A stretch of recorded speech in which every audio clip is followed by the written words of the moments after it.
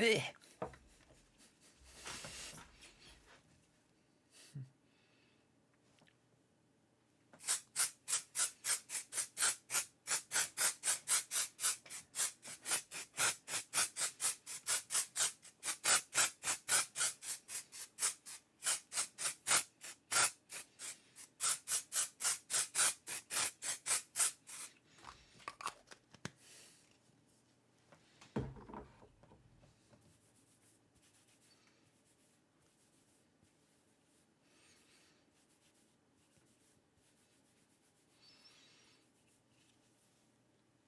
I'm ready. I'm ready to stream to an audience of like-minded individuals like you. See, but first I'm fixing my hair, sort of, kind of, with the dry shampoo. And then I'm gonna take the brush and brush it like this. I've uploaded my interview with the far-right politician that was cut short because of my evil Ukrainian beliefs. Because I'm so pro-Ukrainian that for a Confederacy politician that was an overload.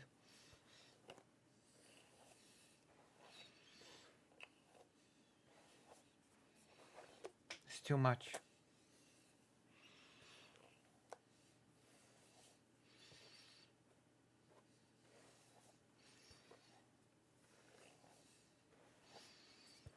Mm-hmm.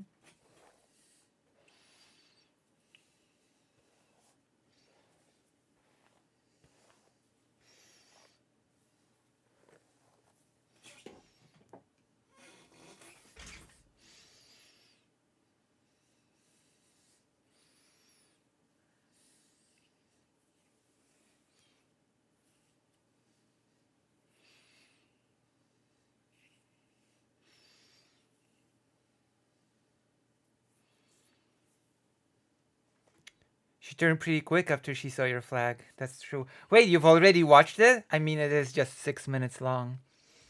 But have you actually already watched that? She turned pretty quick. Yeah, she did. So I was like, oh, huh. She saw this. I had it hidden in my sleeve, but she still sort of saw it. She's the bracelet. Boop, boop, boop, boop. She was like, oh, you have a Ukrainian flag, huh? What did you think? What did you think of the interview? Did you like it? Did you leave a comment? Let me check. I'm gonna fact check you, if you don't mind. YouTube. I'm gonna check if you left a comment. Blech. Oh, you have. Yeah, it's just that was God. What's done is done. That's the worst situation to use the saying "what's done is done." Okay, that's the.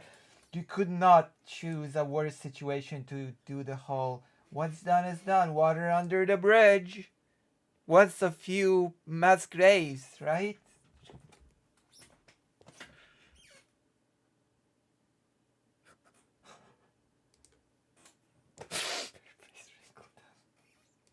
She saw this. She saw this. I actually had to interview. Listen, you have to understand that this was a far right lunatics rally, so I actually had to interview her as a quote unquote guy. So I even referred to myself with the man language, which you'll sort of catch if you hear the thing in Polish and understand Polish. Unfortunate, but necessary in an event like this. In the farmer thing, I could still go as a woman, okay? But to a far right rally,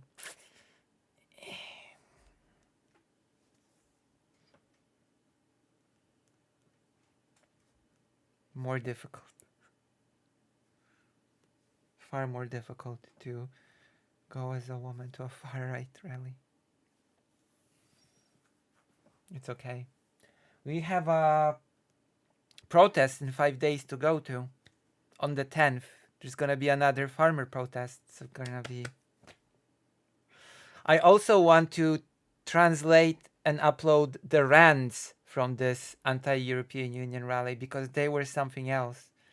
They were actually even better than this interview because they were much more unhinged.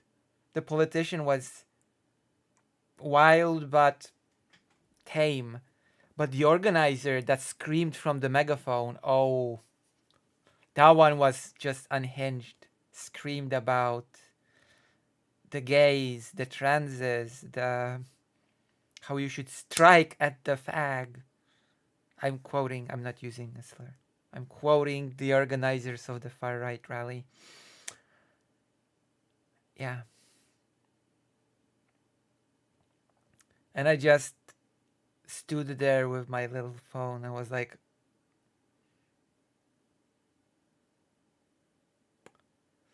oh.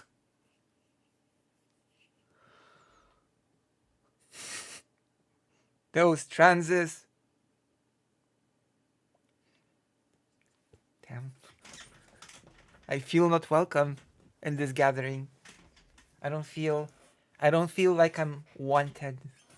But I must endure. I must prevail and film this fascinating thing. Yeah, it was a sort of like a gathering of far right lunatics that want a polexit. They did use the term polexit.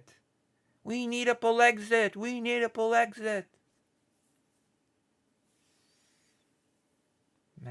Mad lads.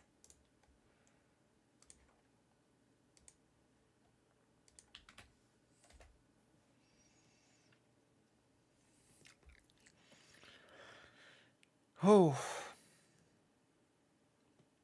Aren't you happy that you have your little Lucy that will go to unhinged protests in Poland and tell you all about it and even upload some footage out of it? Aren't you glad you have me as your favorite streamer? Hopefully as your favorite streamer. Aren't you happy with this development? It already has 7 views, which is nice. I hope it will get... listen, this is like a far-right politician thing, so maybe there could be streamers that could react to this quick material. It has English subtitles, so political streamers could potentially react to this, no? Just an idea to throw it to, I don't know, to some big streamer to like, hey, look at this quick anti-EU demonstration interview. You can react to it real quick. It's just 6 minutes. Thoughts on Warsaw? What do you mean? I mean, it's okay. It's not as pretty as it was before the war, the Second World War, but it's a city. It's okay. Warsaw's okay. It's much more lively than it used to be. I like it. I like Warsaw. My hometown. Home city. The Germans slightly broke it. Yeah, by blowing up buildings one by one. Slightly broke it. 80+% of the city was destroyed. It's okay. Doesn't matter now.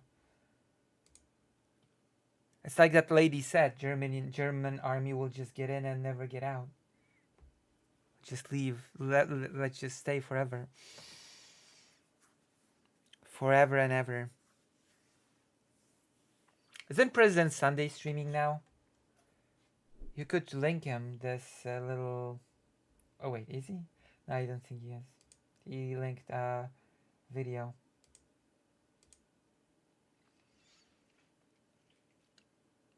Hitler's political stayed behind. True. We might be reacting to a President Sunday video, actually. Let me see. It's only 20 minutes.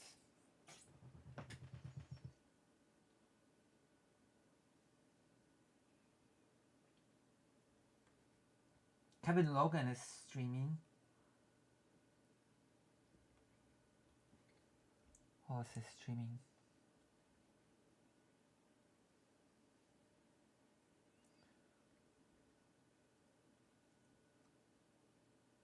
Vaush is streaming. If you want to link him the interview and be like, watch it.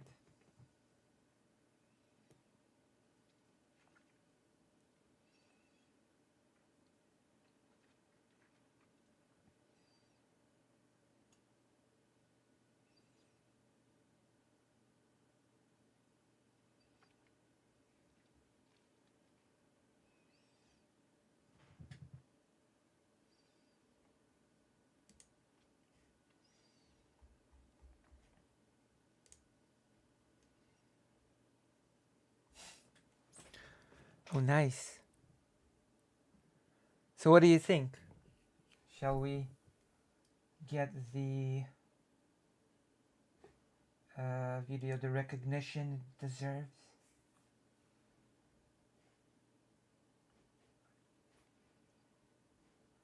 Hold on.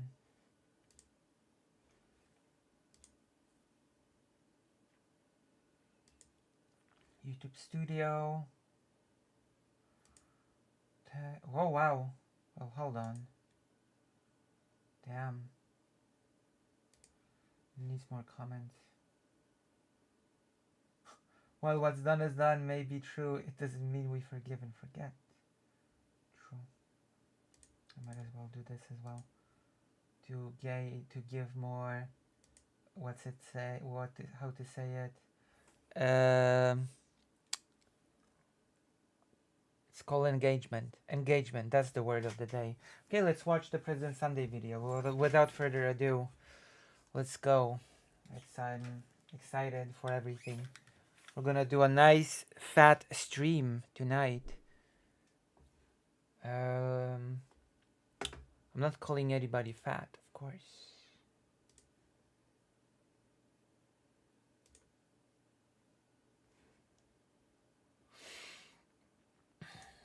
President Sunday video. It's about the protests in the US, and I wanna learn more about the topic, so we're gonna learn it through the lens of the political scientist President Sunday, or at least he finished political science, whatever, thingamajig. So it's gonna be a time. It's gonna be a fun time. We'll see. Let's see what his opinion is on the matter.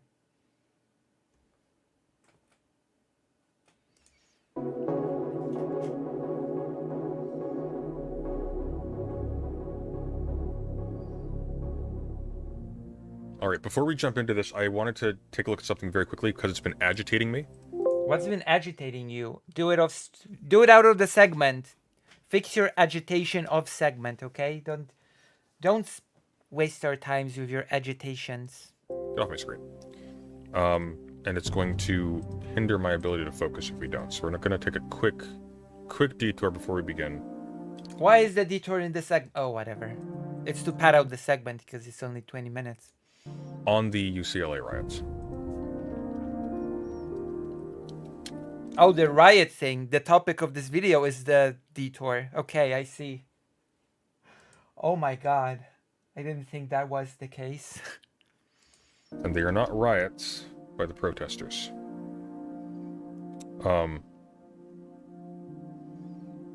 Jesus, look at this. Okay.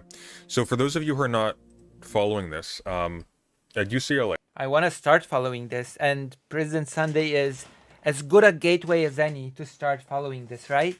Right? Am I right? Am I right? Am I correct? Blech. I am. I'm always correct. Unless I'm not. But then it's okay. There's always, how you say it, an exception to the rule, and the rule is that I'm right.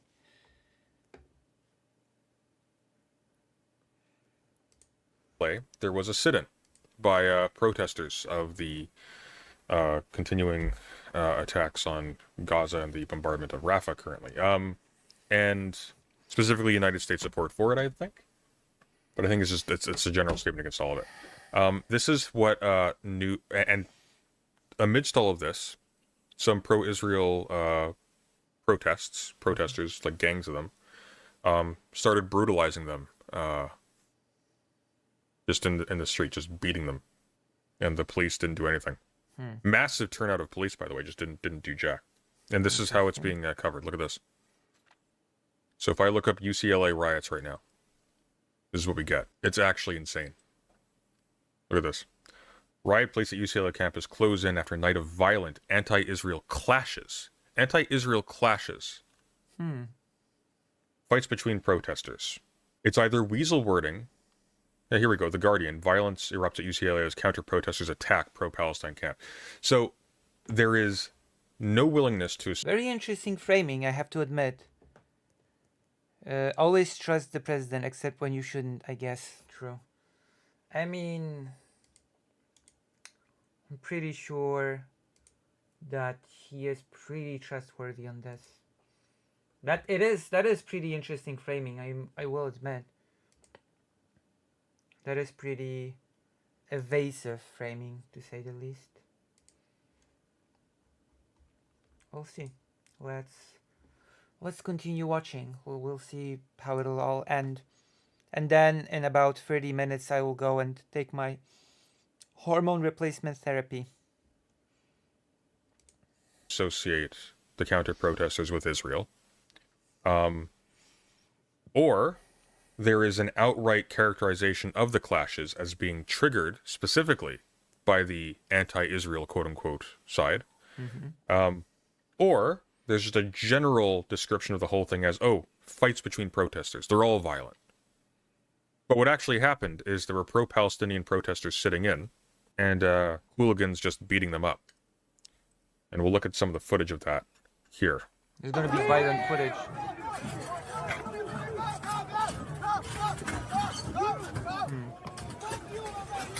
Note which side the Palestinian flags are on.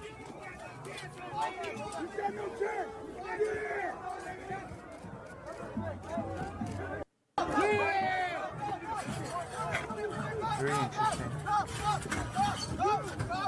Another one.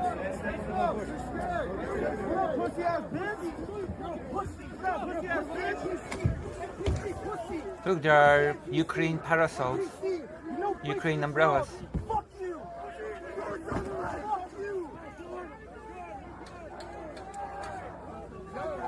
Good thing the stream is paid for. We've already covered that end of things. I am not getting monetized tonight. Same, I guess. I suppose the same, I can say. Okay, you get the general idea. No, we're throwing incendiaries into them now.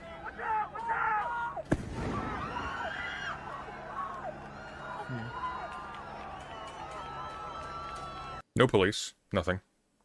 Which is interesting, because this is what was available.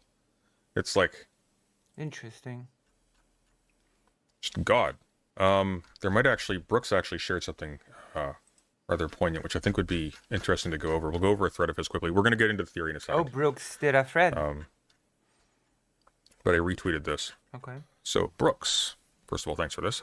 With everything happening right now, figured someone should make a thread going over the Kent State massacre. We are 50 years on, but we don't know it. The misconceptions are everywhere. Here's why the Kent State massacre is a terrifying event. And yes, there will be photos. You thought Kent State was about Vietnam alone. In 1970, U.S. forces decided to invade Cambodia with South Vietnam. This was so unpopular, Kissinger decided against telling the Secretary of Defense, plausible deniability. But our troops were already there, killing and dying. By the end of April, Nixon had to say something, so he addressed America, justifying the invasion by saying it will save American lives. A lot of America agreed. We had 500,000 soldiers there, most of them drafted. The fear amongst the youth was massive. They were the ones for the draft, after all. They were the ones up for draft, after all. Them, their friends, and family would be sent to Cambodia for reasons. This timeline is important because this wasn't just some random protest. It was the next day after Nixon announced. And this is what they looked like. They look oddly familiar, don't they? At first, it was just 500 students or so gathering in the commons of Kent State University. They protested loudly but went to class. That night, as bars closed, some drunk assholes threw beer bottles at police, starting a riot. Every cop was called in. This made the mayor panic. Over the next day, May 2nd, he would meet with cops and ROTC and firemen who said it was all the students. There's no reason to believe this, so he asked the governor for the National Guard to be called in. And this is the memo that made KSM.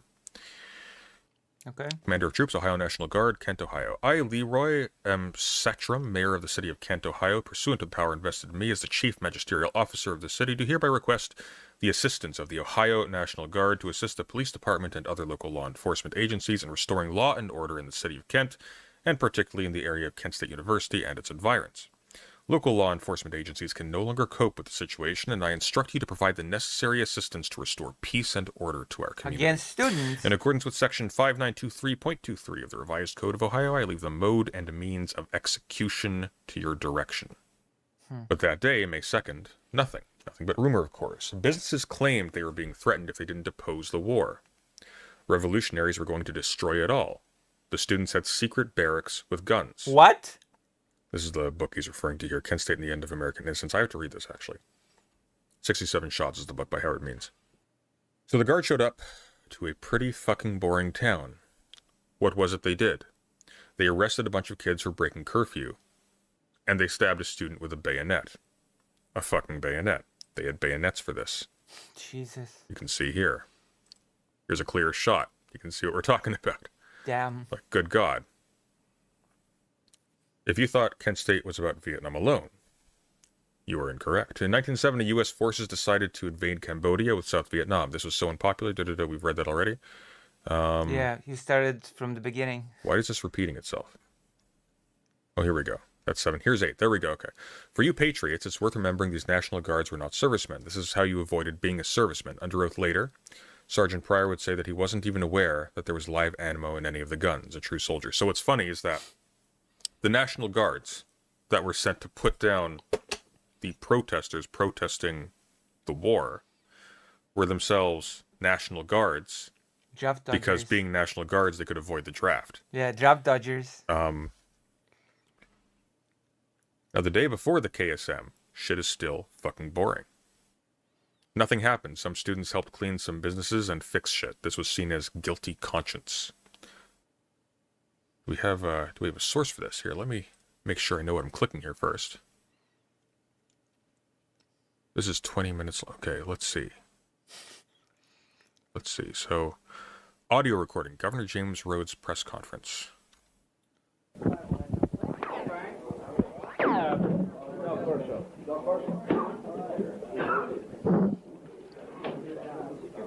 The Brooks thread is pretty good. We're learning about a historical that event. intimidated merchants and people of this community.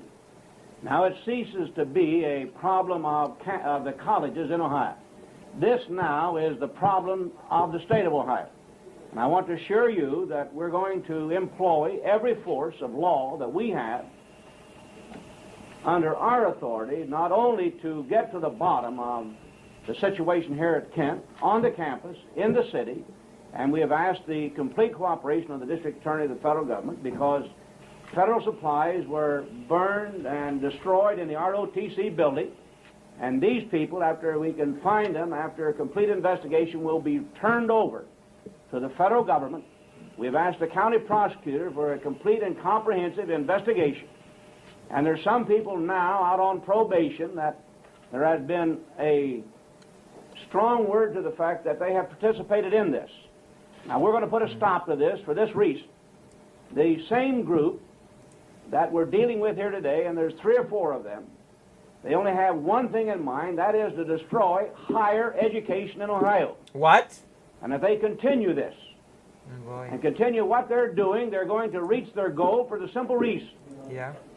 that you cannot continue to set fires to buildings that are worth $5 and $10 million because you cannot get replacement from the High General Assembly. And last night, I think that we have seen all forms of violence, the worst. And when they start taking over communities, this is when we're going to use every part of the law enforcement agency of Ohio to drive them out of Kent. We're going to make 2 recommendations to the High General Assembly. Now, we've had this at Miami, in Oxford, Ohio, also at Ohio State University, and we had 32 police officers injured, and a couple very severe. We have these same groups going from one campus to the other, and they use a... I think National Guardsmen were sent to Vietnam. National Guardsmen were sent to Vietnam near the end, is my understanding, but it was generally understood that if you were in the National Guard, you were much less likely to be sent. So Let me look this up quickly. Oh, here we go. Brilliant. First. This topic, though, I believe he's covering well. Right, yeah. Result. I love that. Okay. I love it when a plan comes together. Okay. Wow. The 18. Evasion of the United States. Enlisting to evade. Here we go. As U.S. troops' strength in Vietnam increased, some young men sought to evade the draft by preemptively enlisting in military forces that were unlikely to see combat in Vietnam. We're looking down here. Such as the Coast Guard. Such as the Coast Guard. Though Coast Guardsmen had to maintain readiness for combat in Vietnam, and some Coast Guardsmen eventually served and were killed there. Similarly, the Vietnam-era National Guard was seen by some as an avenue for avoiding combat in Vietnam, although that too was less than foolproof. About 15,000 National Guardsmen were sent to Vietnam before the war began winding down.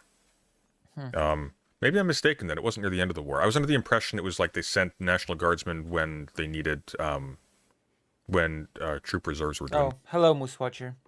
Hey, Lucy, you might find this useful. There are some pretty striking comparisons between Reagan and current Republicans on education. He said in the National Guard, said a bloodbath may be necessary and called students cowardly fascist brats. Current reps called students entitled. Rep Cotton calls for scholars to be ripped, and Mike Johnson has called for the Guard to be sent in. Damn. I will look at this. Thank you. I'm not sure if I'm gonna take a look at this on stream. Is this good to look on for?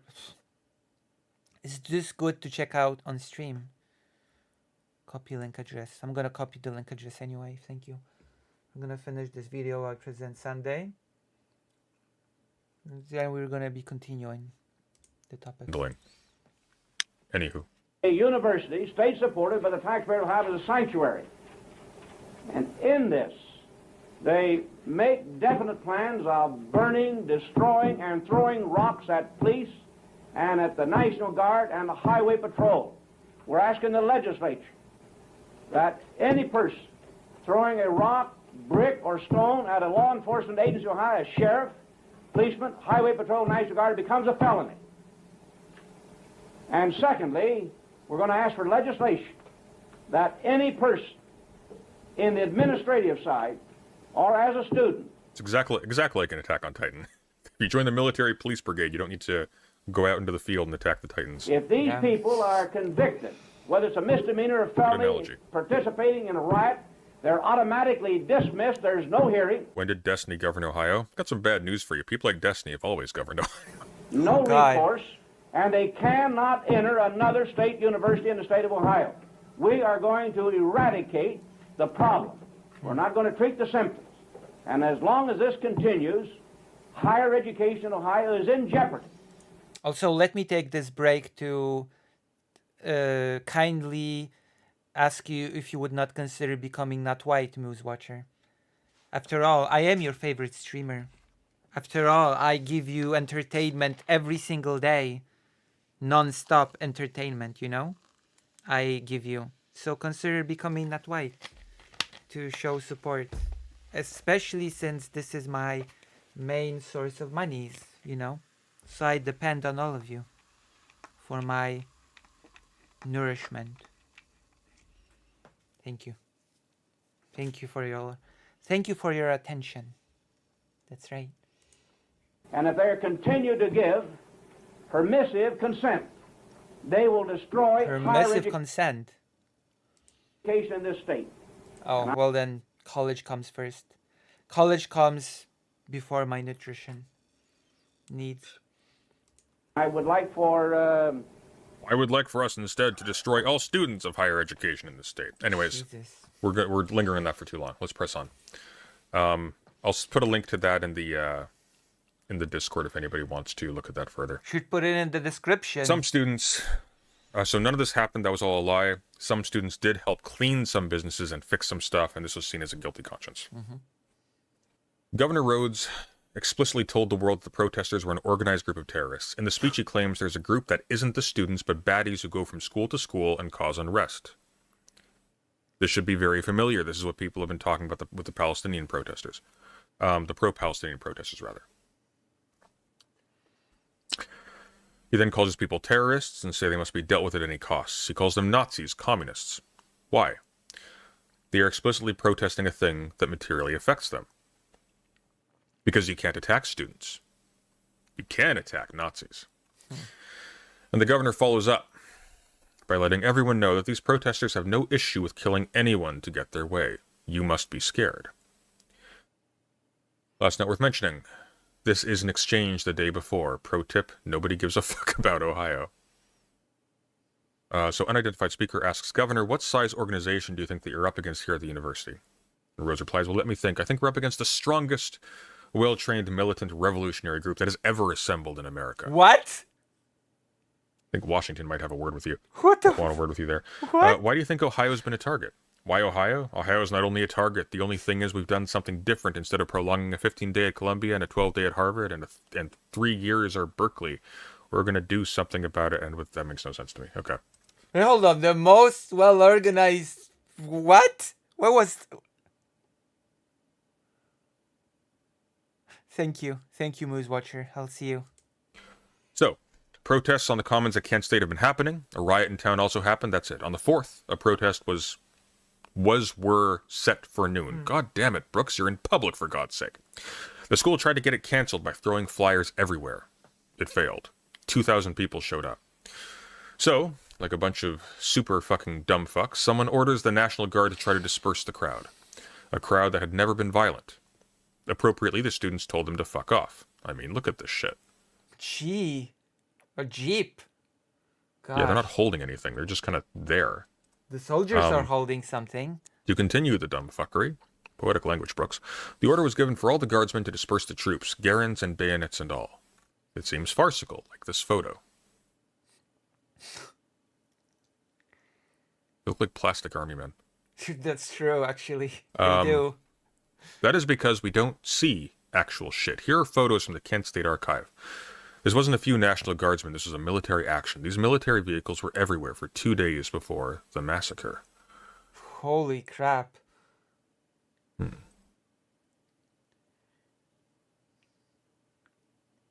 The Kent State Massacre. That's a tank. So when tear gas was fired, the context was simple.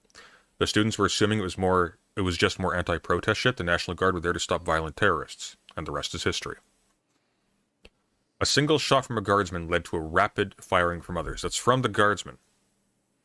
Quickly, 4 students were murdered, another 9 injured. As the panic subsided, students sat in the commons again, demanding to know what the fuck. So the guardsmen told the students to disperse Or be shot. This led to national protests, but the event itself never had a moment of justice. The country protested, but the system that killed students is in effect today, and you must recognize it and understand how it works. Realize the protesters did nothing, were killed, and then blamed. Gallup did a poll shortly after the massacre. Almost 60% of Americans blamed the victims. Only I didn't 11... know about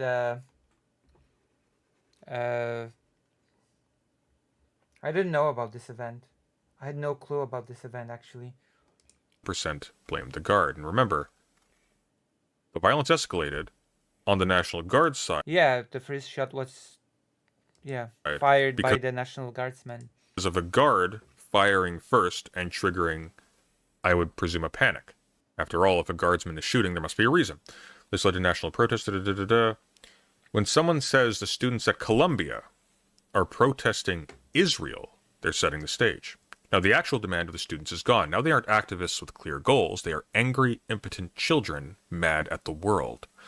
When the Mayor Dean or Fox News says the protesters aren't all students, that they are organized, paid for by other people, anything but just students, they are setting the stage and being very ironic.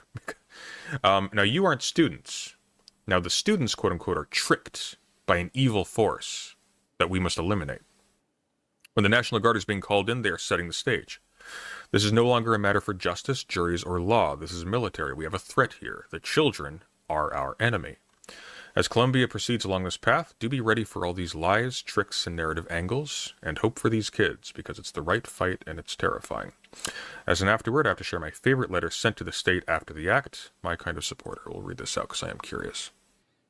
Mayor Leroy Sachs from Kent, Ohio. Dear Sir, yesterday I cried at the news from Kent. Today I compliment your good offices and all concerned. Just look at the good that your soldiers have been able to accomplish by keeping civilians down. From the viewpoint of the Discover America program, the Visit US program, and those of bus companies and auto tourists, you have created a destination for sightseers of the future that will be as famous as the site of the Boston Massacre. The tourism reception industry of Ohio should be in your debt. Another side benefit, I am sure, will be the new student holiday.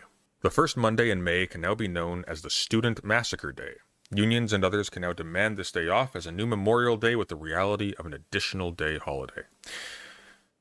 If there is any help that we in the travel industry can help you with in Congress to make this a national holiday, please feel free to call on us. Please pass along my compliments to the butchers of Kent, Ohio, and to all responsible if they accept my prayer for their quick, earnest, and just rewards. I am certain that with your able administration, the universities and colleges of Ohio can become the Stonehenges of the future. We are most anxious to know what awards, medals, citations, and justice will be given to the kid killers of Kent. Thank you for your prompt reply. Very truly yours, Murray Vidocler, President Allstate Bus Corp. I actually have to look it up. Oh, I didn't even see the top there. Allstate Bus Corp. Kent State Massacre. That's brilliant. Anyways, long story short, get used to this. No, this isn't the transcript of what we just heard. This is a letter. Look at it this way, okay? We are not in the situation that we are in presently because this stuff is not ubiquitous. Like, really, like ubiquitous. Kent State Massacre. Kent State Happened in Israel once, oddly enough. What's now called Israel. It happened to the Jewish immigrants once under the Ottomans. You are white. Are you gonna do something about it? Are you gonna subscribe? Happened many times, in fact. Something similar. Damn. Okay, that was a good video. I learned about the Kent State shooting, the Kent State Massacre.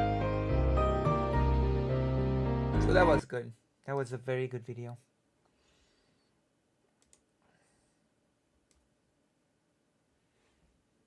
I still feel that I have to do more of the basic legwork to learn about these protests.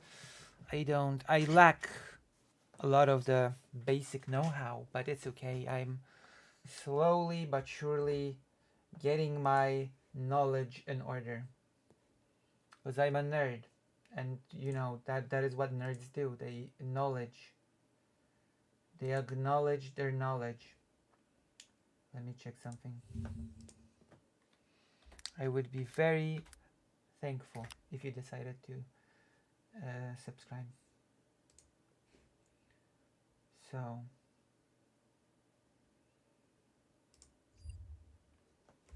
I have things planned for today.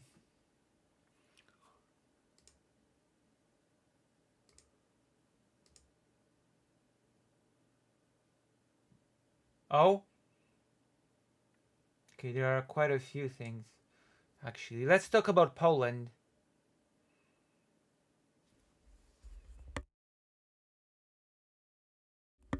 Let's talk about the relationship between Poland and Ukraine, which apparently is getting better and better. Polish-Ukrainian foreign ministers applaud positive developments in bilateral relations. Especially, I think the relationship between Ukraine and Poland will continue to improve since the farmer protesters... Hello, the Dark Canuck. Hello. Consider joining the page. Here's the link to the page. I believe that the relationship between Poland and Ukraine will continue to improve because the farmer protesters have cleared all the crossings between Poland and Ukraine, which was, I think, one of the biggest relationship killers between the two countries. When the full-scale invasion started, a flood of refugees entered Poland and they were accepted by the population. They were given a special number that would allow the refugees to get social services.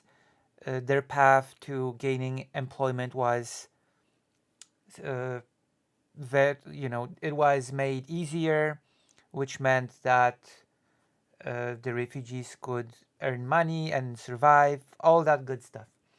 And that made the relationship between Poland and Ukraine better than ever, better than in many, many years. And then the Law and Justice Party did a whoopsie with the farmers. That's a little bit of a simplification, but that's basically what happened. And then the farmers started blocking the border for a long, long time, which soured the great relations between Ukraine and Poland, unfortunately. And now it seems like finally, at least for now, the farmer protests at the border are over. So it sort of paves the road for the Ukrainian Polish relations to be in tip top shape once again. Let's see, because I've got an article for us. As always, I've got an article for us to look at from the Polish site TVP World, which means Polish Television World. TVP.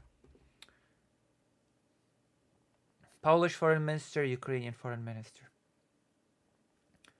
Polish and Ukrainian foreign ministers have spoken about positive developments in the relations between the two countries after they were plagued for months by a dispute over the important import of Ukrainian grain. So this article basically acknowledges what I just said, that the whole blockade of the border was the main sort of killer of Polish-Ukrainian relations. And of course, Ukrainian civilians' opinion of Poland also dropped significantly over this whole border affair. Radosław Sikorski and Dmytro Kuleba held a telephone conversation on Thursday. We have recorded positive dynamics in bilateral relations, Kuleba said, referring to the talks as cited by his ministry's press service on Thursday evening. The Ukraińska Prawda portal has reported that at the end of April, Polish farmers protesting against cheap Ukrainian farm produce inflow ended their blockade of truck traffic at all the border crossings, as far as I understand. At the last blocked border crossing in Rawa-Ruska, Hrebenne. This way, at least for now, Poles have unblocked the border with Ukraine, the website wrote. At least for now. That is a good way to put it, at least for now. Because you never know with the Polish farmers who are non-stop incited by the far-right party of Confederacy, which, by the way, not to do too much of self-plug-in promotion, but I've actually uploaded an interview with a far-right politician from the Confederacy Party. So if you're interested in checking that out, it's up now. It's only 7 minutes. On March 28th, Polish Prime Minister Donald Tusk and his Ukrainian counterpart Denis Shmyhal met in Warsaw for intergovernmental consultations. After the meeting, they signed a joint declaration to resolve the issue of trade and transit of agricultural products between Poland and Ukraine. So as you can see, this is not a super long topic, but it is an important one. The fact that finally, after so many months of bitter relations, it seems like Poland and Ukraine will be best friends again. The whole farmer protest thing is a long topic, It is a topic that I've been talking about for a bit. I even went to farmer protests in Warsaw, two of them. The second one got a little bit violent. I interviewed some of the farmers slash peasants, and because before anybody gets angry, they self-identified as peasants. They called themselves peasants, talking about their long 1,000-year tradition of toiling the land. So I'm not calling them peasants out of some disrespect or to try to insult them. They called themselves peasants. And I have to say that the Polish farmers, the ones that I interviewed, have very unreasonable expectations when it comes to Ukraine and when it comes to Ukraine joining the European Union. There was one reasonable farmer that I've met on the second protest, and I will probably translate and upload that interview. I've got quite a few interviews with those farmers that I've still not translated. So I will probably do that and upload the interviews for people to watch, because the arguments put forward by them are not very good. Not very good at all. Often sort of rooted in conspiracy, actually.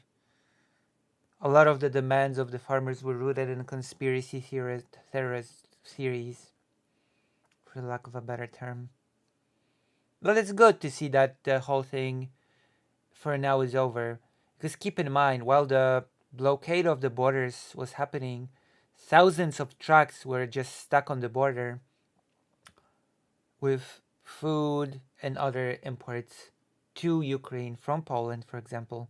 And there's one aspect that is being a little bit overlooked. Because the borders were blocked for traffic, oftentimes people use the argument for that aid is not being blocked because official aid goes through different channels, it's not being blocked, etc. But keep in mind, in this war, and this is a very interesting aspect of this war, by the way, the official interstate aid is not the only form of aid that reaches Ukraine. There's, for example, there are the fundraisers and other bought parts that are shipped to Ukraine via the regular border crossing. And that aid was blocked. That aid was more like, for example, people would order drone parts and they would go through the regular border crossings, and because of the farmer blockade, those drone parts would be blocked. They would not reach their destination, and that would lead to people canceling those orders from Poland for drone parts, which means that Poland companies would start suffering from the border blockade. Because believe it or not, actually, the border blockade of farmers did not just hurt Ukraine, it also hurt Poland in many ways. It caused foods that were bound to go to Ukraine to spoil. So that's basically hurting the food producers from Poland. Ukrainian people were so angry with the farmers that farmers started losing their what's the term? Let me hold on. I'm blanking here. I'm blanking out. Seasonal workers. Polish farmers lost their seasonal workers because Ukrainian people were not willing to go to work as seasonal workers for farmers. That blocked the Ukrainian border and screwed Ukraine over. And also Polish transport businesses, which is very, very ironic because Polish transport businesses were the businesses that actually started the whole border blockade business to begin with. They started complaining that their bottom line is starting to get hurt by the blockade. So that is the funniest one of all. The transporters that started the whole idea of blocking the Ukrainian border now have started to complain about it because it hurts the bottom line. Hey, but listen, all that's over now. All that's over now. The blockade is over. The Ukrainian-Polish relations are good. The truck movement is flowing. So that's one problem solved. We'll see how this develops. We'll see if the farmers will not randomly decide that they need to or want to block the border again, especially since they have a very anti-Ukrainian party standing behind them and whispering into their ear that things are gonna be super bad if they don't block the border. And what I'm referring to is the Confederacy Party, the ultra anti-Ukrainian pro-Russian Confederacy Party, which we will probably revisit the topic of Confederacy many times in the future with their infamous antics. Okay, so that topic is over. I've exhausted this short topic of a pretty good right now relationship between Ukraine and Poland. Here's hope that it stays that way. Here's hope that the farmers will not decide to block again. Okay, so I will take my pills now. Oof. This is the blocker. Where's the estrogen? Where's the... Oh, there we go. Estrogen's here. Estrogen. Blocker.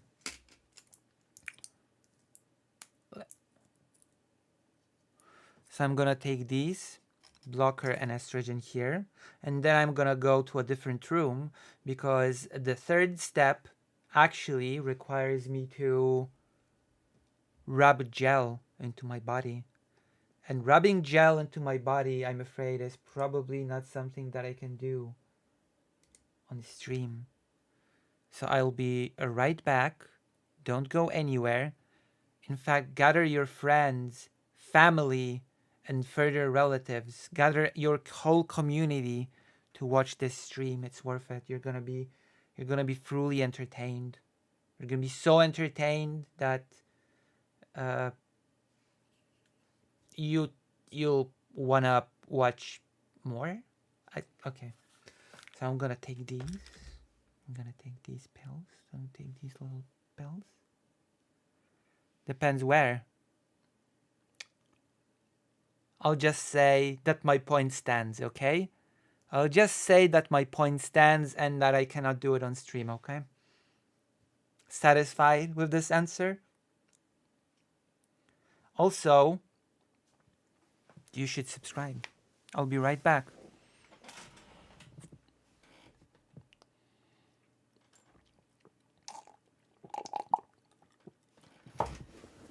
Yes.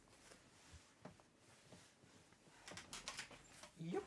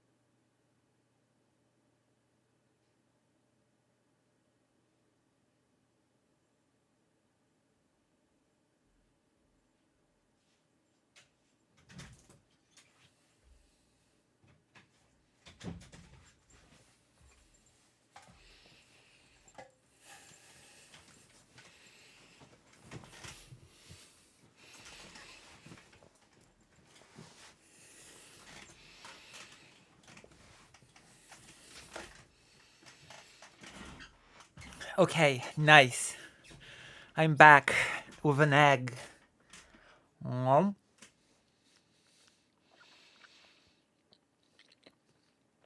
W. Lucy, thank you.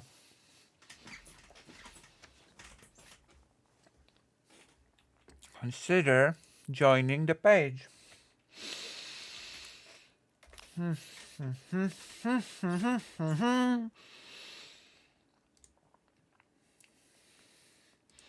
Okay.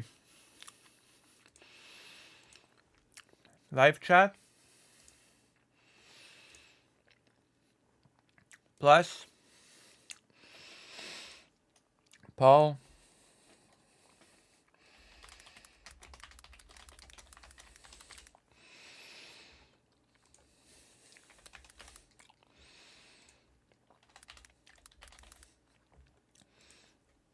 Because we have,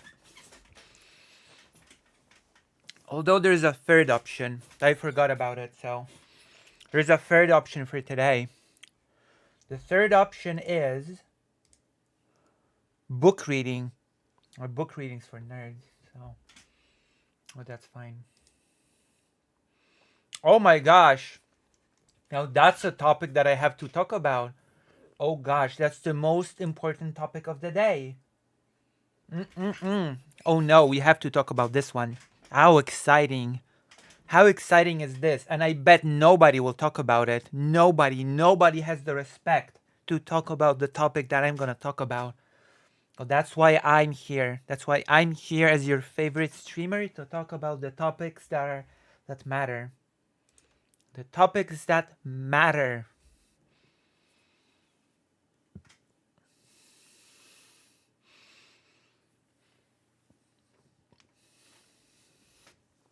First, you must vote in the poll.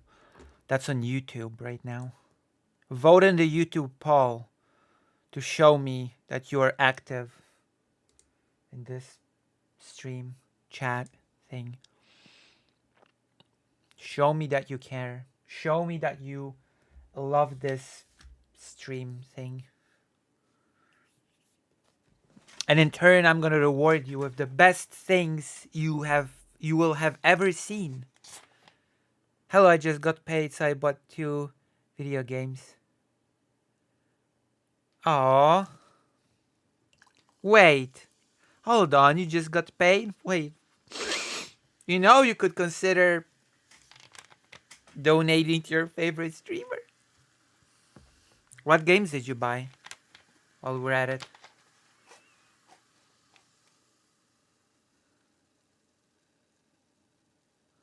That was a different person.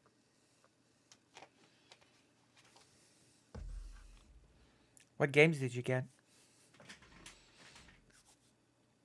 Hold on. There's something wrong with the... I feel like the...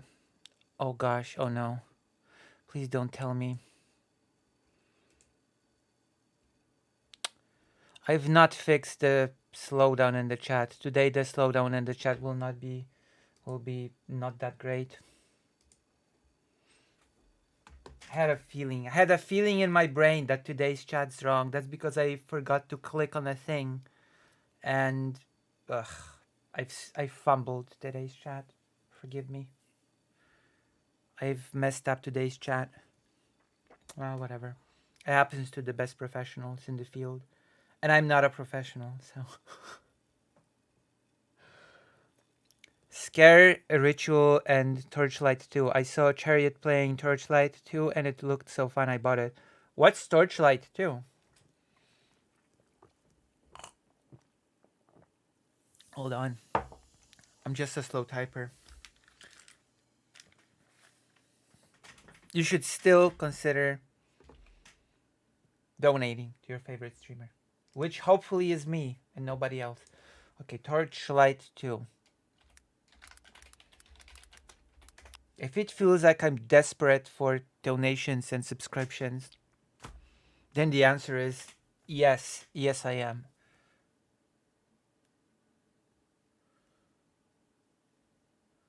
Torchlight 2023 is amazing.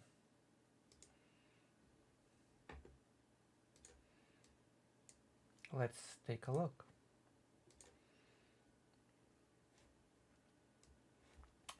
Let's take a look. Released almost exactly 11 years ago to this day, because honestly, while playing it, the game doesn't really show its age at all. In my opinion, it gives Diablo 4 a run for its money.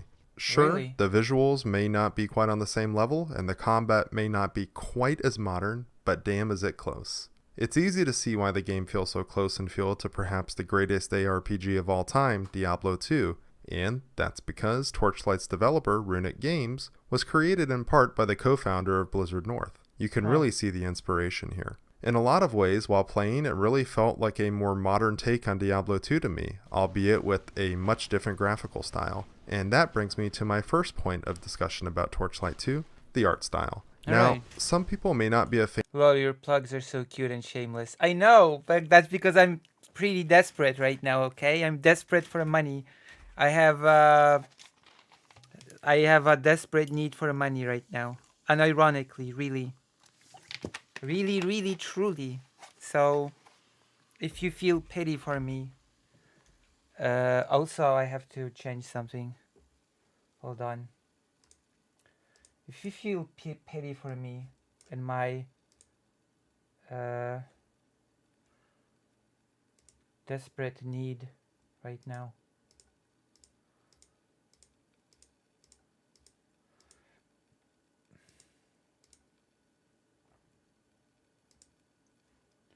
then consider donating.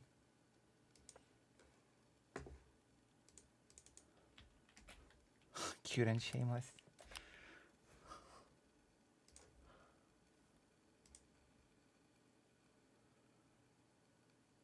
Xanderhal and Limon Mama are eternally tight for my top 1 faves. Other than that, I can't rank any further. Oh no. Damn. I can't believe. fan of this slightly more cartoonish looking style the game is done in, but personally, I think it looks great. Sure, it's not as dark, realistic, or gory as some I'm other not even in your top 3. Wow. ARPGs, but I don't think that's missed here. The overall tone of the world just seems to fit in perfectly with the aesthetic. Nothing looks or seems out of place, from the landscapes to enemies to spell effects or items and gear. Everything just fits right in.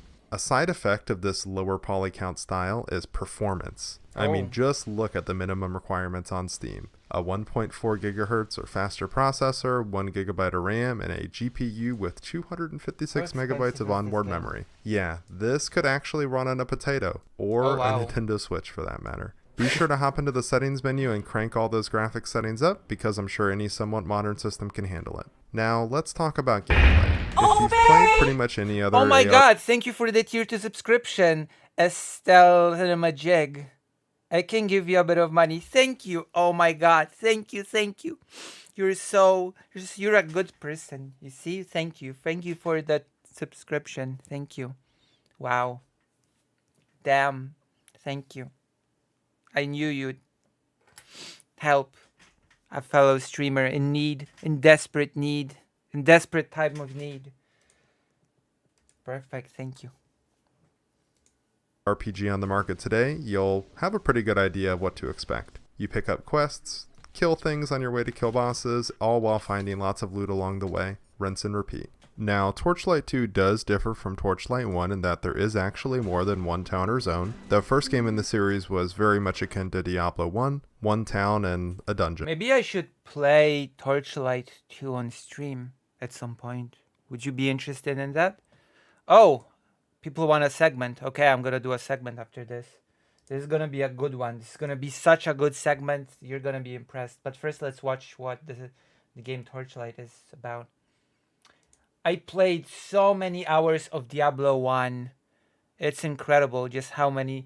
And there's a mod that brings back cut content from Diablo 1. So we could actually play Diablo 1 and replay it with that cut content, with the cut quests. Wouldn't that be fun? It's nice to see that the second game expanded upon that formula. It is much, much bigger. Huge tracts of land. Combat in the game feels crisp and satisfying across all classes. I personally played most of my time on the Ember Mage, but the Engineer, Outlander, and Berserker all seemed like they would each be fun to play in their own right.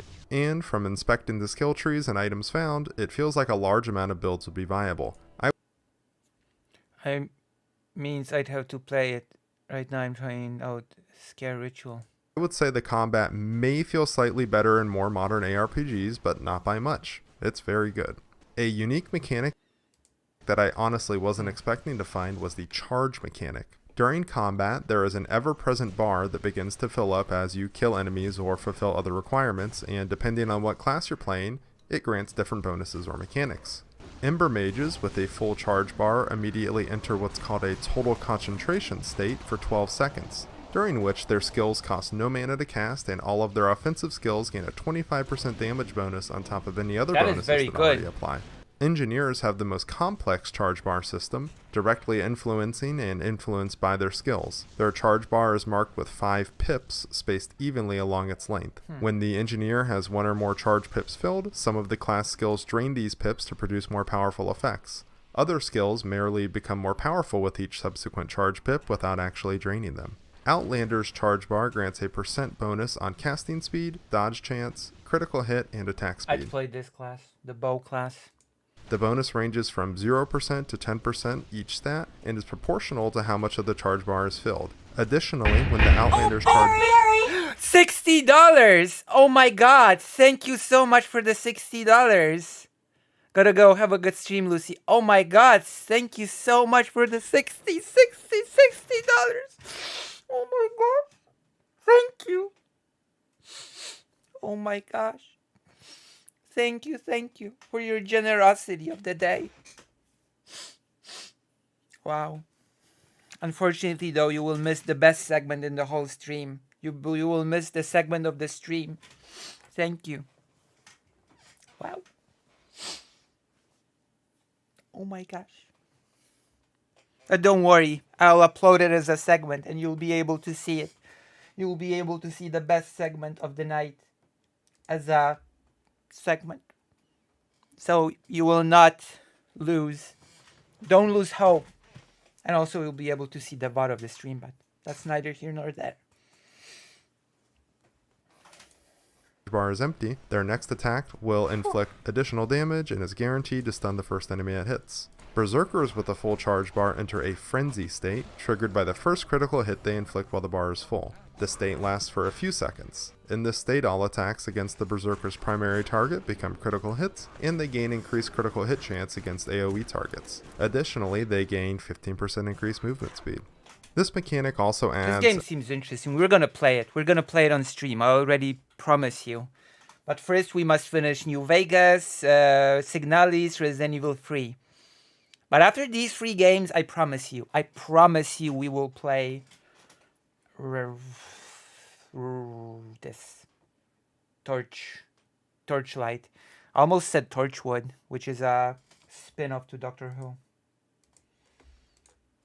Another layer of strategy to combat encounters, and the different effects give each class even more variety in addition to their different skills and equipment used. Now, besides the unique charge mechanic, the next thing that stood out to me most during my gameplay was the monster variety. There are over 40 unique types of monsters that you will encounter on your adventures through Torchlight 2, with some of those monster types containing additional subsets of monsters adding even more variety. For example, the skeleton monster type has 23 variations, the fungal mycons have 8 variations, etc. Constantly through my playtime, it feels like I'm continuing to encounter more and more new enemy types. It's honestly a breath of fresh air compared to some other ARPGs I've played where monster variety seems to be lacking. This is a job really well done by the developers. Props to them. I think the game has a really unique take on what I guess would best be compared to treasure goblins in Diablo 3 or Diablo 4. The Phase Beast is a type of monster that, when killed, opens a portal that transports you to a... Oh my gosh! Tier 1 subscription, thank you so much for your generosity. Blood for the Blood Gods, Skulls for the Skull Throne, dollars for the Duck Streamer, thank you. There's so much generosity today, thank you so much. Thank you. Oh my gosh. This will go to a good cause, I assure you. All of your generous donations will come to... Oh my gosh! Cave Moose Watcher 123 a tier 3 subscription. Also check out Grimward, another critically acclaimed Oh, then there's 20. I can realistically afford that. Thank you so much for the 20. Thank you. Tajiryu has donated $20. NCR tax. Thank you. Oh my gosh. Thank you so much. Thank you. You're all so good to me today. You are all so good to me today. Thank you. Thank you. This is like a very generous audience. Thank you.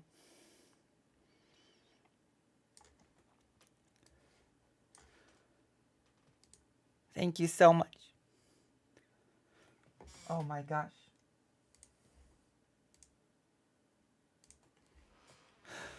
Oh.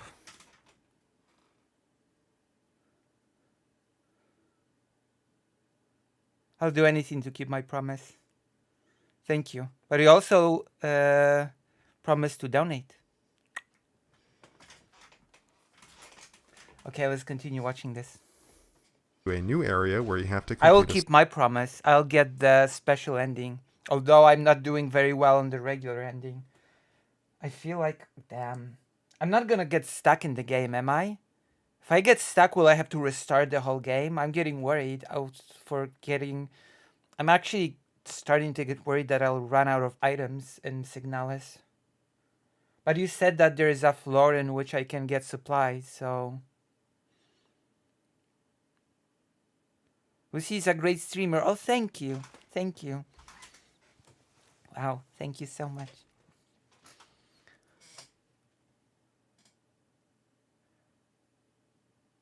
You don't have to, Lucy. Wait, I don't have to what? I don't have to get supplies to beat the game? I don't get it.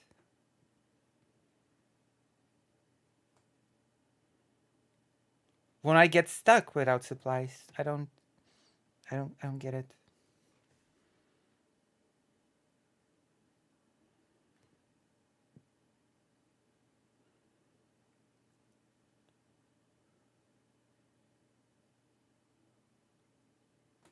I don't understand. Diablo like, I'm so used to saying roguelike, and I'm a yeah, Diablo like roguelike. I think there's a name. Get the special ending. It skips the final boss. Oh. I mean, I promised I'd get it, so. But you said it's a new game plus ending, so I have to finish the game normally first, anyway. Oh crap, there are bosses in this game. I'm so screwed. If there are bosses in this game, then I'm so screwed. Is it possible to get... It's probably possible to get soft locked. I might have to restart the game, actually. And we'll see. We'll see. We'll just plow forward and we'll see. Just have to plow forward in the game and we'll see what happens. Okay, let's continue. Certain challenge in order to unlock its rewards. Those challenges range from eliminating waves of enemies quickly, to poisoning spider nests, to surviving an endless onslaught of blobs, and much, much more. According to the Torchlight Wiki, there are 15 known possible challenges to overcome.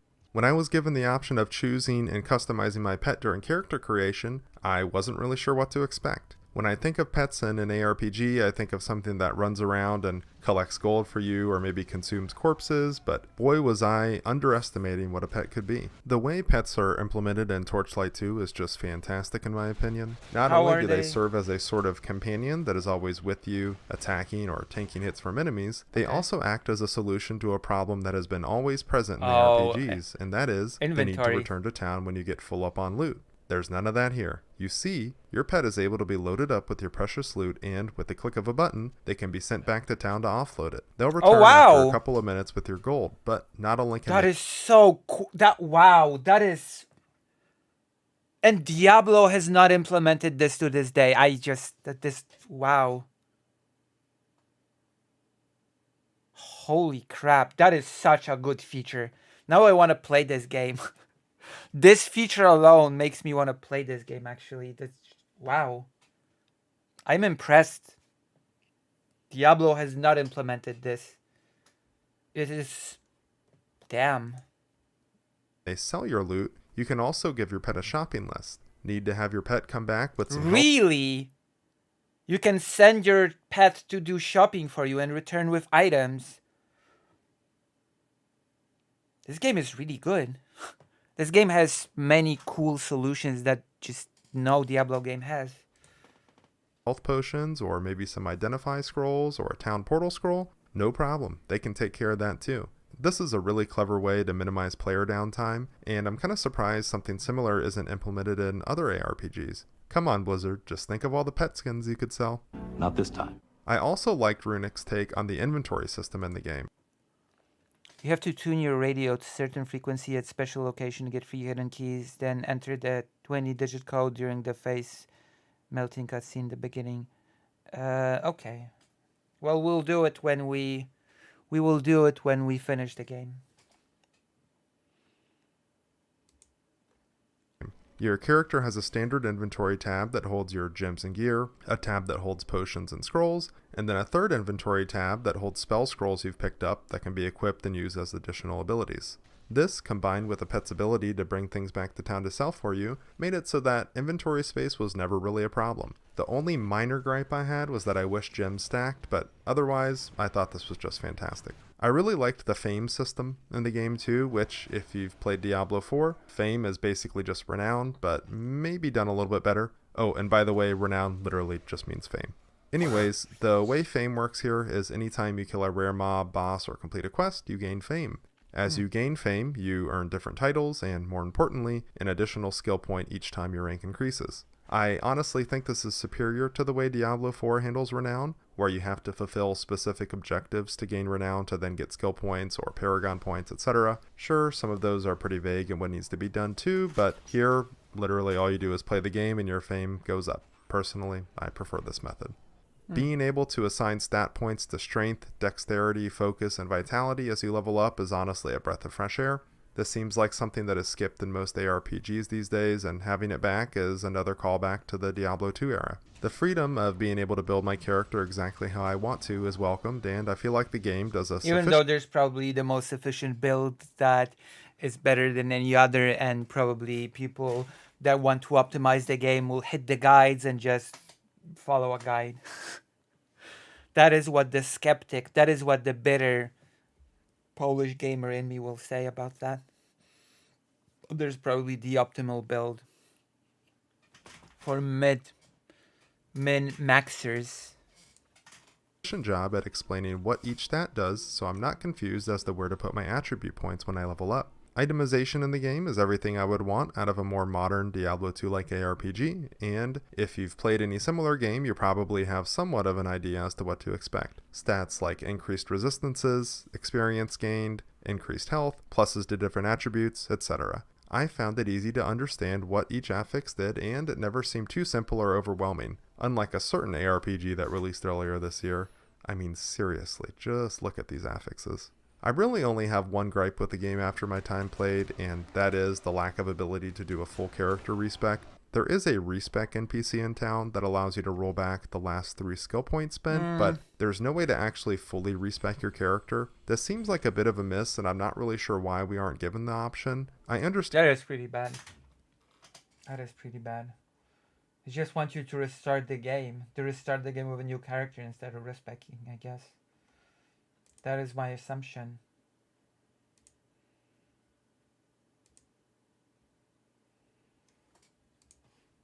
Understand wanting choices to matter when you're leveling, but even Diablo 2 allowed us the occasional respec. Now, I was playing the PC version, but apparently console versions of the game do give you the ability to reset your skill points, so there is that, but I would love to see the feature added Console version superior to the PC version. That's new.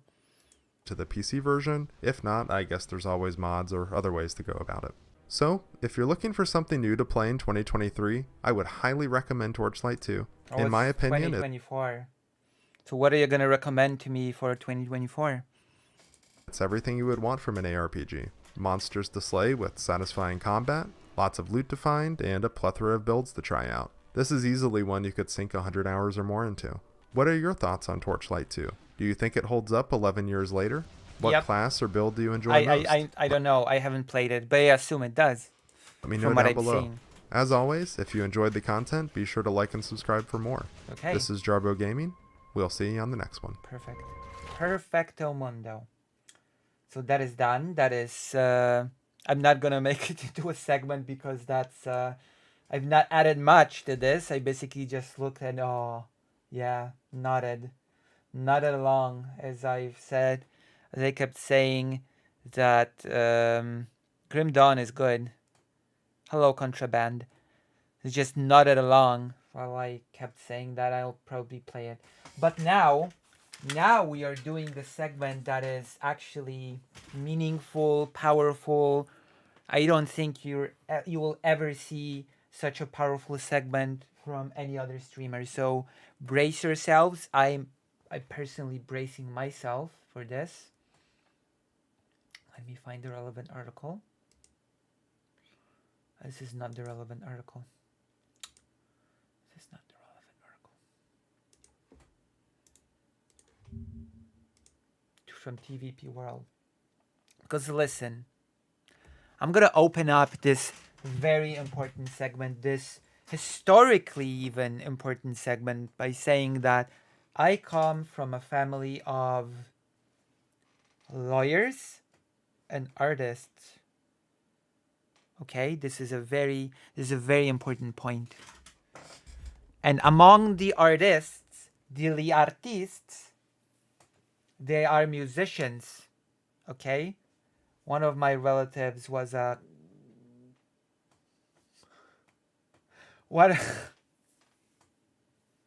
listen.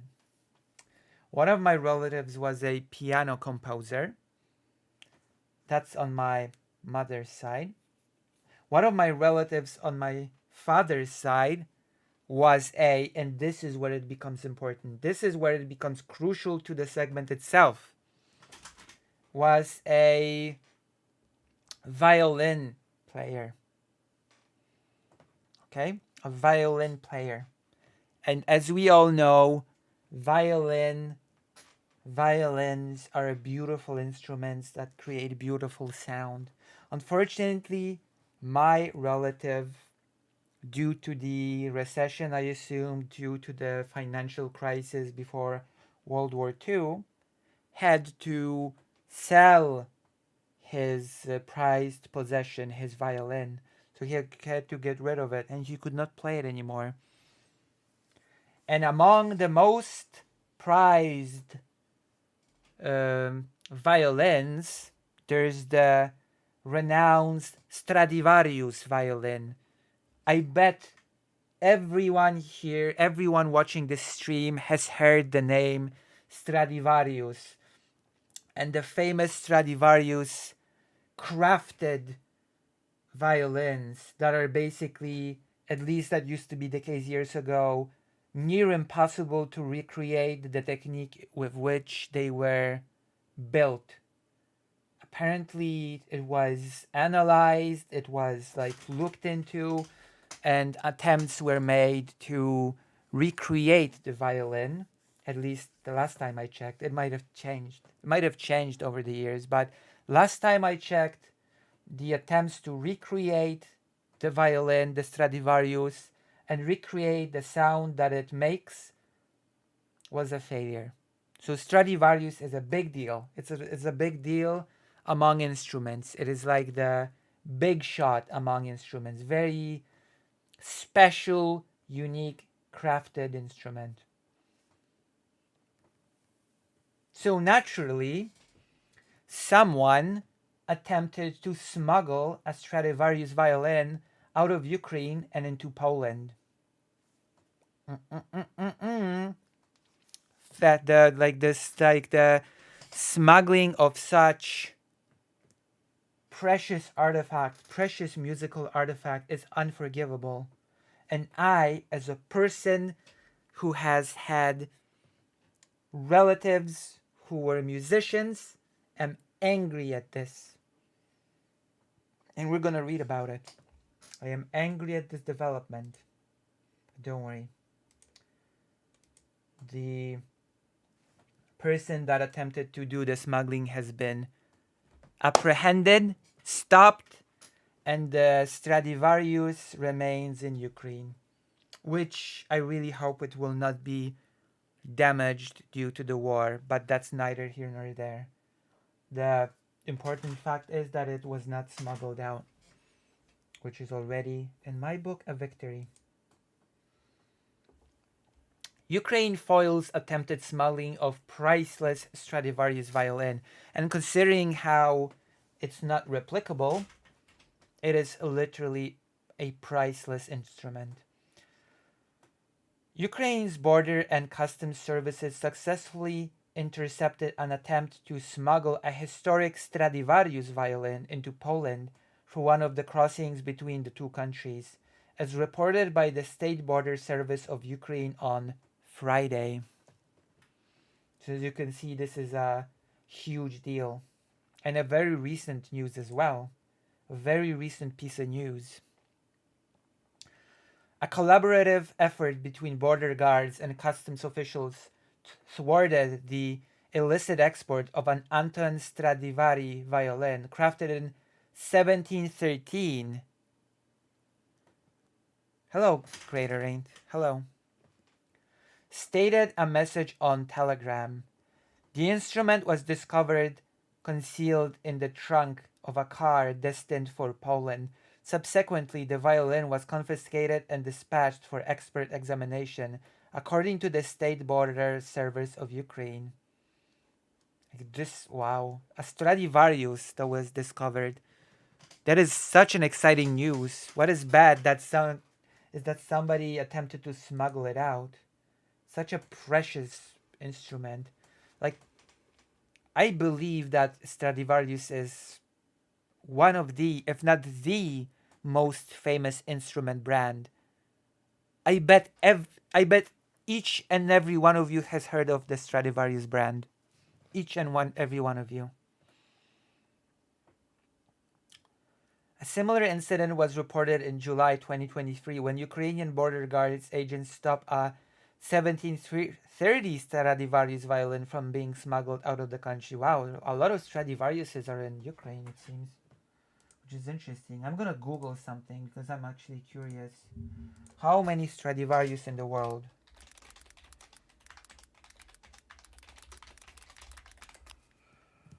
Oh, okay. So there's, according to Google, according to the search engine of Google,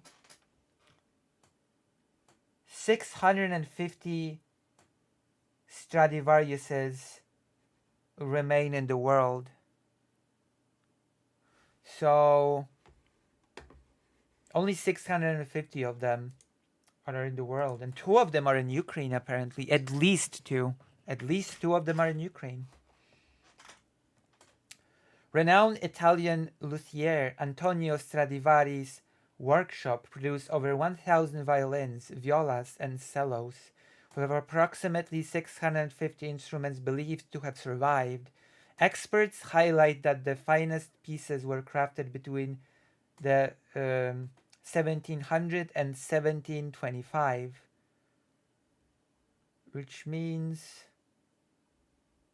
that this one that was supposed to be smuggled was among the top of the top, the creme la creme of the Stradivariuses. So I'm very happy to announce that this awful crime of smuggling the Stradivarius from Ukraine was stopped. And I assume that now the instrument will be taken over by the state and put in a safe place where it will be able to be admired by the public. Exciting, huh? Exciting news. And this, I dare say, is the best segment of the night, isn't it? Isn't this the best segment of the night? Don't you think so? Aren't you glad you tuned into this stream to listen to me talk about how a Stradivarius smuggling attempt was thwarted? Aren't you glad you're here? Aren't you glad you did not choose any other boring streamers that don't know what's good, that don't know high culture of the violin? They never said, actually. They never said who the would-be smuggler was, which seems like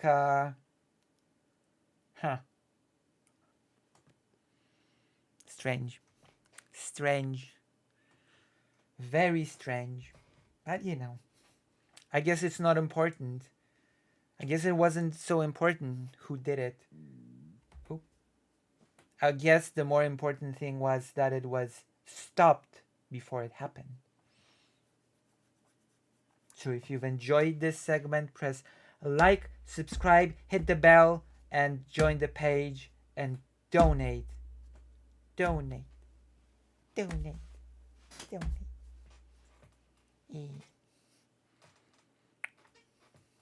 Okay. Okie dokie. Okie dokie. We are done with this one. Perfect. Was my favorite topic of today.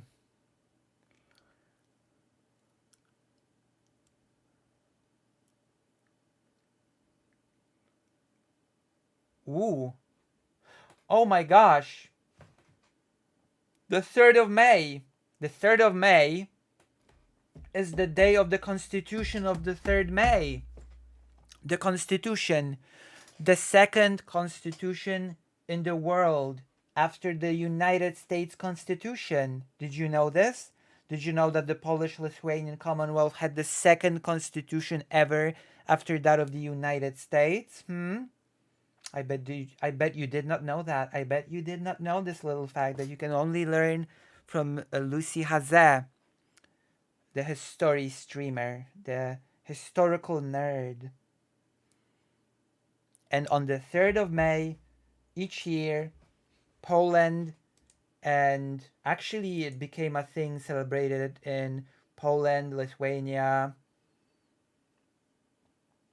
and sort of Ukraine. It became more of a shared thing. But the 3rd May Constitution was supposed to be the thing that would have saved the Polish-Lithuanian Commonwealth from being partitioned. It was a big, big constitution. And now Lithuania dignitaries congratulate Poland on the May 3rd Constitution Day. It's a very interesting story with the whole May 3rd Constitution. Technically speaking, it's already the 4th in Poland. But we're still gonna pretend that it's the 3rd, and we're still gonna talk about the 3rd May Constitution. Lithuanian dignitaries congratulate Poland on May 3 Constitution Day, which is a little bit of a mistake.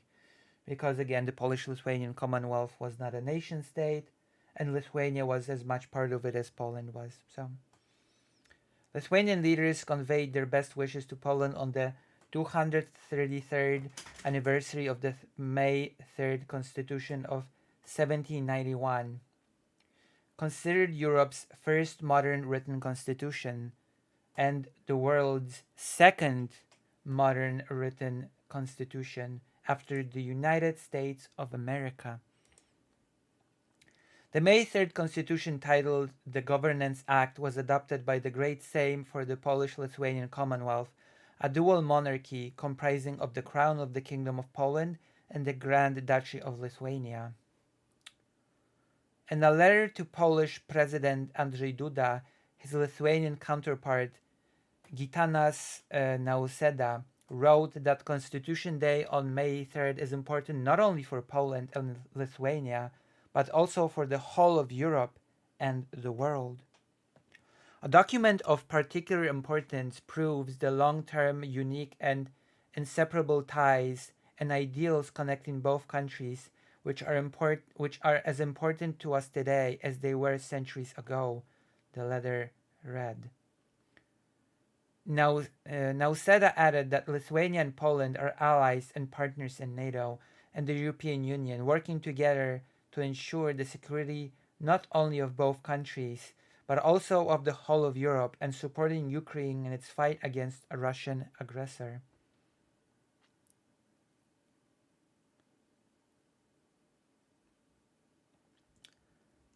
Lithuania and Poland share deep historical ties, highlighted by the 3rd May 1791 Constitution. Let's cherish our freedom together to uphold the values enshrined in the Constitution as we strive for a free, united Europe. Actually, this Constitution is also a part of Belarusian and Ukrainian history, because part of Ukraine was still part of the Polish-Lithuanian Commonwealth at the time. So it's a shared history of these 4 countries at least. Keep this in mind. It's not just a history of Lithuania and Poland. I'm always here to remind these things. Andrzej Duda and people of Poland, congratulations on 3rd May Constitution Day. The Speaker of the Seimas, the Lithuanian Parliament, Victoria Smilite Nielsen, also offered her best wishes to Poland. I would like to express my sincere wish that the principles enshrined in the May 3rd Constitution and the pledge mutual between the two nations adopted by the Great Sejm on October 20th, 1791, will unite our nations, encourage pride in the achievements of our nations, and serve as solid basis for friendly relations and strategic cooperation, she wrote in a letter to Szymon Hołownia, her Polish counterpart, and Małgorzata Kidawa-Błońska, the Speaker of Polish Senate.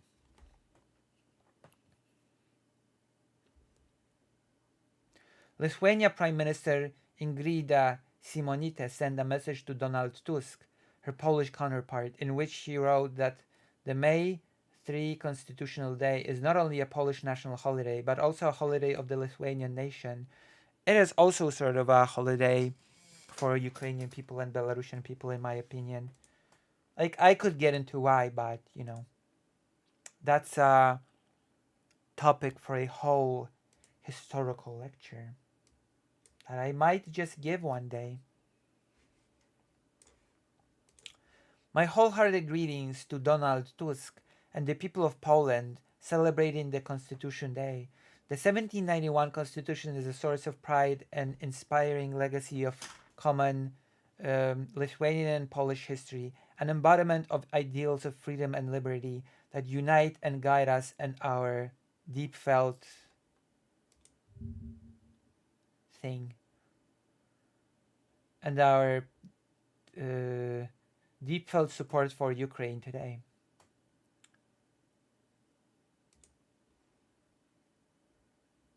We are brotherly nations and historic allies. Historically, our nations have always been united by the pursuit of freedom and the clear understanding that only united are we strong. We have always been and will remain on the side of Poland's freedom, and together we will build the prosperity and well-being of our nations in a united Europe, she wrote. So yeah, a very important last-ditch effort by the Polish-Lithuanian Commonwealth to preserve itself, which unfortunately ultimately failed, and the Polish-Lithuanian Commonwealth was partitioned and disappeared from the map. But the achievement of the 3rd May Constitution remains. It remains the second constitution in the world and after the United States, and remains the first constitution in Europe. A shared heritage between Polish, Lithuanian, Ukrainian, and Belarusian people. A source of pride, a source of joy. I think that I could actually read on stream one day the text of the Constitution. It had many interesting ideas. Although it did away with many things that sort of the Polish-Lithuanian Commonwealth prided itself on. It definitely made the king a stronger figure within the country than he was before. And it did away with electing the king through a vote. The king would be, which in my opinion was not such a great change, that the king would become like the children of the king would inherit the throne, which is not a great improvement in my opinion. That is one thing that the constitution, in my opinion, did bad. I like the idea of I do like the idea that the Polish Lithuanian Commonwealth just elected its kings in election, you know,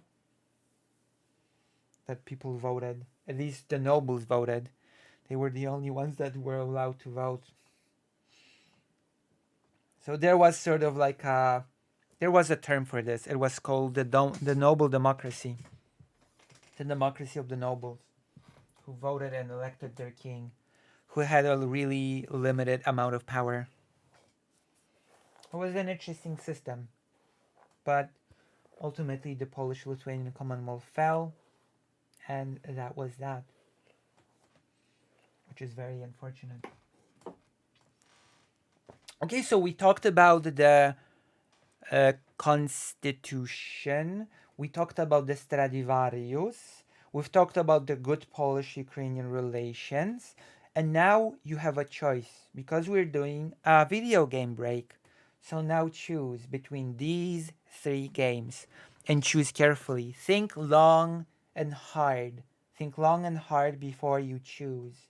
Because once we choose, there's no going. I mean, of course, there's going back, but still, choose wisely.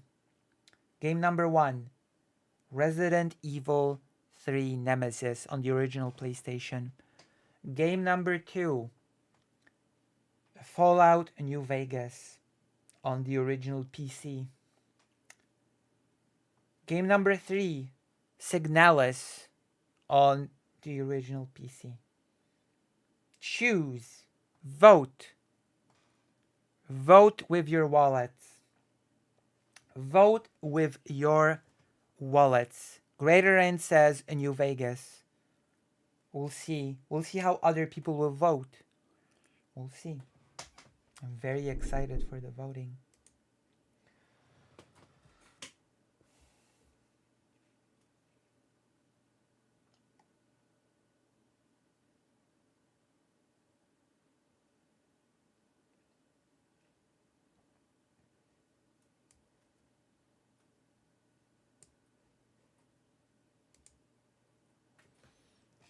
Yes.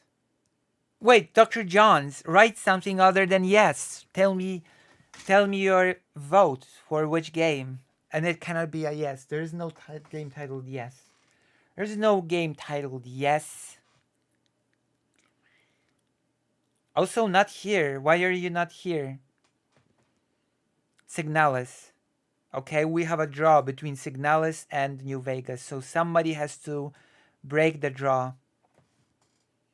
There's a draw. I hate draws.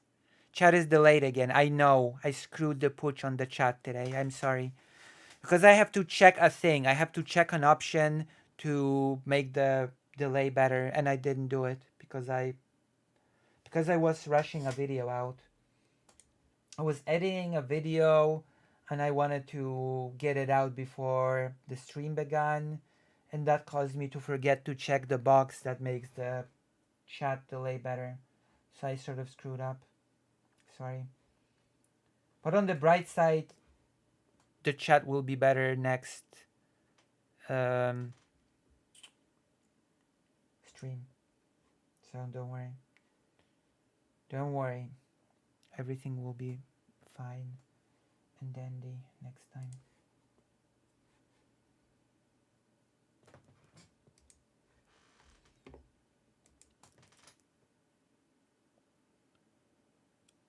As no one else votes for Signalis, I'll change my vote to Resident Evil 3. Wait, but that'll just mean that there will be... Oh, Resident Evil, okay. So now it's a draw between Resident Evil 3, Signalis, and New Vegas.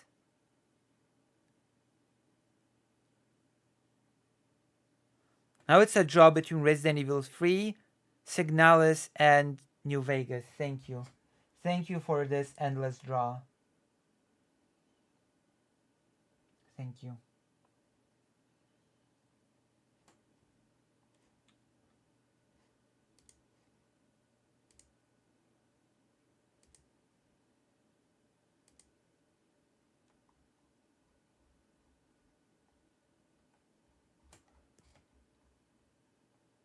Did New Vegas get 2 votes? No, New Vegas only got 1 vote. Why? Why do you ask?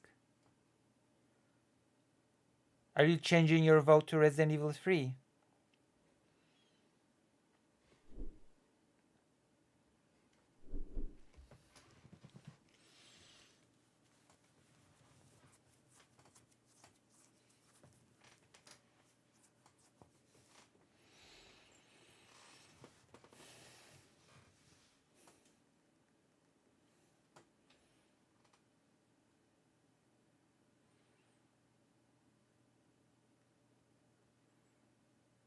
Resident Evil is the only one with 2 votes. Yeah, okay, we're playing Resident Evil 3.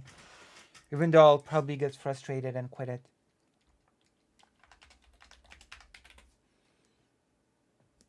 Okay, I'm gonna go to the toilet first. I'm gonna go to the toilet. While I'm in the toilet, consider donating. Donating is the right thing to do. Also, I'll be back. Going to the toilet. I need to go to the toilet. I need to. The toilet calls me. I'm not doing a Hassan. I'm just going to the toilet. It's okay.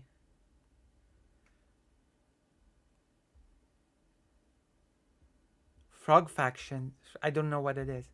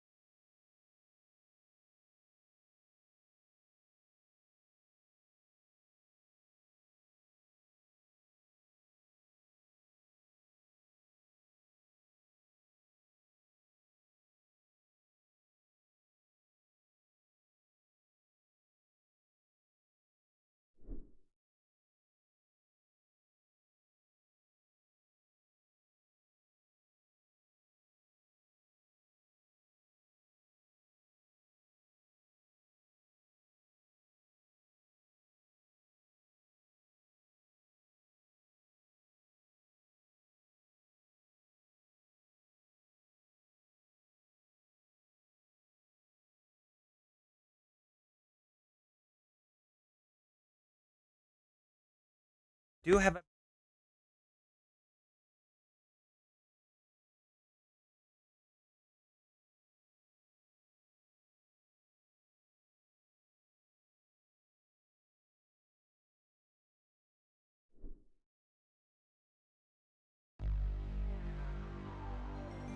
Oh my god, I muted myself again. How did I do that? I unmuted myself and then I muted myself again. I do have a big library. It's okay. We could also play Brave Fencer Musashi then, but that was not on the list.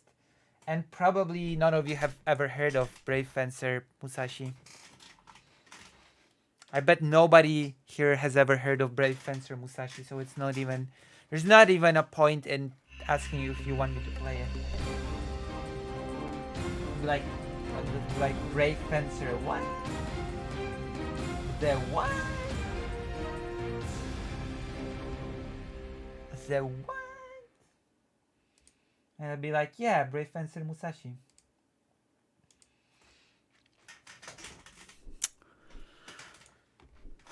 And we're like, what's a Musashi? I'd be like, I have to explain it. And that would be a pain in the butt. A pain in the butt. I played Brave Fencer Musashi. Emily knows what's up. Emily knows good games. I've never heard of Brave Fencer Musashi. Exactly. Maybe I should actually show it on stream. If you've actually not seen it. But let's play Resident Evil some first. It's a pretty good game, Brave Fencer Musashi. A Squaresoft game. Just here to say hi. I need to sleep. Have fun playing. Thank you, Pasta21. The 21st Pasta. Dark Room Alley. Shopping District. Oh, God. I don't remember which one's... which? Sounds like a guy named Musashi who tries to duel everyone. That is not that far off, actually. That is not that far off. You're not being that far off. Okay, I'm well off. I don't remember what to do. And I've played this game yesterday and I already forgot what to do. I already forgot what I'm doing. That is not a good sign. It is a sign of incoming dementia. That basically means, and I have to tell you this, that I need preventative treatment. And that preventative treatment can only be facilitated through you donating to me.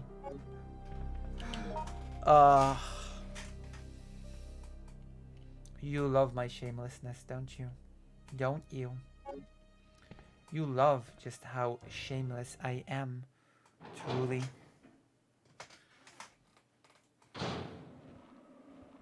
Oh yeah, I'm supposed to kill them all now.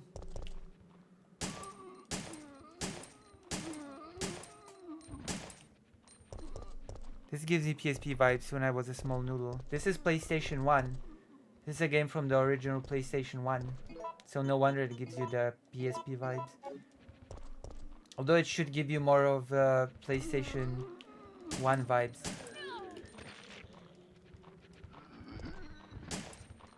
Because that's the console that was on originally.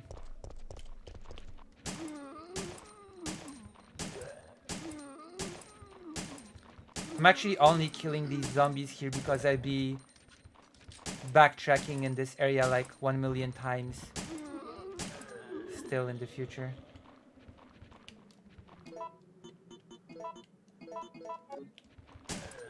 So I don't want to avoid 1 million zombies each and every single time I go past here. I am going to have to solve some puzzles and kill some zombies, that's right. That is exactly what I'm going to have to do. That is exactly what I'm having to have to do.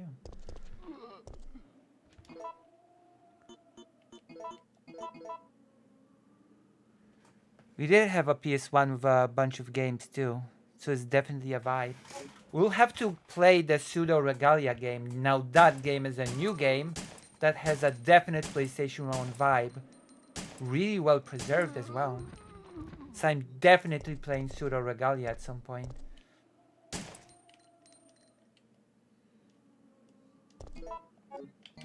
But I shouldn't play too many games at once. You know what I mean? I feel like I should not be playing too many games at once on stream. I should finish any of them, you know? I should actually finish games on stream with it before moving on to the next ones. I forgot if they come back to life in this one after you kill them. They don't.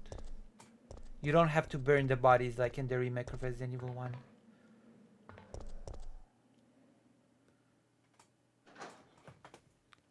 So the answer is no. They actually don't come back. That is the honest to God answer.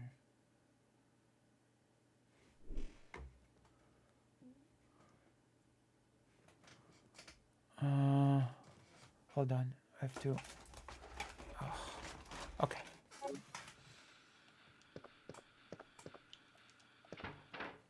Oh, I'm still in this phase. Hold on, what if I change the order? What if I actually don't do it like this? I have Pseudo Regalia. I played the first hour and need to get back to it. Have you played it before or after they introduced the minimap? That is my question to you. Have you played it before or after they added the map? Because I'm gonna be honest, I just kept getting lost. I just kept getting lost in Pseudo Regalia.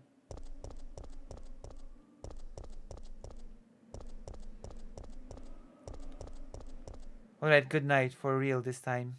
Bail. Thank you, Pasta21. Oh yeah, that's a normal thing in Resident Evil. Hold on, you're right, I should actually unload some stuff. You're right, I'm actually gonna unload.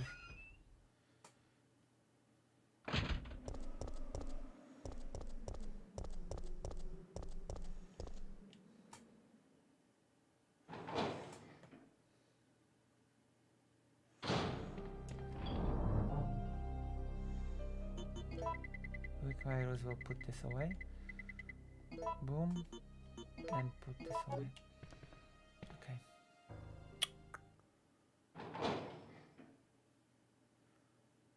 So we're doing well. We're doing very well.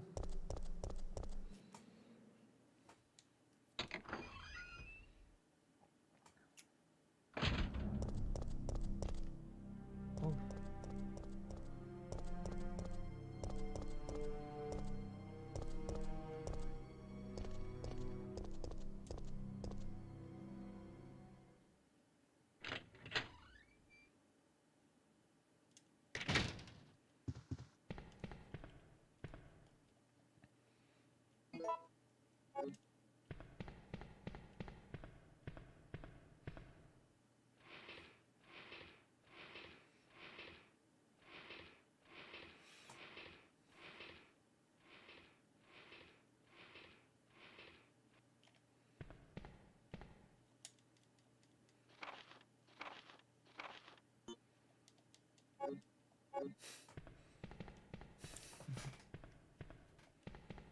Yep. There's no power going to the switchboard. Will you turn on the power? Yeah. I will. I will turn on the power. I have the power. Power for shut is down. Finish the atrium and made a big garden park in the middle and have a barbershop, clinic, cafeteria in general. Oh wow.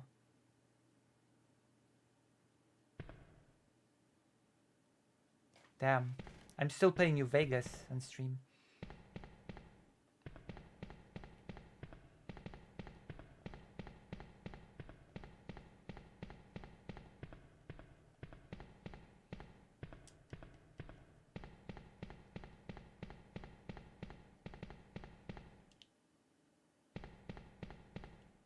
Oh, this is the thing, right? Wait, why can't I? Okay. Damn. The world's on fire and burning.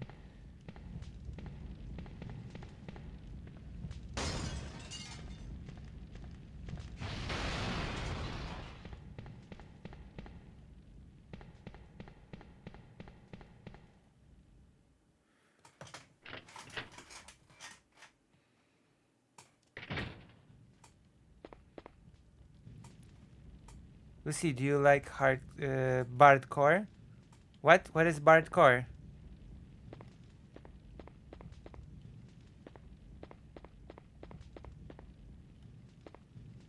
Yes! Perfect. Hey, Where am I? relax. You're fine. The dialogue is You so say weird. so, but my head feels like it's about to explode. That is some weird dialogue. Anyway, name's Carlos. Glad to meet you, lady.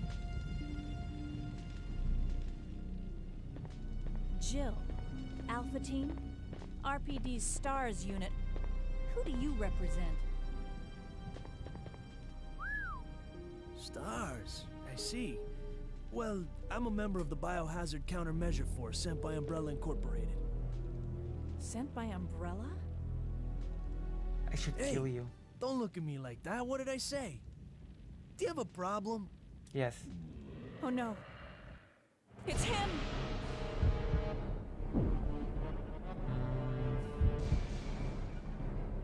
Hide in the back.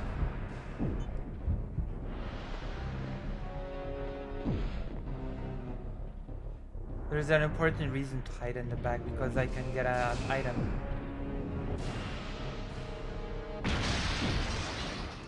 Ta-da!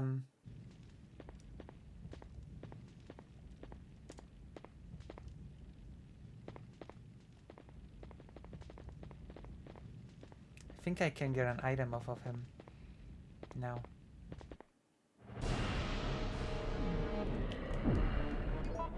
Oh, he's up.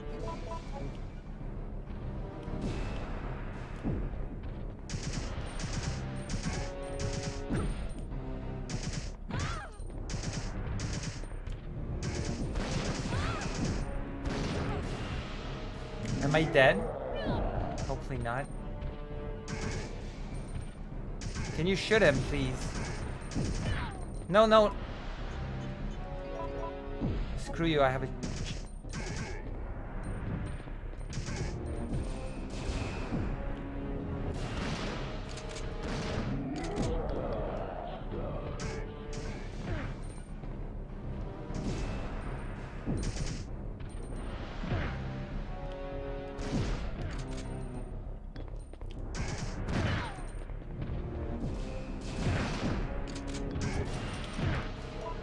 Oh.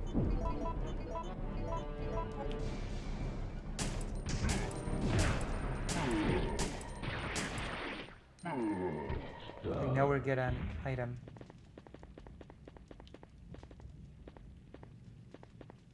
No item? Hold on, wait, you're supposed to be dropping an item for me. Hold on. I just wasted ammo? Lucy, what do you think of Asmongold? I'm baffled. He has as many viewers as he has, and I also think his political views are abysmal. That's why I think of Asmongold. Also, I screwed myself. I'm loading the game. I'm loading the game. That sucks. This actually sucks. Bad. I just wasted ammo. Why did I do that?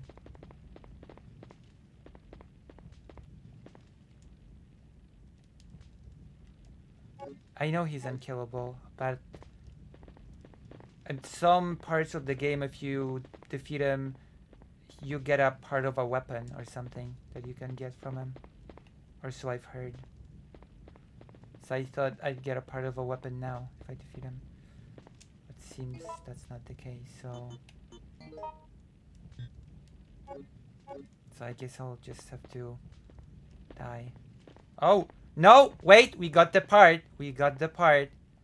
Never mind. Never mind, I'm fine. Never mind. Okay. I still feel like I wasted ammo. Like we should have run and the part would have been here. But yes, Asmongold is... Yeah. That's my opinion on Asmongold. What do you think of Asmongold, Moho?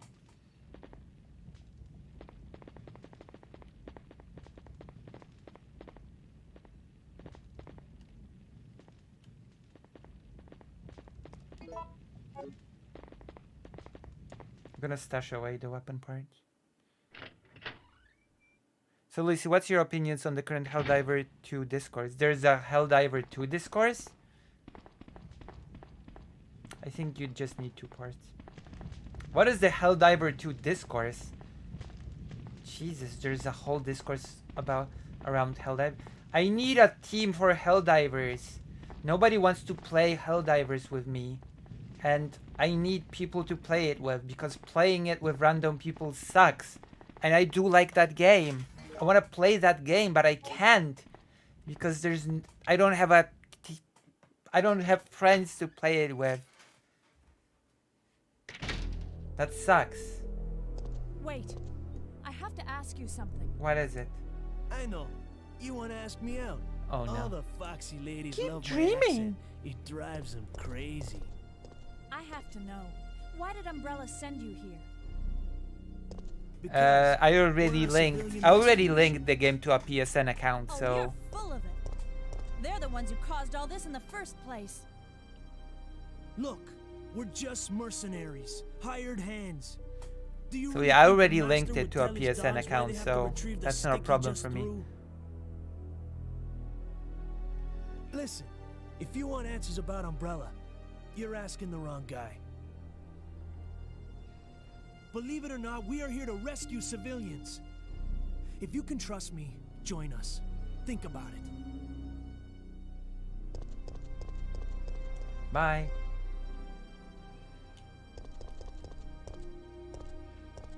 So what is your opinion on Asmongold, Maho?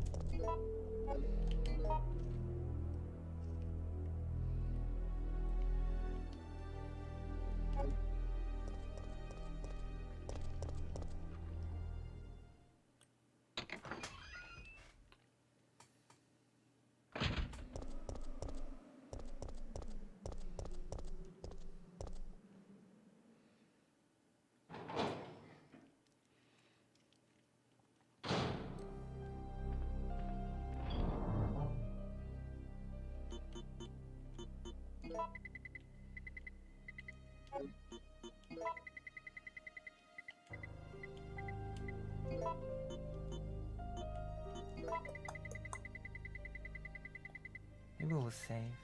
Why not? I played a bit better without playing by myself. I'm able to connect and progress missions and getting kicked for the... Yeah, I know. If you want to enjoy that game, you have to play it with a fixed group of people. That's the only way to enjoy this game.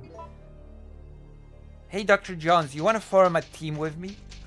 You want to form a Helldivers 2 team with me? Want to team up in Helldivers? I'm as desperate for teammates in Helldivers as I'm desperate for donations. And you know I'm desperate. You know my levels of desperation.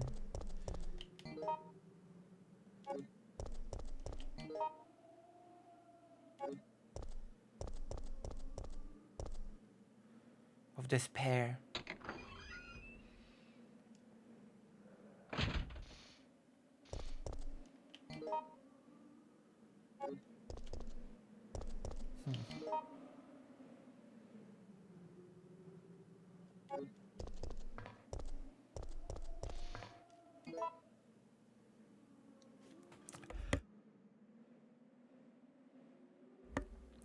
I mean, Asmongold political takes kind of suck. And so do his localization takes. True. It all sucks. I don't know why people watch him, but they do. He's like 1 billion viewers always. Like this, I don't know. I actually do know why. It's because his political and localization opinions suck, but he packages it in like this way that a lot of people just nod along to.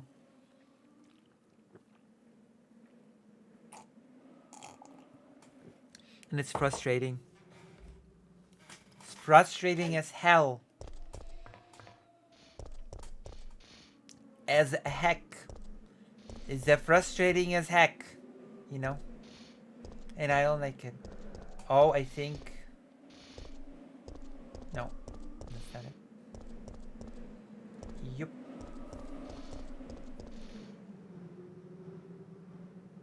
I'm surprised you haven't been begging in the Discord for teammates. Oh damn! You're right. I should be begging for teammates on the Discord. Damn, that's actually I haven't. Wow, I haven't even thought of that. You're right. I should. Could do a community game night or something. You're actually right. Damn, you got good ideas. You're right. I should do that. I will do that. Damn. Why haven't I thought of that before? I'm not even being sarcastic. I actually mean it. I actually mean what I say. That is actually a very good idea. Damn. I think I'm gonna work on an announcement tomorrow. And I'm gonna... That's actually a very good idea. Of course, that assumes that everybody in the Discord has Helldivers too, but you know, we'll cross that bridge when we get there. What? Why are you giving me the Zelensky look? What's wrong? Are you doubtful of your own idea now? Are you doubting your own idea? Like the only thing that could potentially thwart this idea is the fact that possibly people might not have the game, but you know, that's a hurdle that we'll overcome when we sort of, I don't know, when it happens, it happens.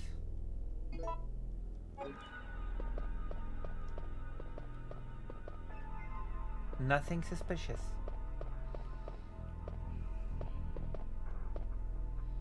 You forget you had a Discord community. I didn't forget about the Discord community. I write in the Discord on the regular. I forgot that I could ask it to play Helldivers. I didn't actually forget about the community existing. I forget that I could beg for things in it.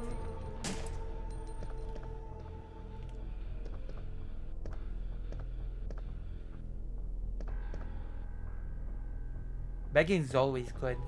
Begging is a good strategy in life.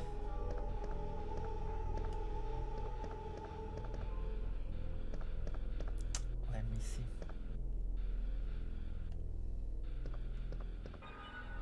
Yeah, I get to get this item. I didn't forget about my community. Listen. It's actually my Discord community that most of the time forgets about me. Because I'm noticing that nobody that's on the Giggle Cord watches the streams. Not to throw shade, not to throw shame, but none of the people that regularly talk on the Giggle Cord watch the streams. So it's the other way around. My community forgets about me. I didn't leave the left. The left left me.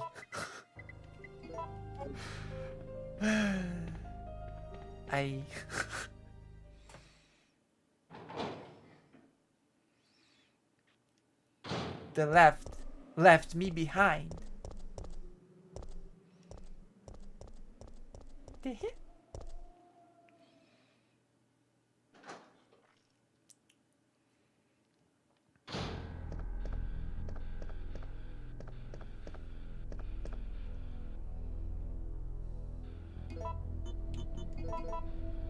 I wonder if Nemesis is gonna show up again.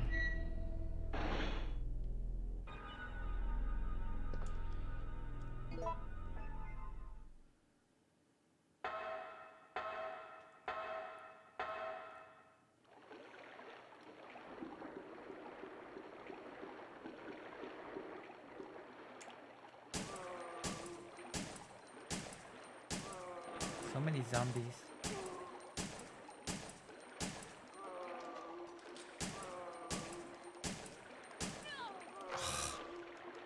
Hello, fake Alec Cole Parker. How are you? We're playing Resident Evil, as you can see. Do you actually have any Resident Evil characters in your fanfiction? Do you have Jill in your fanfiction? You better have Jill in your fanfiction. You better have Jill. Jill is a member of STARS, you know. Oh, the green gem.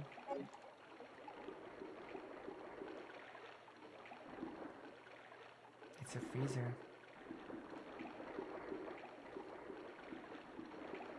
Nope. That's not good. Also consider showing some generosity to your favorite streamer. I am in a desperate need of monies.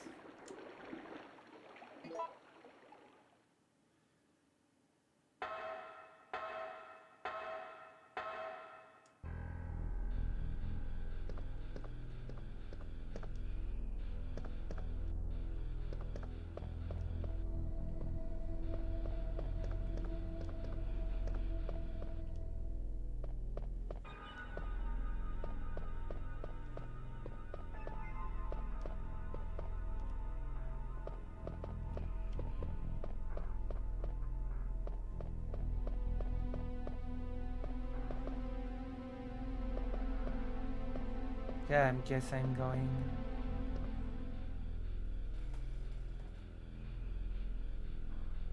Nope. Damn. That is so brutal. Wait, I think you said nope to the Resident Evil characters in your fanfiction. You should have Resident Evil characters in your fanfiction. I'm once again asking for your financial support. True! Listen! I'm just gonna say this, okay?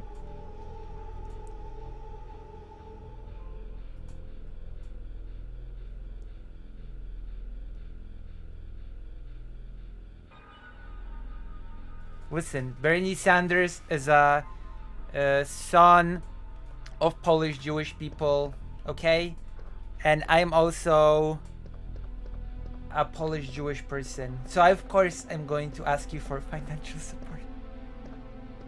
Maybe it's just the Polish Jewish way, you see.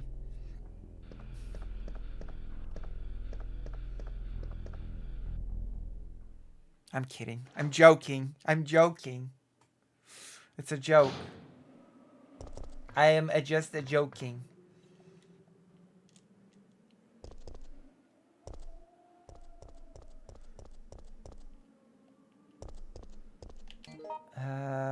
What am I supposed to actually do now? I'm actually stuck now. I don't know where to go.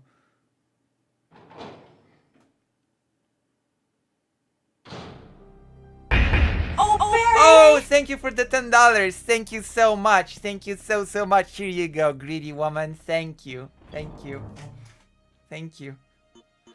I am a bit of a greedy woman, that's true. That, you know, we all need to be a bit greedy sometimes, because that brings us joy in life. Some forms of greed are good actually. Sometimes it's good to be greedy actually. But thank you. Thank you very much. Hey.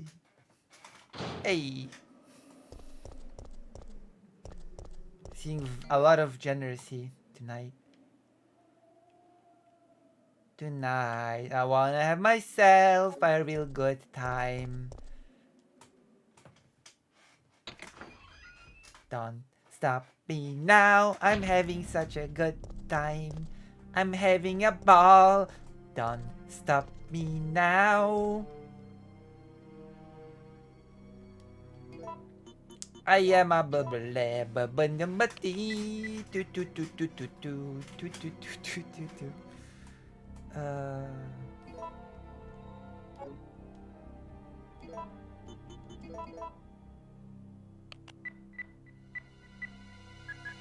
Oh, what? Wait, what? Hold on. I thought I was stuck, but I'm not. Holy crap. I got unstuck just like that. Okay, I'm gonna make some ammunition actually for this. I think we should make some ammunition. Money can buy happiness, but it sure does help solve 99% of problems. True, that's why you should donate. It definitely will save 99% of my problems. At least some of them.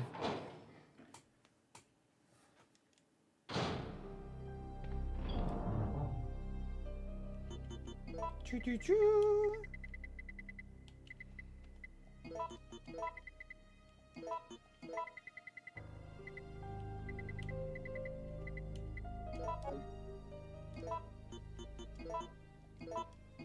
I think this... Oh, damn. Never mind. Ugh, wrong ammunition. Okay, I'm just gonna create... I'm experimenting right now.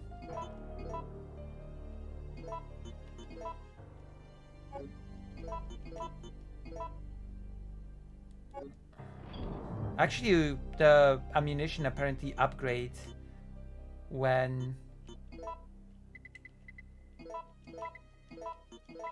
Believe it or not, the ammunition actually upgrades if you get enough of the powders. If you do that enough times. The type of ammunition will upgrade.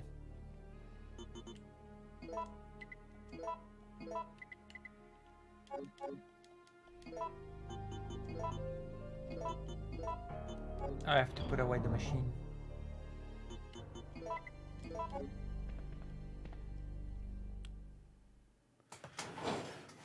My problems are solved. Now I have to wait for the inevitable Vosh raid or something.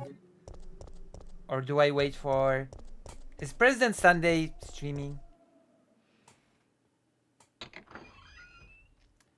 Did you know that I'll be talking to Kevin Logan on Sunday? Did you know that? Oh, even more ammunition.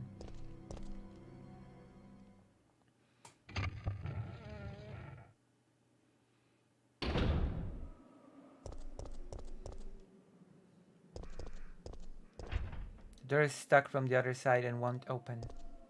Good to know.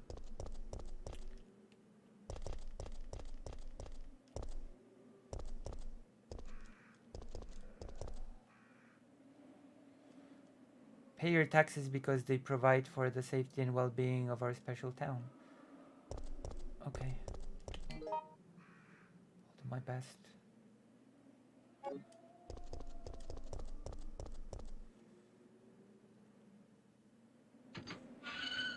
President Sunday is just starting his stream. Well, now I have to power through. I have to power through and do a long stream. I have to outdo President Sunday. I have to stream until he ends the stream and then he can raid me. That's my secret plan. What do you think? Do you like my plan? Do you like my plan? Do you like my plan of outweighing President Sunday? We're definitely doing the book reading today. Are you kidding me? No, you're kidding me, right?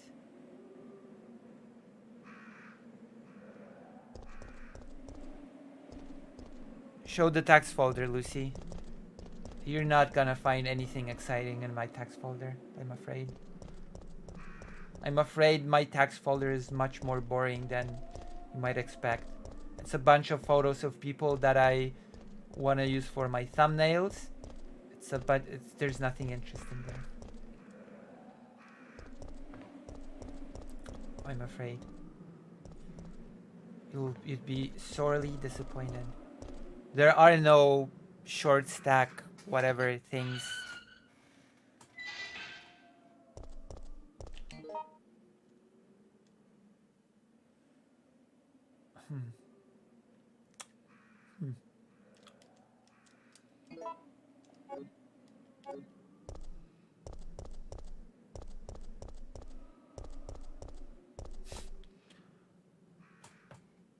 All right, let's get in.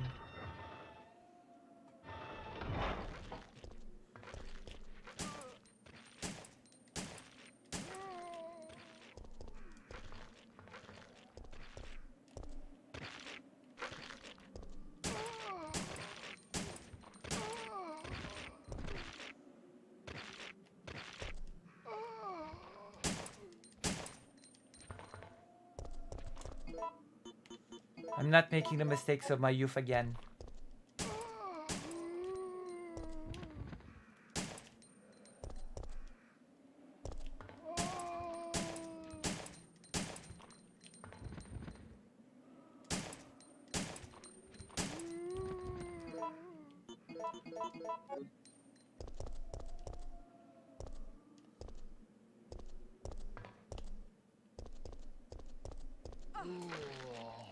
I should have shot him. I'm still fine.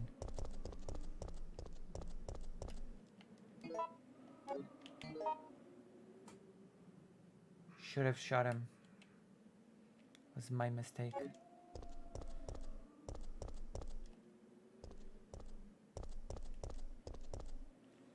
Now we're gonna solve the trolley problem. You know what? We're gonna do the book reading after Resident Evil 3. Whatever. I don't care. I mean, I do care. But you know what I mean. When I say that I don't care, what I actually mean is I do care a whole lot. I'm just trying to be like flashy. 2 herbs. Just trying to be impressive. I wonder if people will like my interview with the far writer. Bam! Destroyed! Doggy destroyed! We're not animal lovers here. At least one zombie puppy was harmed when filming this material.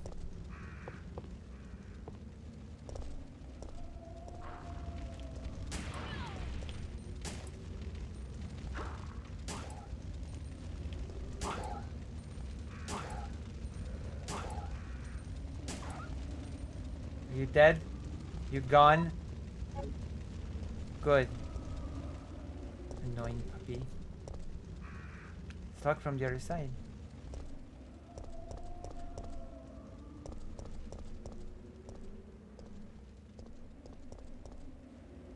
It's not working anymore.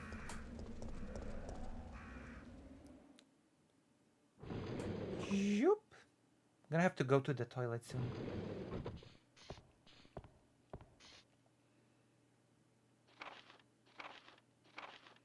There's a whole bunch of things that I need to do to repair this.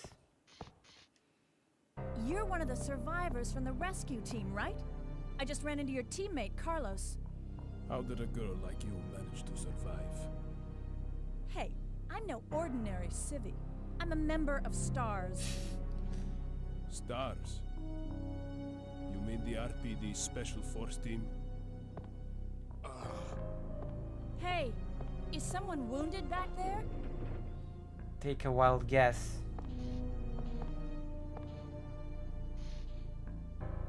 Oh, this looks bad. They're coming. Get ready. Oh, Fire. that looks bad. Fire. That looks Stick bad. together. Calm down. You're safe now. Everything is gonna be okay. Not really, but okay. Not really. Not really. You're not really okay. But that's, you know, that is what coping is for. To tell people that they're fine when they're absolutely not fine. So, Jill, did you decide to help us out? Yeah. It looks like we're the only ones who survived. We should work together. No, we can't trust her. You got a problem? But Sergeant, we need her help. Our We got a- unit's down to you, me, and Lieutenant Mikhail. That's it. We have a And problem, Mikhail's hurt bad. Sergeant. If we don't cooperate, we won't be walking away from this mission. You might have a point. Fine. Then let's go over our plan. We're moving to the clock tower area, which is the designated landing zone for the extraction chopper. Once we get there and give the signal, the chopper will fly in and pull us out. That's a Okay. lot of ground to cover. I don't think we can make it on foot. The main problem we have is that the landing zone is cut off from here by the fire. So we have no choice but to use this cable car to navigate through it. Fortunately, we can also use it as a moving shield to get us through the worst areas. That works for me. Good plan. Sir, Sir. Okay, people, let's get moving. Okay, pee-poo. Let's Jill, get... put this on.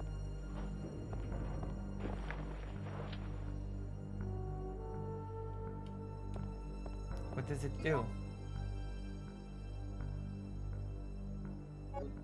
Seriously, what does it give me extra space or what? Oh, nice. Wrench.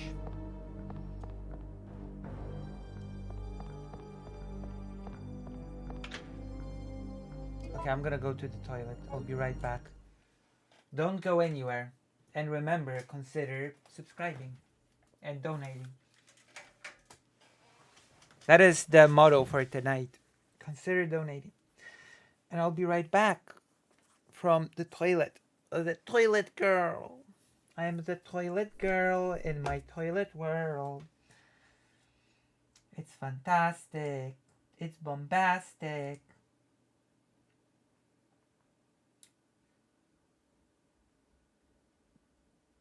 You like my singing, so it's fine. So it's fine.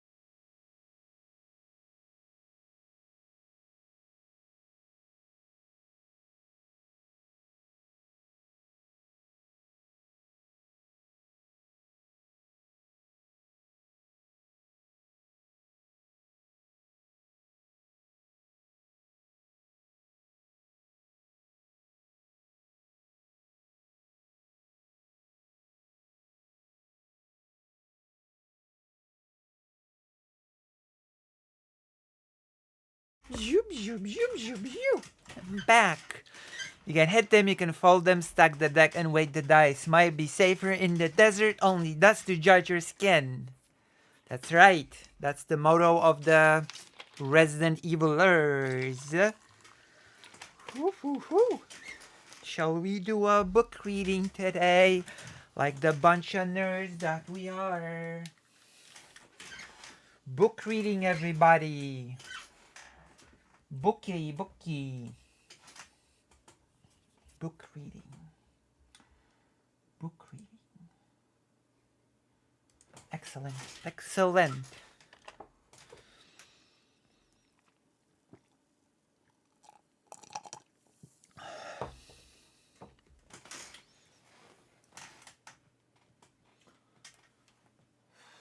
Man, I have to do those two wager aren't so clever, cause in heaven the house always wins. That's true. That's definitely true. In heaven, heaven, heaven, heavenly vault, heavenly winnings. Let's get out of here. Let's get out of here, said the Jill. Let's get out of here. Let's get out of here. Skedaddle. Skedaddle. Skedaddle.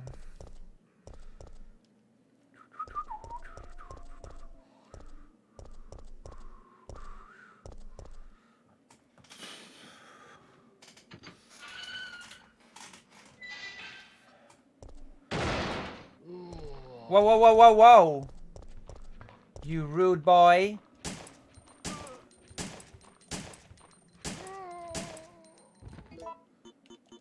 What was that all about? What have I ever do to you? Or your mother? Nothing. Oh, well, Potter D. B. D. What have I ever done to you? Nothing. I'm innocent. And you hunt me like an animal. Even though I've done nothing to ever harm you.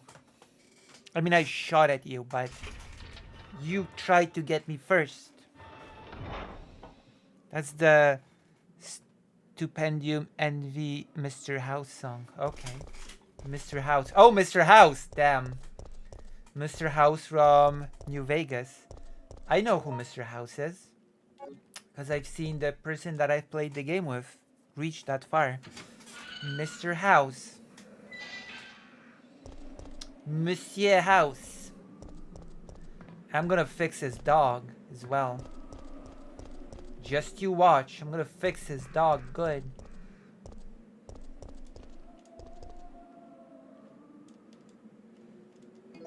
Fix his dog good.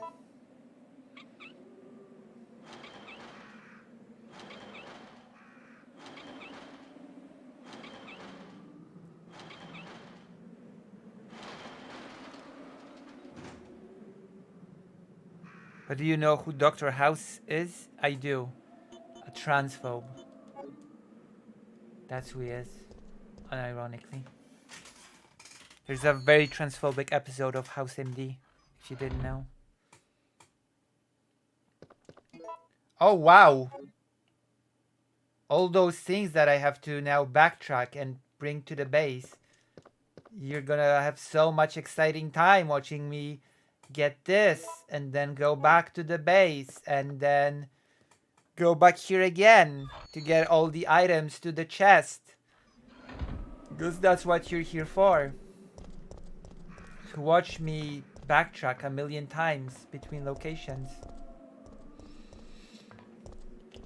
Isn't that right? Isn't that the excitement of watching Lucy Haze play games?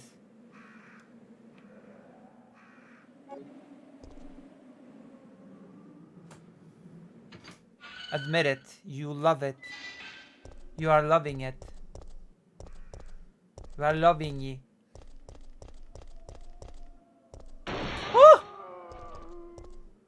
That was scary, mister. Uh-oh. I'm gonna get him with a shotgun. What? Kill you. Dead. I kill you dead. Kill you. Okay. We got him. Kill you. Oh.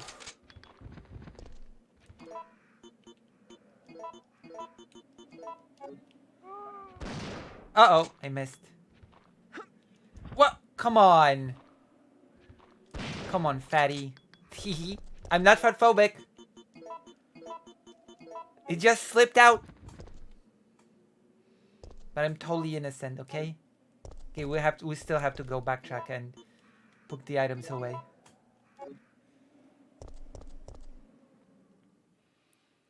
Doctor Who? Doctor Who? Dam da dam da dam da dam da dam da dam da dam da dam da dam da dam da dam da dam da dam da dam. Tororo. Tororo. Ba ba ba ba ba ba. Okay. We are here.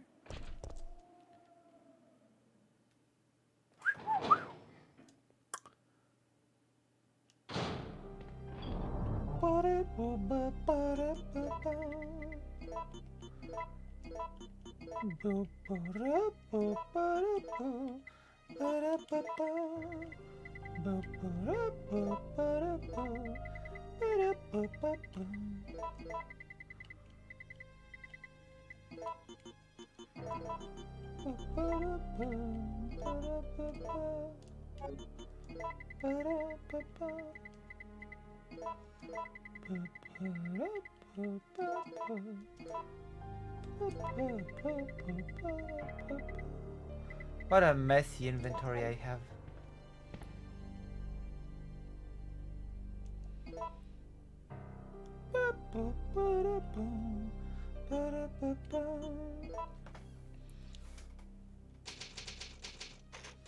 I think we'll be able to easily make this happen, to make this dream a reality.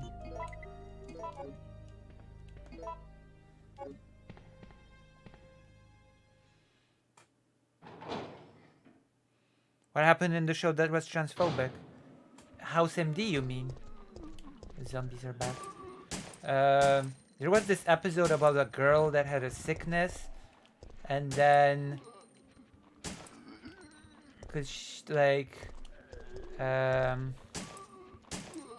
and then it turned out that she had testicles, but the testicles were inside her body, and immediately our brilliant House MD at the end of the episode was like, "You're no girl, you're no woman, you're a guy." And she was like, "No, I'm a girl." It was like, "Nope, you have testicles inside your body. You're a guy. You're a guy. You're a guy." So, yeah.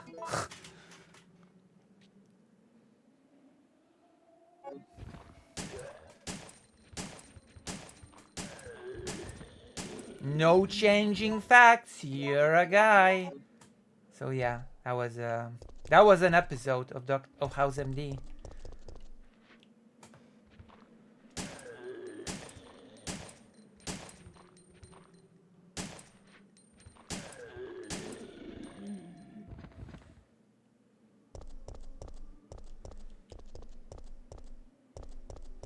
That was an actual episode. I'm not making it up. Just so you know, I'm not making this up. For shock value, for shock factor. I'm not trying to shock you. This is all real. Like it's like in the Star Wars thing. It's real. All of it. It's real. All of it. All of it is real.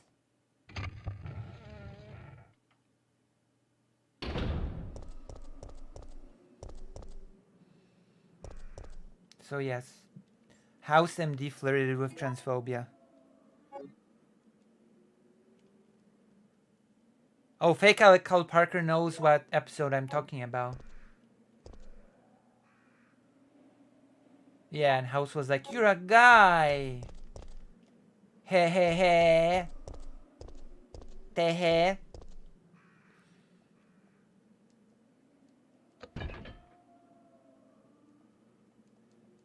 You're a guy. Te he. Boop.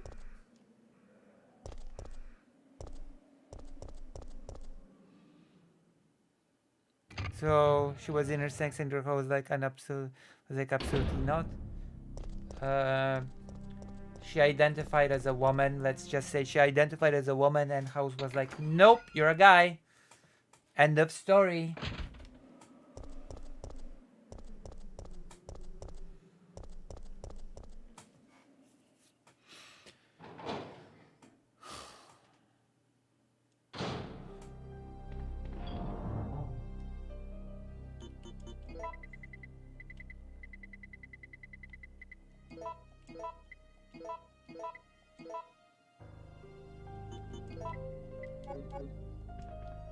Boom.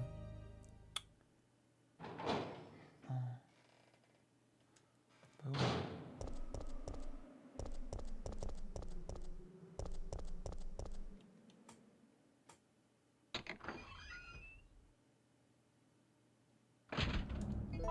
I mean, that on ability will.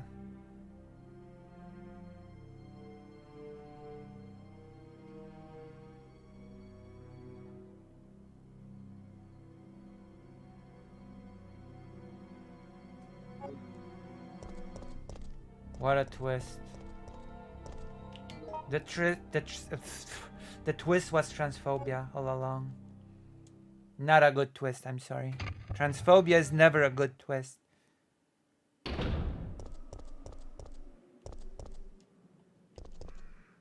Never a good twist. More of you, perverts. I'll shoot you with a shotgun.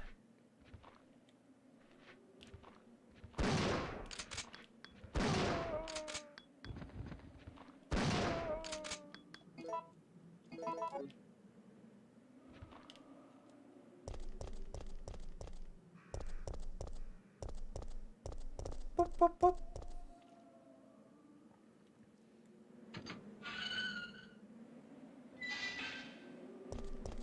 Okay, let's go. Let us go and enter the building.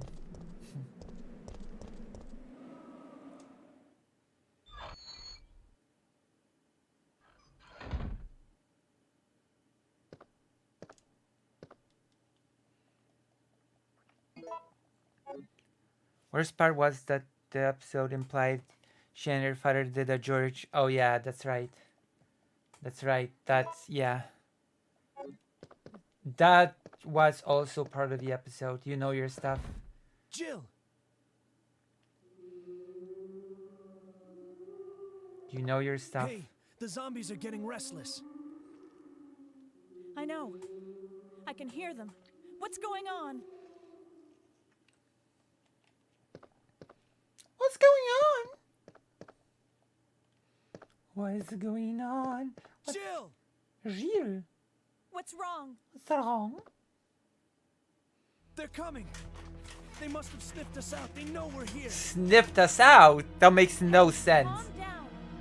Calm down. Any objections to my playing hero this time? What are you doing? Carlos! Carlos? Carlos? Carlos? Don't die, Carlos! Oh, you can combine them. Perfect.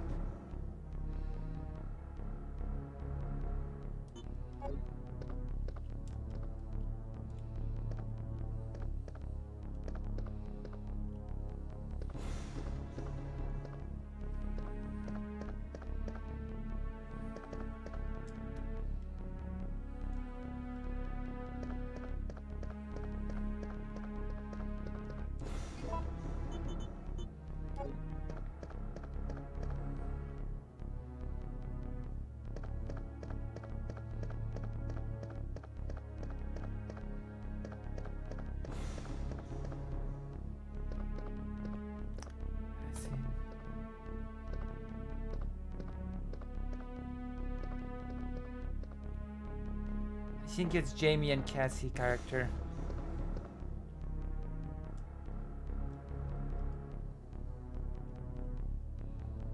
Cersei and Jamie.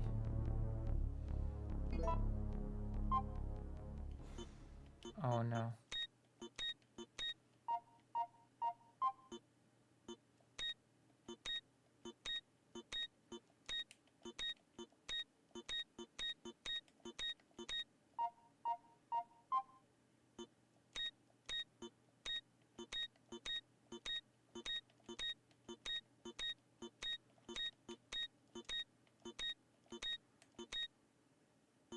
Oh.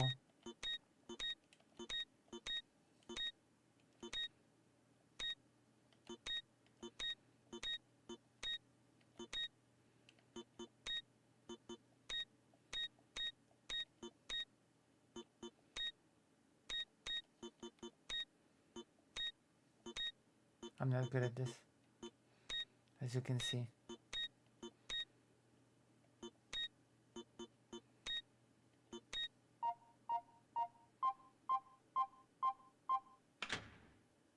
Oh wait, I am good at this.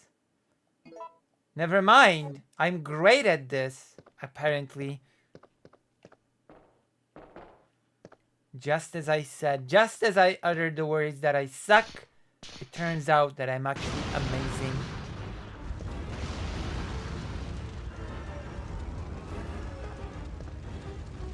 I'm the lunatic, that's right. And I'm proud of it.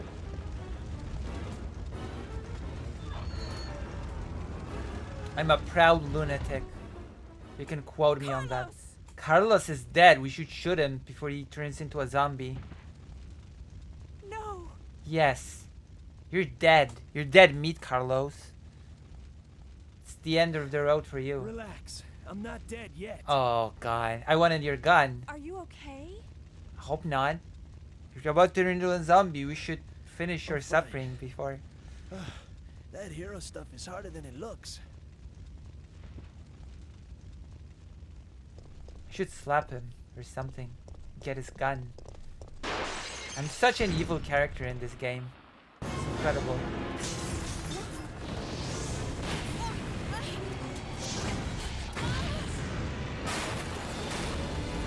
Is Carlos dead? Can I get his gun now?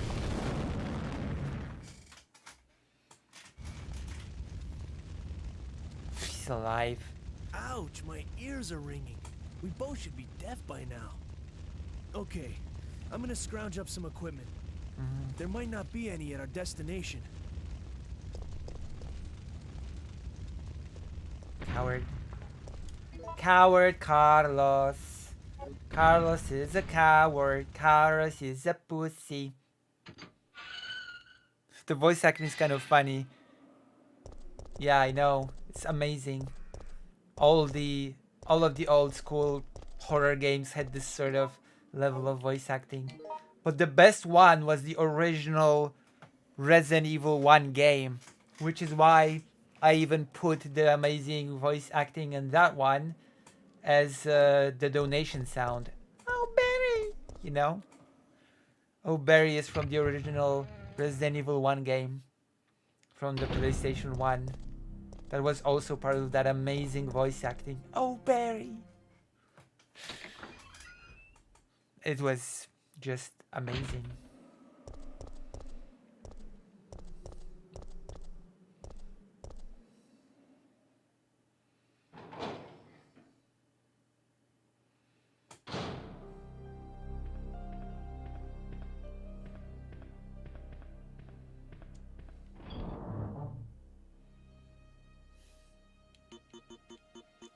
Oh, Barry! Oh, Barry! Barry, Barry, Barry! Oh, Barry! Barrelson!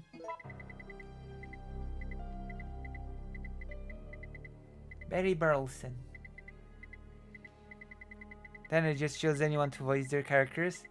They actually chose an amateur for Jill, but I guess with time she got better. But I'm pretty sure they got, for the first Resident Evil game, they got an amateur.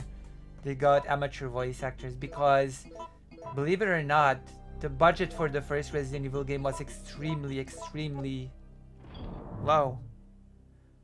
Because it was a pretty much an experimental game for Capcom. And it just happened to become a smash hit success. But apart from that, the first game had a really low budget. I bet you've never knew this before. I bet you're learning new facts from me. Video game history facts. Oh yeah, I was supposed to... Oh yes, we're doing that. We're not doing the book reading. We're doing the amazing Wick panel. Oh yeah, I'm doing a reaction to Wick panel. Alright, that's perfect. Perfecto mundo.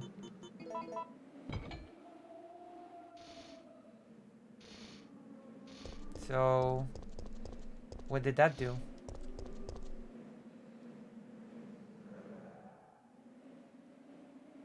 What does... okay.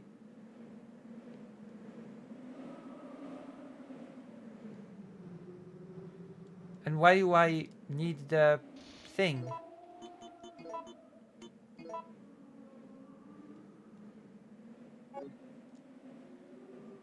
Why do I need this? Where do I use this? I have no clue. Mirai wa bokura no te no naka. Taro dareka no mirai. Ruru wa iranai. Dareka no.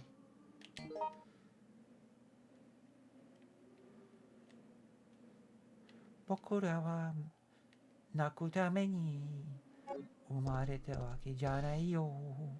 Bokura wa makuru tame ni umarete kita wake janai yo. Umarete kita wake janai yo. Please God, keep the gameplay going for the panel. I'm gonna be playing Monster Hunter for the panel.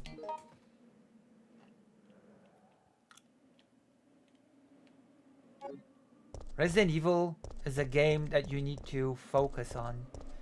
It's not a background game for some other thing. Now Monster Hunter, on the other hand, is... I have no idea where to use this.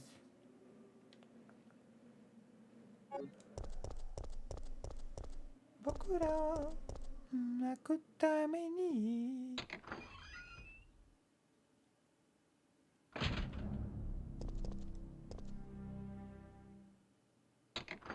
You're joining? No, I'm gonna react to one. I'm gonna join that debate panel if Wick's gonna make it about Ukraine. But he's not been making any Ukraine panels lately, so... you know.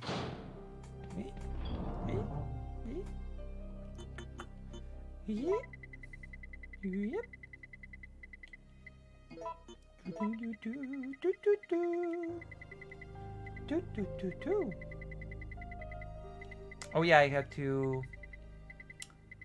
oh yes! Yes, I know. I think I know where this goes. Okay. I feel so smart now. I feel like a genius. I feel like I'm a genius. Brianna Wuko panel, she paid Wick TV to host? No. We're gonna watch the one about Dungeons and Dragons. If it went woke. That's the one that I wanna watch. They're running away. I don't hurt birds. I'm not getting paid enough to hurt birds.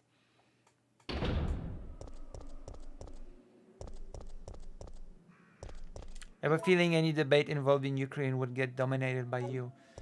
I don't know. There are pretty knowledgeable people about Ukraine out there.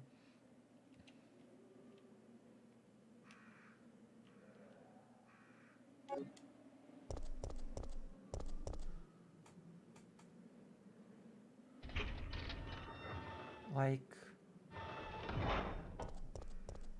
people that are out there in Ukraine doing things, big things.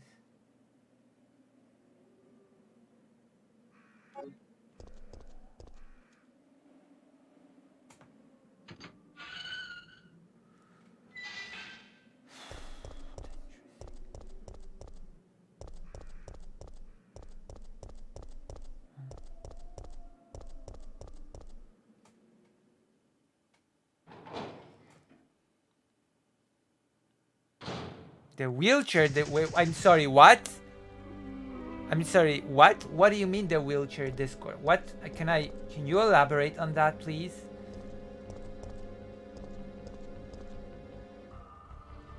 That's true. Underground experience and knowledge is valuable too. Very valuable.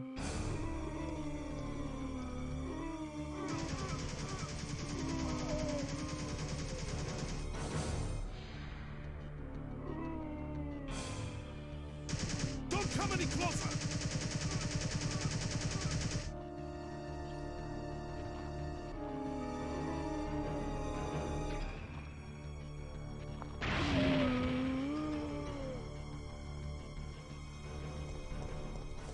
Are you dead? Mikhail, Can I have your do gun? you have some kind of death wish? My people, they were wiped out by these monsters. I can't stop just because I'm wounded. When? Where? But Where? can't you see those monsters are also the victims of Umbrella? Are you accusing me of taking it out on them? You don't seem to understand something. We're not really involved with the company. Where There's did no that reason conversation for any take of us to place? take About the responsibility for wheelchairs? this mess. I know that. And right now, that's the only reason why I'm trying to cooperate with you. When did that happen and where? Where? Sorry. I feel so useless. Don't. You fought hard and have Don't. the wounds to prove it. Don't. I'm still alive. My men aren't. Don't think about that now. Just rest. True. Rest, baby. Twitter. What was the discourse? Can you tell me?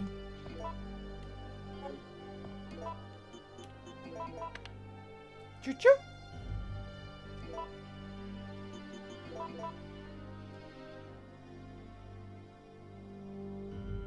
Uh-oh.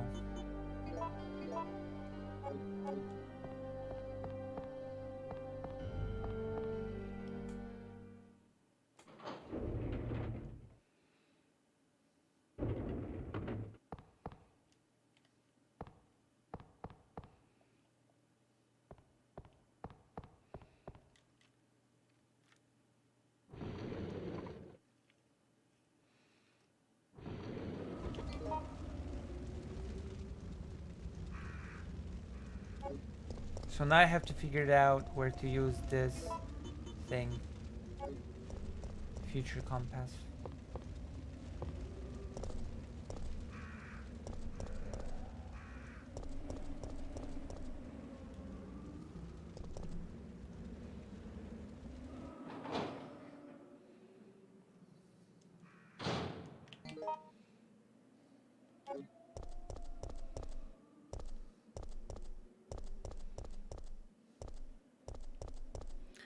It's mostly based on a joke about a paladin using healing spell on someone.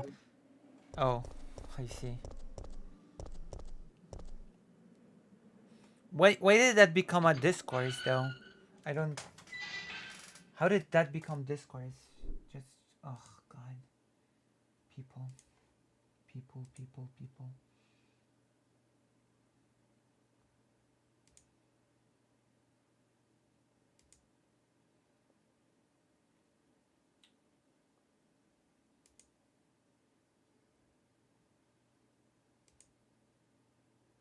Silly people.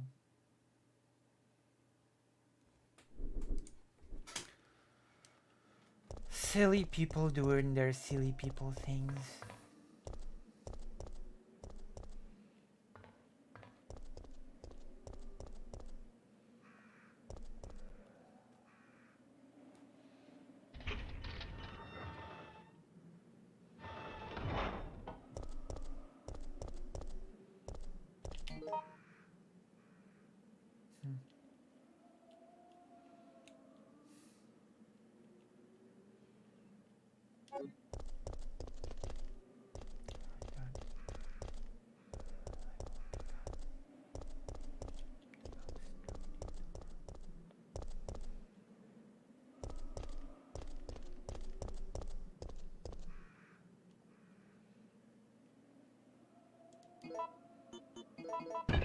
Oh.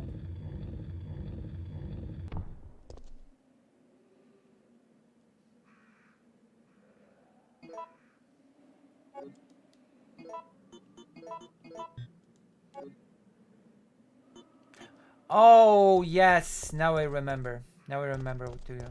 Okay. I've actually almost gotten to the place where I was when I last played this game before I lost the save. We've actually almost caught up, which is very interesting.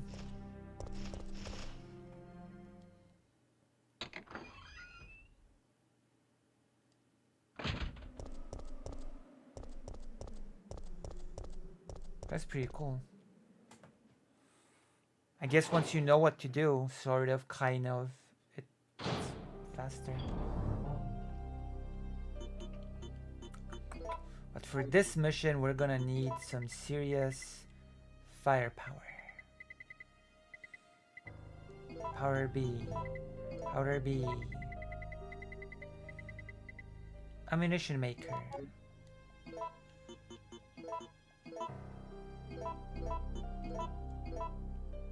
Excellent. Excellent. I don't think I need this for now. I don't think I need this for now. And now we're all set. Game, set, and match.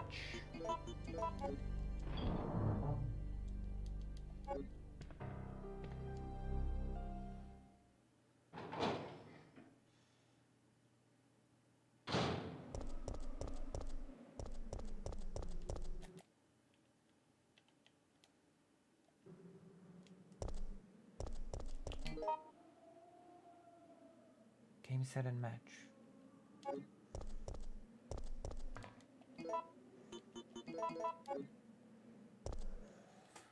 If you want to debate D&D, I would focus on WOTC being on the same level of greed and hatred towards their fans as GW and Nintendo. Yeah, that is a fair point, but unfortunately, that is not the debate that happened on the WIC panel.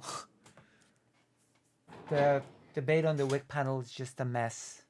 A horrible, horrible mess.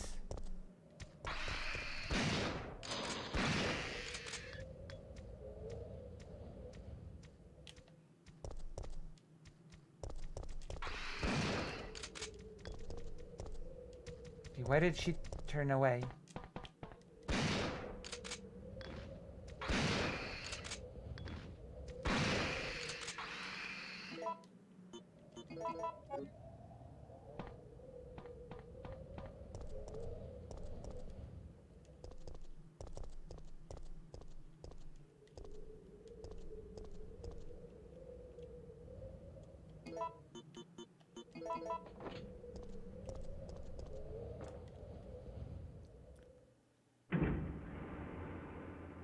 Oh, yeah.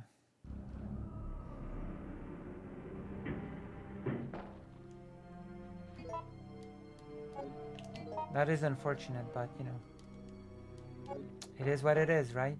It is what it is. Unfortunate as it is what it is. I would love to play some Nintendo Switch games on stream.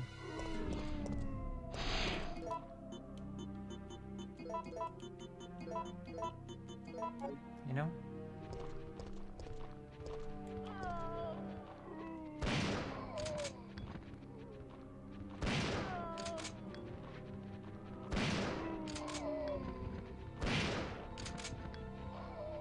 How many of you are there?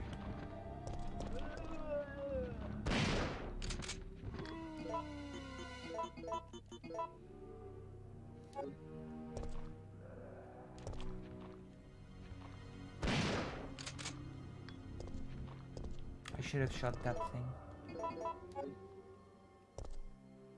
People even watch House? I don't think anybody watches House anymore.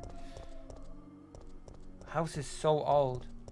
I don't think anybody watches it anymore.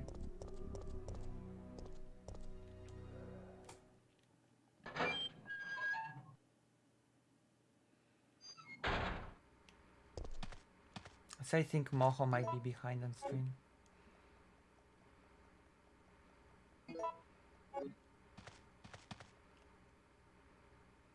I believe there's a magnum gun here for me.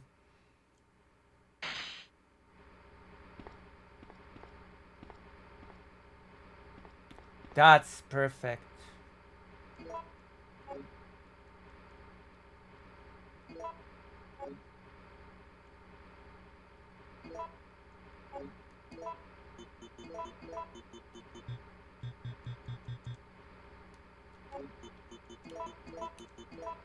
You know what? I'm actually going back to put this away. I don't care. I was indeed behind on stream. But no, nobody's watching House anymore.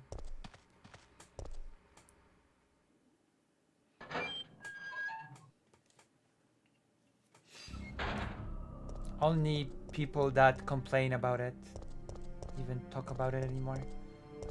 Apart from that, I don't think, no. I don't think people will watch. I mean, the actor, Hugh Laurie, is pretty cool, but apart from that...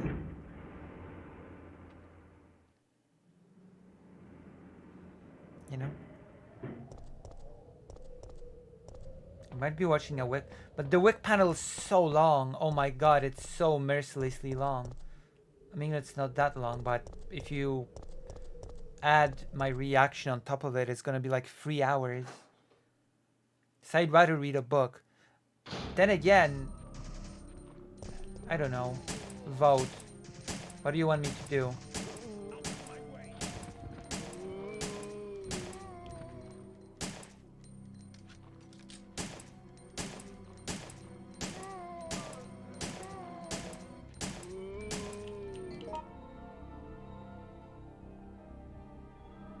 Oh.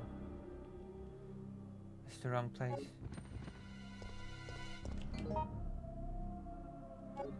I went to the wrong place. So what do you want me to do? Do you want me to play a game or read a book? Panel. Really? You choose panel over the book? Ugh.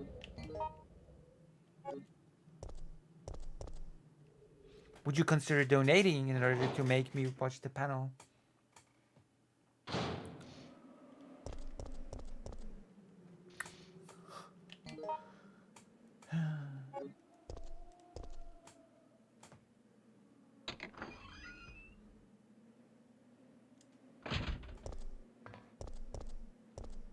What book are you going to read? A book on Israel-Palestine conflict. 100 Years of War or something, it has it in the title.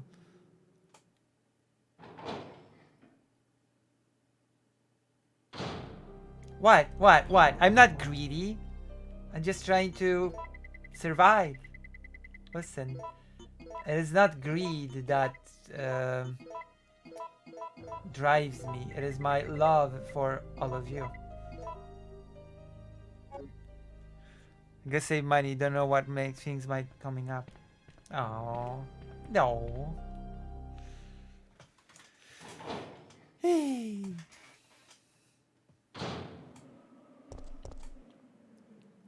And I'm gonna donate to other streamers. Oh, who are you gonna donate to? Out of curiosity, who are you gonna donate to?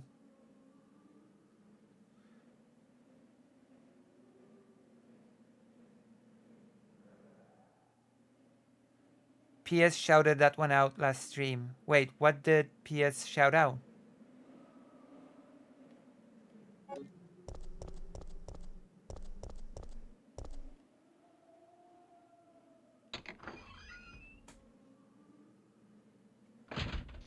What did PS shout out?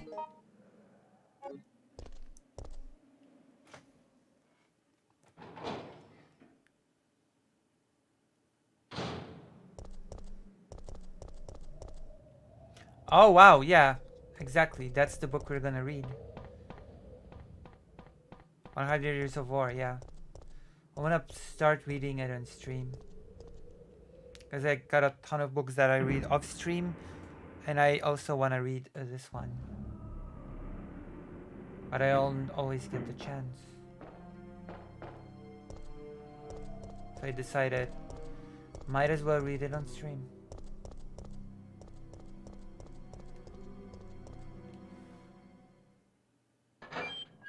Thunderhowl, Demon Mama, River Bojack, Alec Gunter. If he streams while I still have expendable money.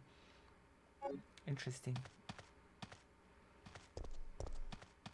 Alec Gunter. What books are you reading off stream? Bloodlands. The War Came to Us.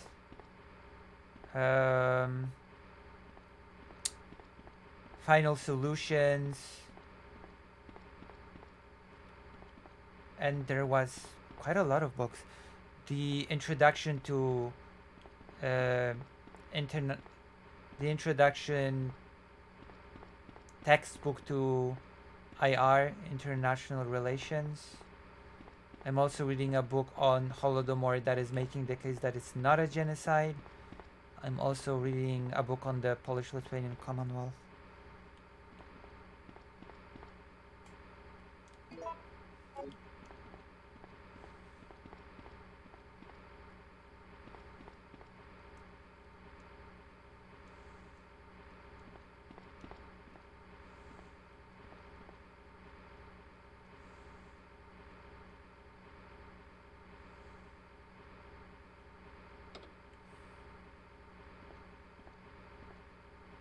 Are you trying to become a war historian or something?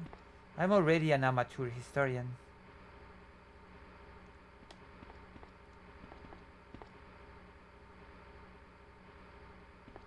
I'm already basically an amateur historian.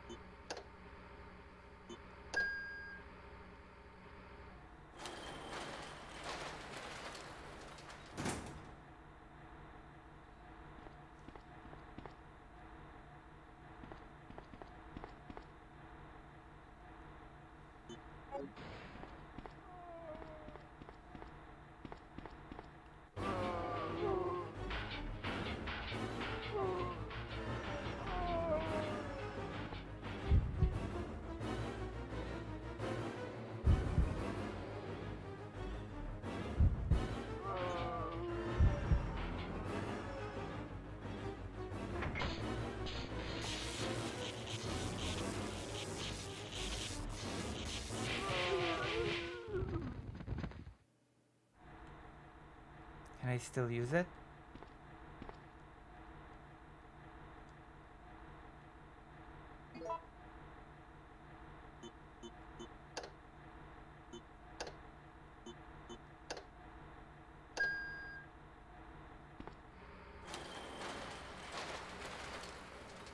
So yeah.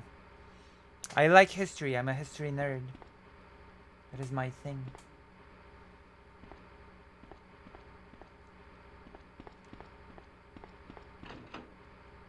Magnum.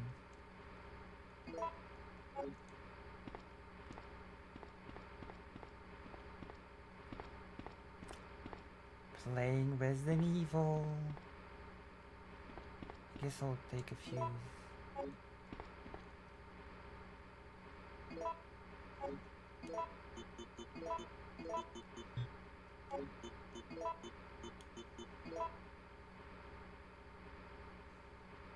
Oh, I get it. Yes, I remember now. I remember where to use this. Okay. Okay. I remember where to go now.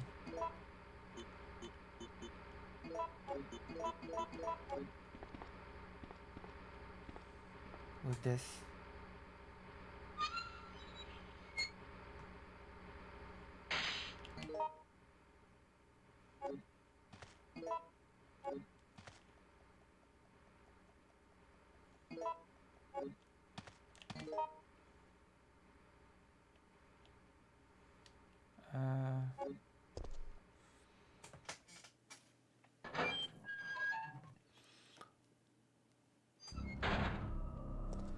We're doing so well in Resident Evil. I am so proud of us. Oh my god! So, thank you for the $15. Do the panel. I want to donate enough that it's a wage, but 15 is the best I got. Thank you. It's already, you feel like it's a lot. So do you want me to stop Resident Evil now and do the panel? Is that what you want me to do? Should I stop Resident Evil now? We can stop it now. You can finish here if you wish. And I'll do the panel. I've actually prepared some for this. I prepared points. I'm on RPG Nerd. And there's a super interesting story related to this panel. I've actually prepared to make this segment interesting somewhat. Believe it or not. But because there's a fascinating story that's connected to the topic. Very interesting topic.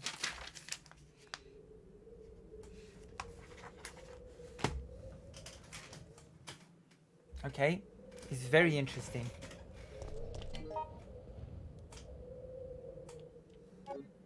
Okay, we're gonna go to the save room and then we're gonna end, okay? And we're gonna do the panel.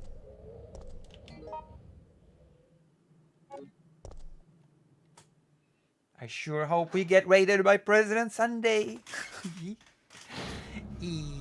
Hey. Uh-oh. Uh-oh. Whoa. Whoa. Whoa. That's not what's supposed to happen. That is not what is supposed to happen. Also, I should debate Sandra Hall. Because apparently he has some really wacky views on genocide. And by debate, it probably will end up the same way as with Loner Box. So with in a friendly conversation. But you know what I mean. Just get used to the fact that when I say debate, it probably means friendly conversation. And we'll all be fine.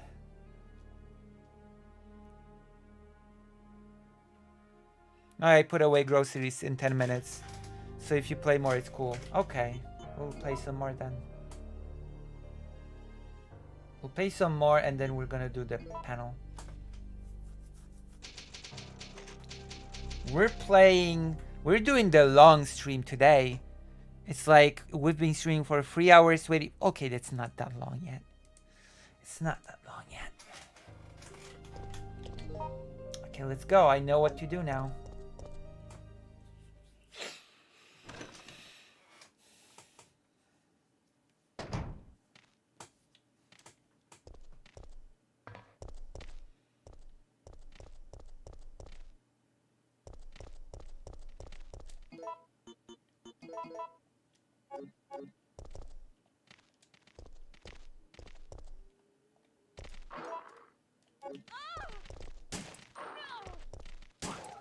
Wait, is that not what I'm supposed to do?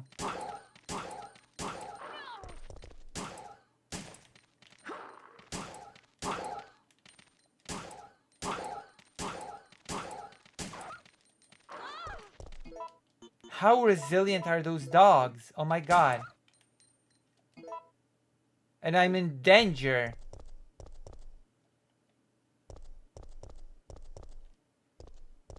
Wait, where am I supposed to put this again?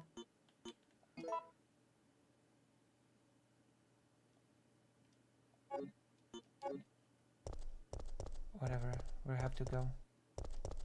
Oh! Wait! I know. Yes, now I remember. Okay, perfect. We're still actually in the right place. Hello, Imagilo's imagination scene. Hello. Okay, we're still on the right track. Imagination scene. Have I seen you on the stream before? I don't remember if I've seen you before. If you're new, let yourself be known. If I just don't remember you, then I apologize.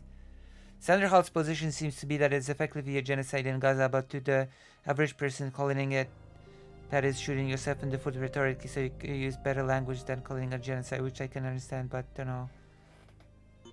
I mean, I don't know. It still could be worth talking to him.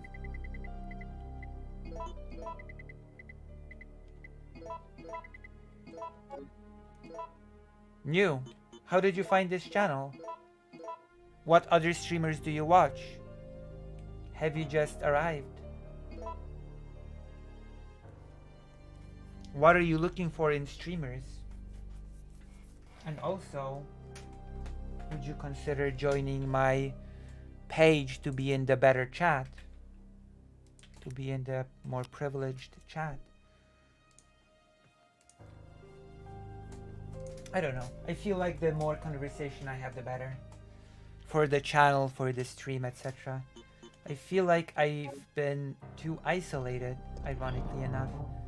That like I've been not talking to anybody, and it sort of stifled the growth, I feel. You know? And now I can sort of talk to more people with my expertise on genocide.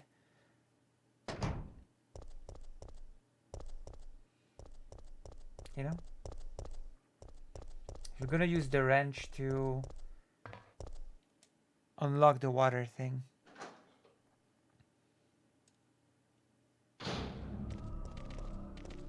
Ugh. That was so bad of me. Should be just avoiding the dogs.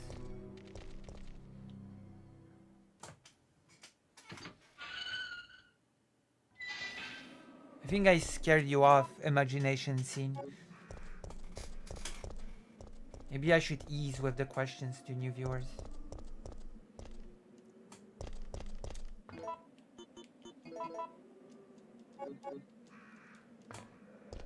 I was 1 pixel off.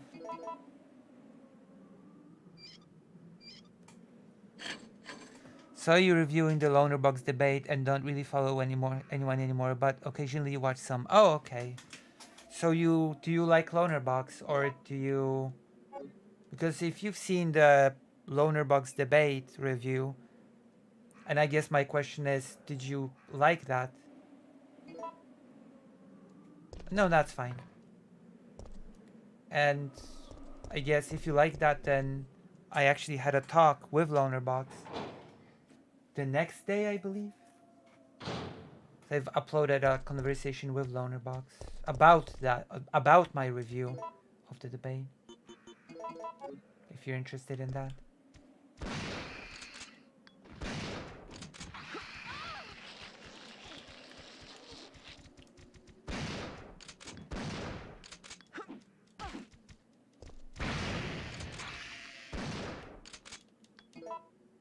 I'm still fine. That's good.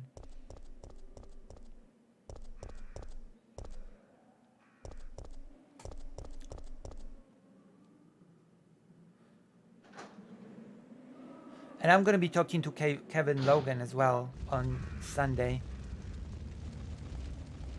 Oh, nice. Thank you. I'm going to be talking to Kevin Logan about that debate as well. I've talked to Lonerbox about it. The video is uploaded. And next I'm going to be talking to Kevin Logan. So if you like the review, you might like my conversations with the people involved.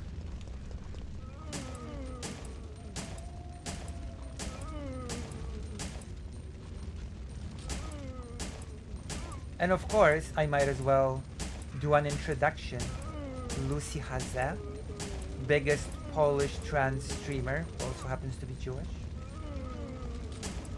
I do history, politics. As you can see, I also play video games. I also do artwork, which my commissions are open right now. So if you're interested in getting something drawn for you, you can do that. Also, if you become a Patreon of mine, each month the amount you pledge becomes a discount for a piece of art.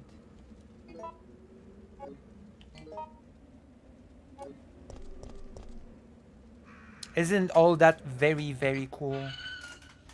Also, I do languages, which sort of went to the backside recently of my content.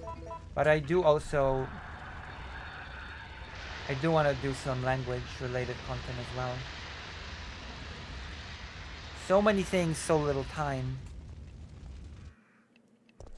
So many things, so little time.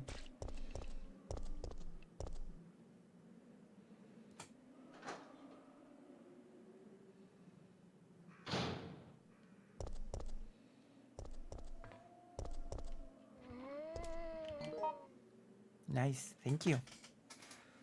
Okay, we're getting to the sales office. I guess this is where I'll get the missing component for fuel. What can I get for $1 art commission, Lucy? For $5 you can get an emote. You can commission a custom emote from me for $5.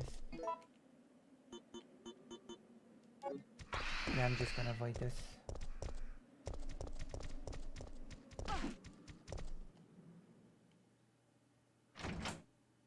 A minimum amount is $5. Wait! I'm not waiting. Waiting's for cowards. What did you do? I killed him. I had no Lady. choice. He was about to turn into a zombie. It would have been a threat, so I eliminated it. But he was still conscious, wasn't he? He was as good as dead. And it took fewer bullets to kill him now than it would have if he had transformed.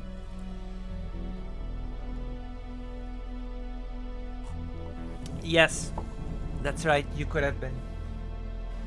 I always forget to mention that my commissions are open, and that $5 is an emote of your choosing. I've actually made many emotes from commissions. The liquid medicine name, blah blah blah, suitable under blah blah blah. We know. We've already done this before.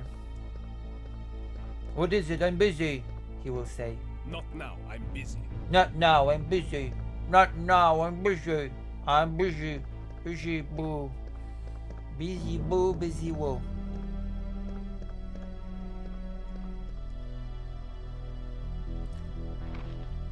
Before you begin your new position, please allow me to give you some advice. Oh, Barry! Oh my gosh, fake Alec Cal Parker has donated $5. They said, in the name of Dr. Jones, I donate $5 so he can have his own emote. Damn. What kind of emote do you want? Before you begin your new position, please allow me to give you some advice. Some of the medicine in the storage room is unstable and their quality will deteriorate under changing temperatures or humidity. Therefore, you must remember to keep the temperature the same in the storage room all the time. You should personally check it every day, although the computer checks it around the clock. A machine is not perfect. Try and remember that the machine is no more than a tool to be used by people. But thank you for the $5. You must check all personnel coming and going to the storage room. Many dangerous drugs are stored there. If any of them are missing, you have a serious problem on your hands. The door to the storage room is always locked, but when you let personnel into it, you will need to have them hand in their documents. And above all else, remember that if you find anything suspicious, contact your boss immediately. If you forget the password, something for the debate review. Thank you for the 5 British pounds. Thank you. Something for the debate review. Okay, I'll think of something. I'll present the emotes tomorrow, okay? Both of them. If you forget the password to lock the door, try and remember that it is a word that everyone's familiar with. Oh yeah, you'll use the remote. The password is on the TV.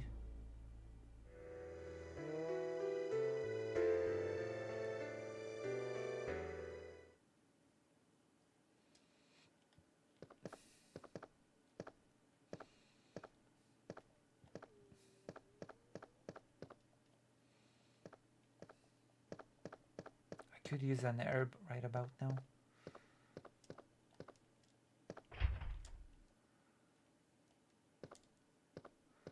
The computer again.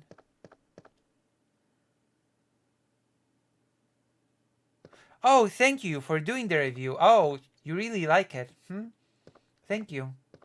It seems like you really liked the review. Thank you very much. But in the future, if you want to donate, then I recommend that you join this page, because YouTube takes a cut from donations, and if you join this page and you make an account, then you can donate to me directly and I'll get 100%. Thank you for the subscription. Imagination Scene. Thank you. Wow, I didn't think people liked the review that much. I didn't realize.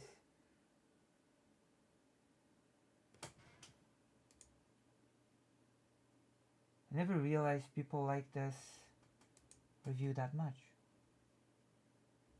Thank you.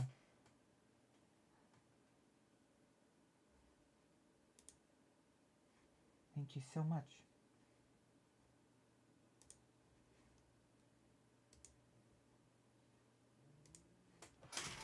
Okay.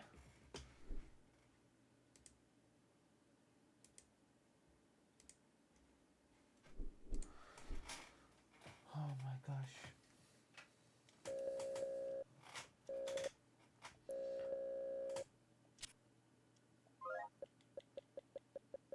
Aqua, is it?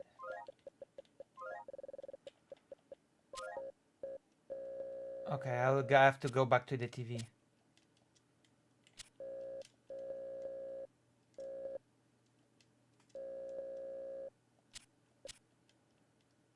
Where's the item? Oh, the remote control, yeah. I have to use it to get the password. Let me see.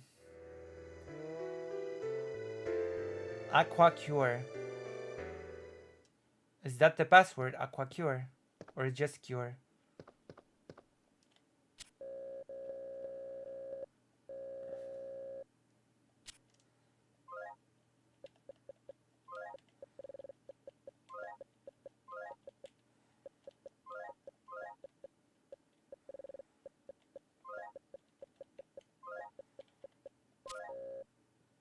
Oh, that works.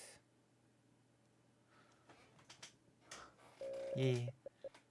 Okay, we're gonna do the panel now after we get to the save point.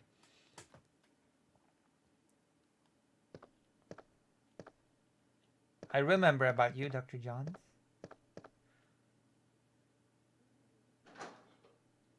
Well, that was someone else who wanted to panel. But I still remember about you, Dr. Johns. Oh, wait. Oh, oof, oof, oof. 222.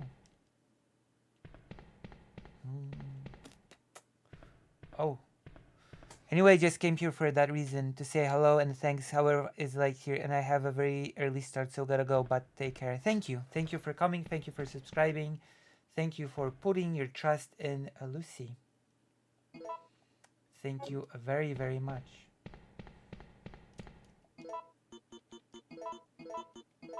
Okay, we've got it. We've got all the items that we need to activate the train, I believe.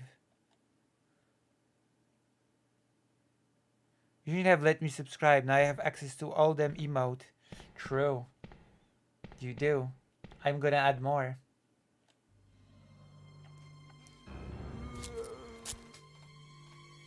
I'm gonna add more emotes. It's gonna be wild. It's gonna be an emote extravaganza.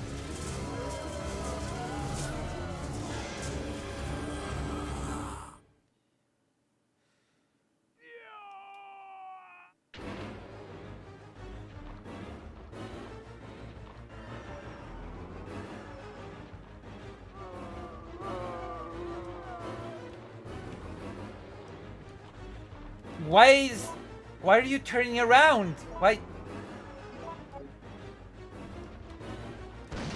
What the are you serious? Why? Oh, holy, oh, for really? The auto aim is, I hate the auto aim this game. It sucks so much. Okay, whatever. This sucks so much.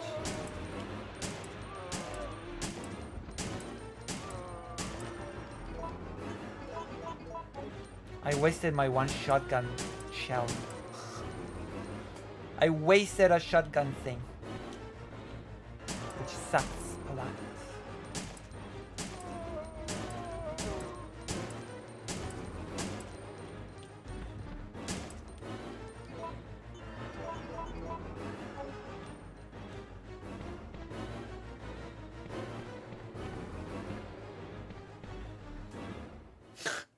You do have access to all of the emotes now.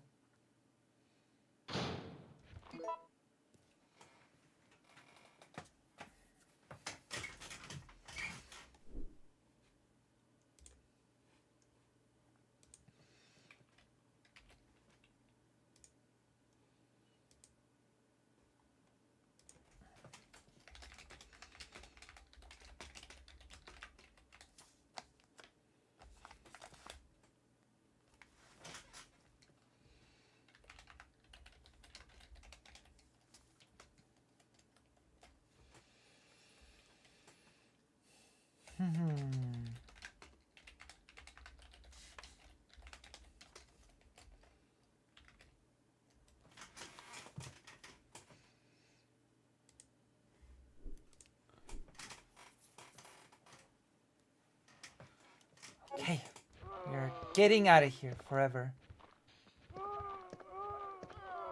Oh gosh. Oh gosh. Oh. Okay, I'm out of here. Wait. Am I? I'm in danger. I should probably get a laptop or whatever. I should probably get back here. No! And now I'm dead. Okay, we're doing the panel. Whatever. I rage quit. I rage quit this game. I'm going to the panel. Straight to the panel. Panel to the metal. As they say. I rage quit this horror game.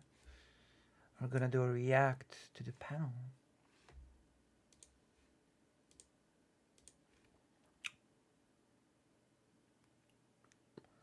Dungeons and Dragons. Is it? That's right. The most important of topics. Wokeness in Dungeons and Dragons. Why are you so angry? Holocaust survivor.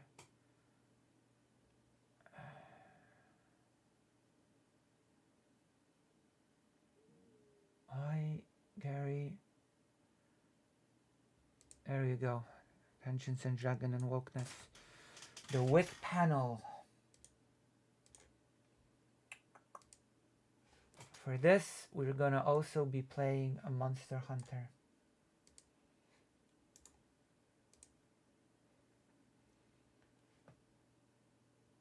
So this we've got here.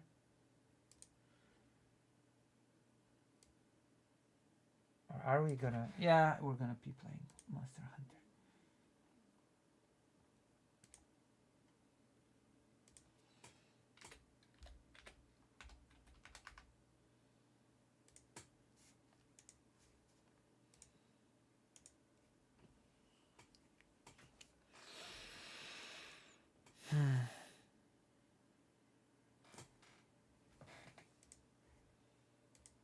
Let me check something.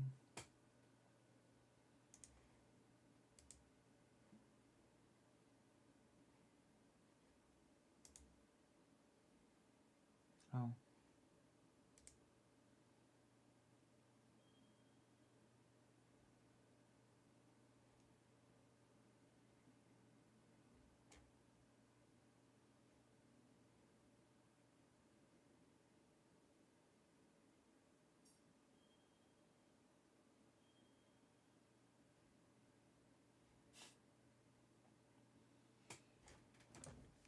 This game uses an autosave feature.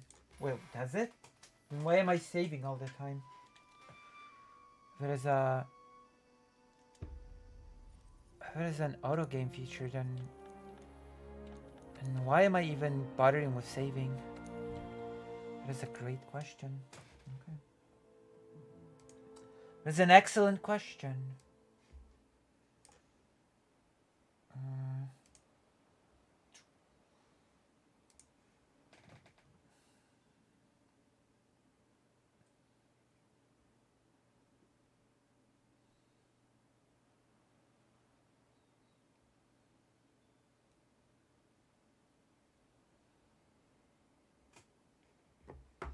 Why can't I see Monster Hunter?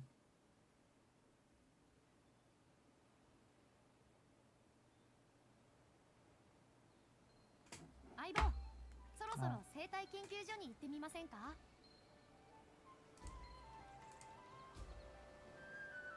Why don't I see Monster Hunter?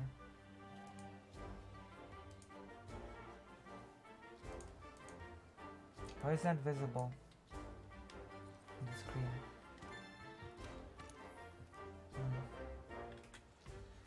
Why is it not visible on the screen? What's happening?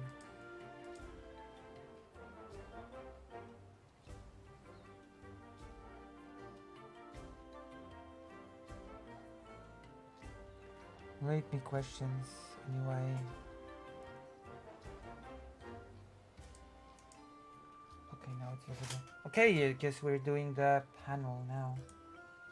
I'm gonna make the game much quieter. What is your favorite Monster Hunter monster? The dino. The easy early game dino. Okay, let's get to the panel thing.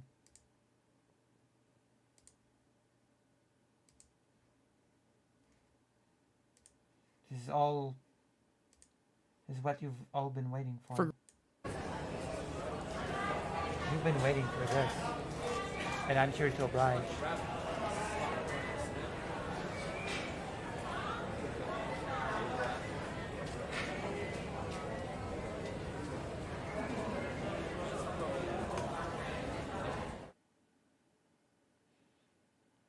Welcome, welcome, welcome. One and all, I think I've clicked all the buttons, I've turned all the knobs, I've pushed the sliders to maximum content today, gang. We've got a show for you today. Today, ladies and gentlemen, the show. We are going to be talking about Dungeons and Dragons. Is racism and sexism part of the culture? Is this being overblown? Is the hobby itself more inclusive today, or has it betrayed its fans in order to appeal to the woke mob? Gang, we've got a group to talk about this. Would you rather be trapped in a dungeon with a woman or a dragon? We're going to find out. It's going to be great. We're going to talk about it. But first of all, let me thank you for coming. What a pass weird the ball framing. to my lovely guests here. We're going to pass it first and foremost. Black Yamato, give us what you got. What? Oh, really? You want me to go first? Are you ready, sir? I'm as ready as I'm gonna be. Then please. Hello guys, it's me, Black Yamato. I stream here on Twitch, and I'm starting to do some YouTube content. My opening statement is, D&D is the beckoning of imagination, but it has some shadows. Okay. The earlier versions of D&D relied on stereotypes and influences. Apparently one of the creators of the game was a luckily neo-Nazi, enough, just saying. The more current 5e D&D has seemingly want to do away with them, but it's always good to look back on these prior mistakes so we can make the game more inclusive. Yamato, thanks for being here. Listen up, buddy. It's okay. It's just a talk. We're just having a discussion. It'll be fun. Thanks for being here. You're great. That was we'll get into it creepy. as we go. Next up, that was Gregarious. creepy. What do you have? I'm sorry. That was hi, very creepy. I'm Greg. I've been a DM for almost 18 years now, and counteractive to Counterpoint. what Yamato said, I find that the fantasy, specifically racism of D&D, is very useful for creating powerful narratives that drive characters and create stories we all love. And honestly, I'm kind of a nobody. I'm just here, so that's all I got. Okay, well, we'll get into it. Nobody's a nobody. Next up, Red. Nobodies don't exist. Hi, I'm Red. I talk about stuff on my channel on Twitch. I also have been playing D&D for I started a couple years before the pandemic, so whoever wants to do the math on that. I play in an actual Less play than on 18 Twitch years. once a month over on my partner's channel. And I think that in general, D&D started being created by a very sexist individual, and that probably permeated the hobby a bit in the beginning and probably still exists to a degree today. And then building on what Black Yamato said as well, a lot of classical fantasy He's based on Tolkien, who is a very racist individual and based a lot of things off racist stereotypes. And so that probably exists to a certain degree within the hobby as well today. And then on top of that, there's tabletop stores and the general culture around a lot of nerd stuff that has gotten remarkably better in the last like 10, 15 years, but there's still work to do, as there always is. Well, thank you for being here, Red, and we'll get into it as we go. Eldrazi, you're up. Hi, I'm Eldrazi. Dungeons & Dragons is a fantasy game that allows players to have unrestricted, untethered experience like a video game without any invisible walls, halting your curiosity and creativity. That's how That things sounds were like an before advert. Cynthia Williams entered the picture. In 2022, the former Amazon fulfillment director and upper-level management cancer peddler for Philip Morris Tobacco was given the keys to the most powerful office in Hasbro, in which many nerds' dreams and hobbies thrived in. Cynthia did everything she could to squeeze as much money out of the player base while simultaneously insulting the player base for all of Wizards IPs. She changed things like racial traits in from fictional beings so that they would no longer be like more physically buff. Some races were not allowed to be inherently evil anymore. I think Just so you know, the whole some races are not allowed to be inherently evil anymore. In my opinion, that is a good change. I don't see the problem here. So, just saying, that is not a problem in the slightest to me. And you're gonna go get into it, and I'm gonna explain why exactly that is. That is not a problem. Also, the Wizards of the Coast being greedy, while it is a big problem, it has nothing to do with wokeness or lack thereof. Just so you know. Before her, we had the orcs that were seen as something that represented African Americans that some people complained about, or to quote a tweet that had nearly 2,000 likes, this group of sentient beings is unable to overcome the inherent animal nature of their bloodline, so it's the same as racism IRL. That sounds pretty racist to me. Why is she changing it? Is because it's thought to appeal to more people? Sure, but it's to make money. And we can be sure of this because Cynthia and the previous CEO of Hasbro, Chris Cox, shown time and time again that greed is their motivator.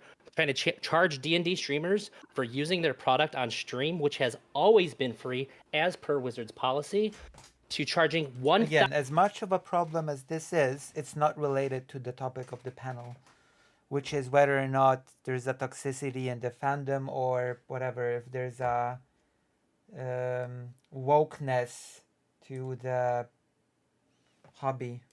$1,000 for fake unplayable Magic cards to celebrate 30 years. So no, it's these problems with the greed of the company have nothing to do with wokeness or whatever.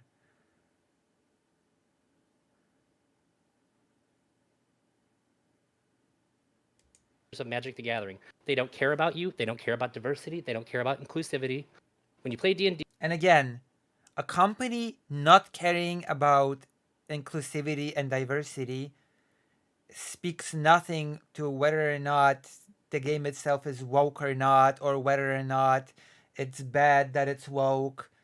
It's unrelated, you know, whether or not a company cares about it or not. With your friends, it can be as inclusive or as exclusive as your group wants it to be. It's imaginary. You get to decide how it goes.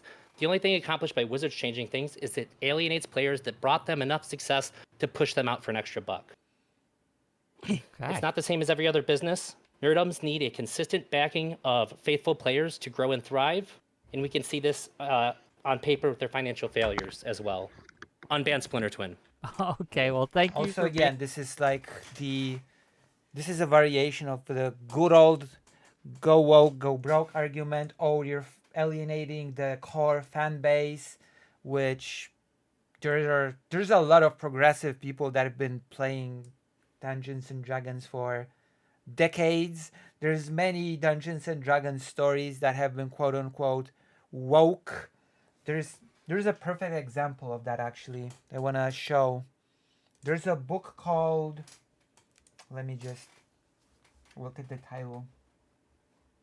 There's a race in Dungeons and Dragons of monsters. They're in the Baldur's Gate 3 game. Those squid-like things that want to eat brains, or rather need to eat brains, right?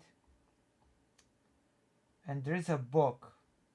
And that race is considered evil, just inherently evil, right? But there was a book, I think it was in 1991. It was a book called Into the Void. Spellhammer, Into the Void. After being helped aboard by the first mate, Eltred Civilhorn, Teldin is surprised to learn that the captain of the probe is a Illithid. Illithid being those brain-eating things from Baldur's Gate 3. Named Estris. Despite most of the rest of the crew being human, Estris claims to be a historian and philosopher and welcomes Teldin and the four gnomes aboard. So I guess the 90s were more woke than we thought, because they took a representative of this inherently evil race and made the representative a historian and a philosopher. How woke. How woke of the 90s.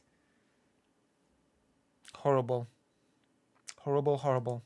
Being lots thrown out there. We'll get into it, I am sure. Next up, we have Harmony Ginger. Please, what are your thoughts? Hi, I'm Harmony. I've been in the tabletop gaming space since I was a kid, moving around in different communities, including TCG, board games, war games, and TTRPGs. I am at Ginger Blast on Twitter. I don't think there are significantly more problems with prejudice in the Dungeons & Dragons community, disproportionate from the general population. I do think that WotC, or That is Wizards a very dry PR response. of the Coast, is guilty of promoting racism within the culture.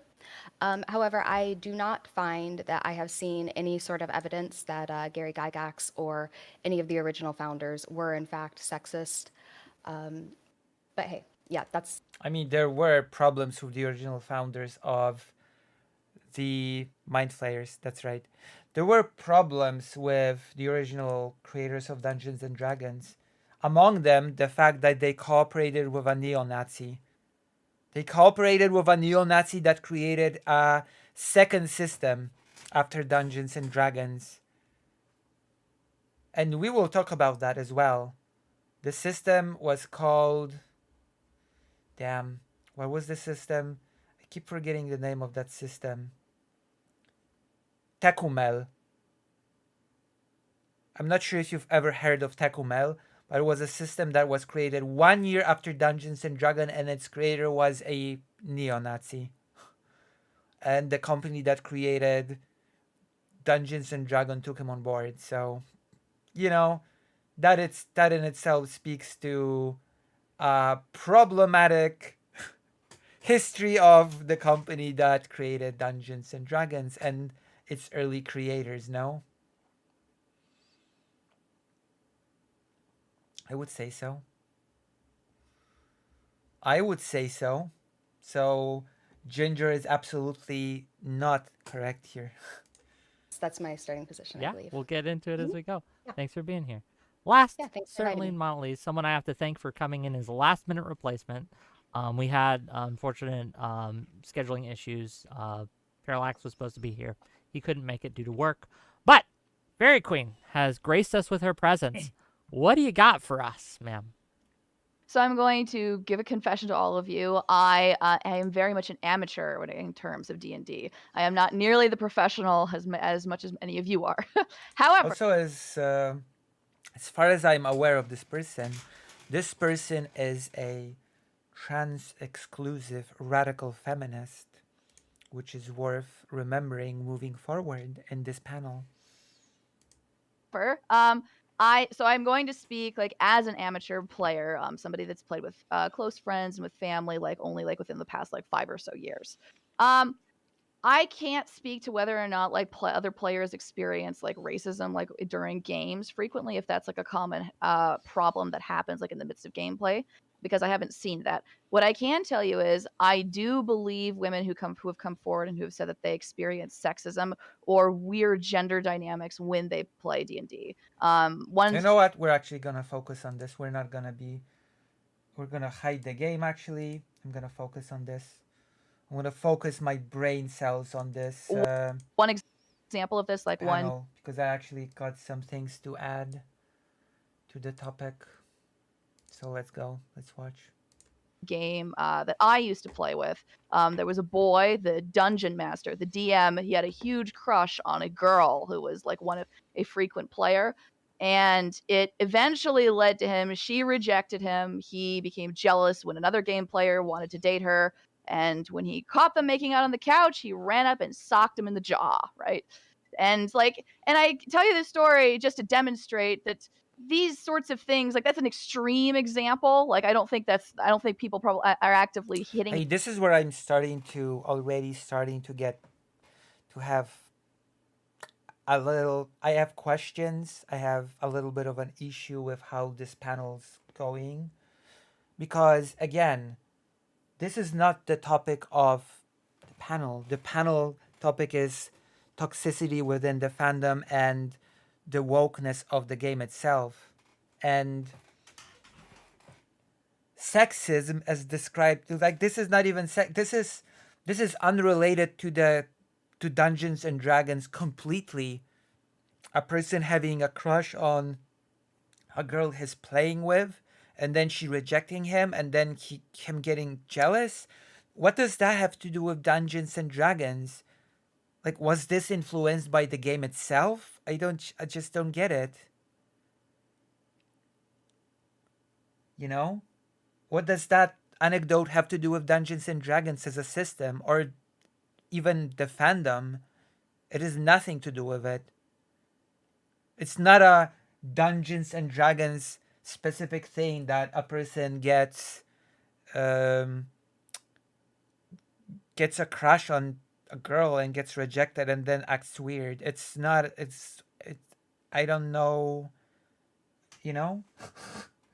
It's not exactly on topic, and the problem is that Wick is not exactly keeping things on topic, because I'm starting to think that people are not exactly clear on what the topic is, and so people are giving many examples that are not related, in my opinion, to the topic at all. Does that make sense? Like, there should be a clear topic and people should stay on it, because whatever that anecdote was right now, it has nothing to do with the topic. Each other over the women that come to their tables. But I do think that if you are the only girl, the only woman at a table that is comprised largely of men, that probably leads to uncomfortable dynamics, weird sexual dynamics. Yeah, but that's a problem of sexism. That's not a problem of Dungeons and Dragons or Dungeons and Dragons specific spaces. Like, that sort of dynamic plays out in many different situations. It's a sexism problem, not exactly a Dungeons and Dragons problem per se. And understandably, that might seems hostile to women, but I don't think the answer is to complain about it. I'm not complaining about it. I don't think the answer is to complain about the source material or the history or ask the culture to change. The answer is to try to change the culture ourselves by promoting more female-only, female-led games.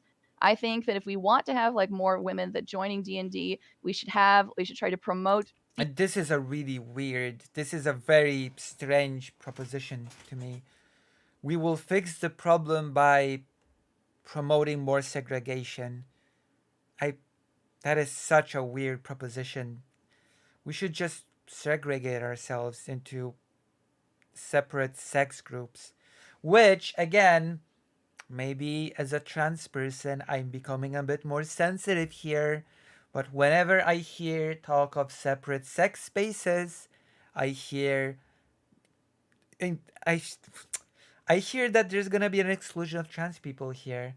And I also feel like this is becoming not a discussion about Dungeons and Dragons, but rather it's becoming a discussion on sex spaces, and by extension on trans people, because no discussion on segregated sex spaces can be complete without discussing trans people in it.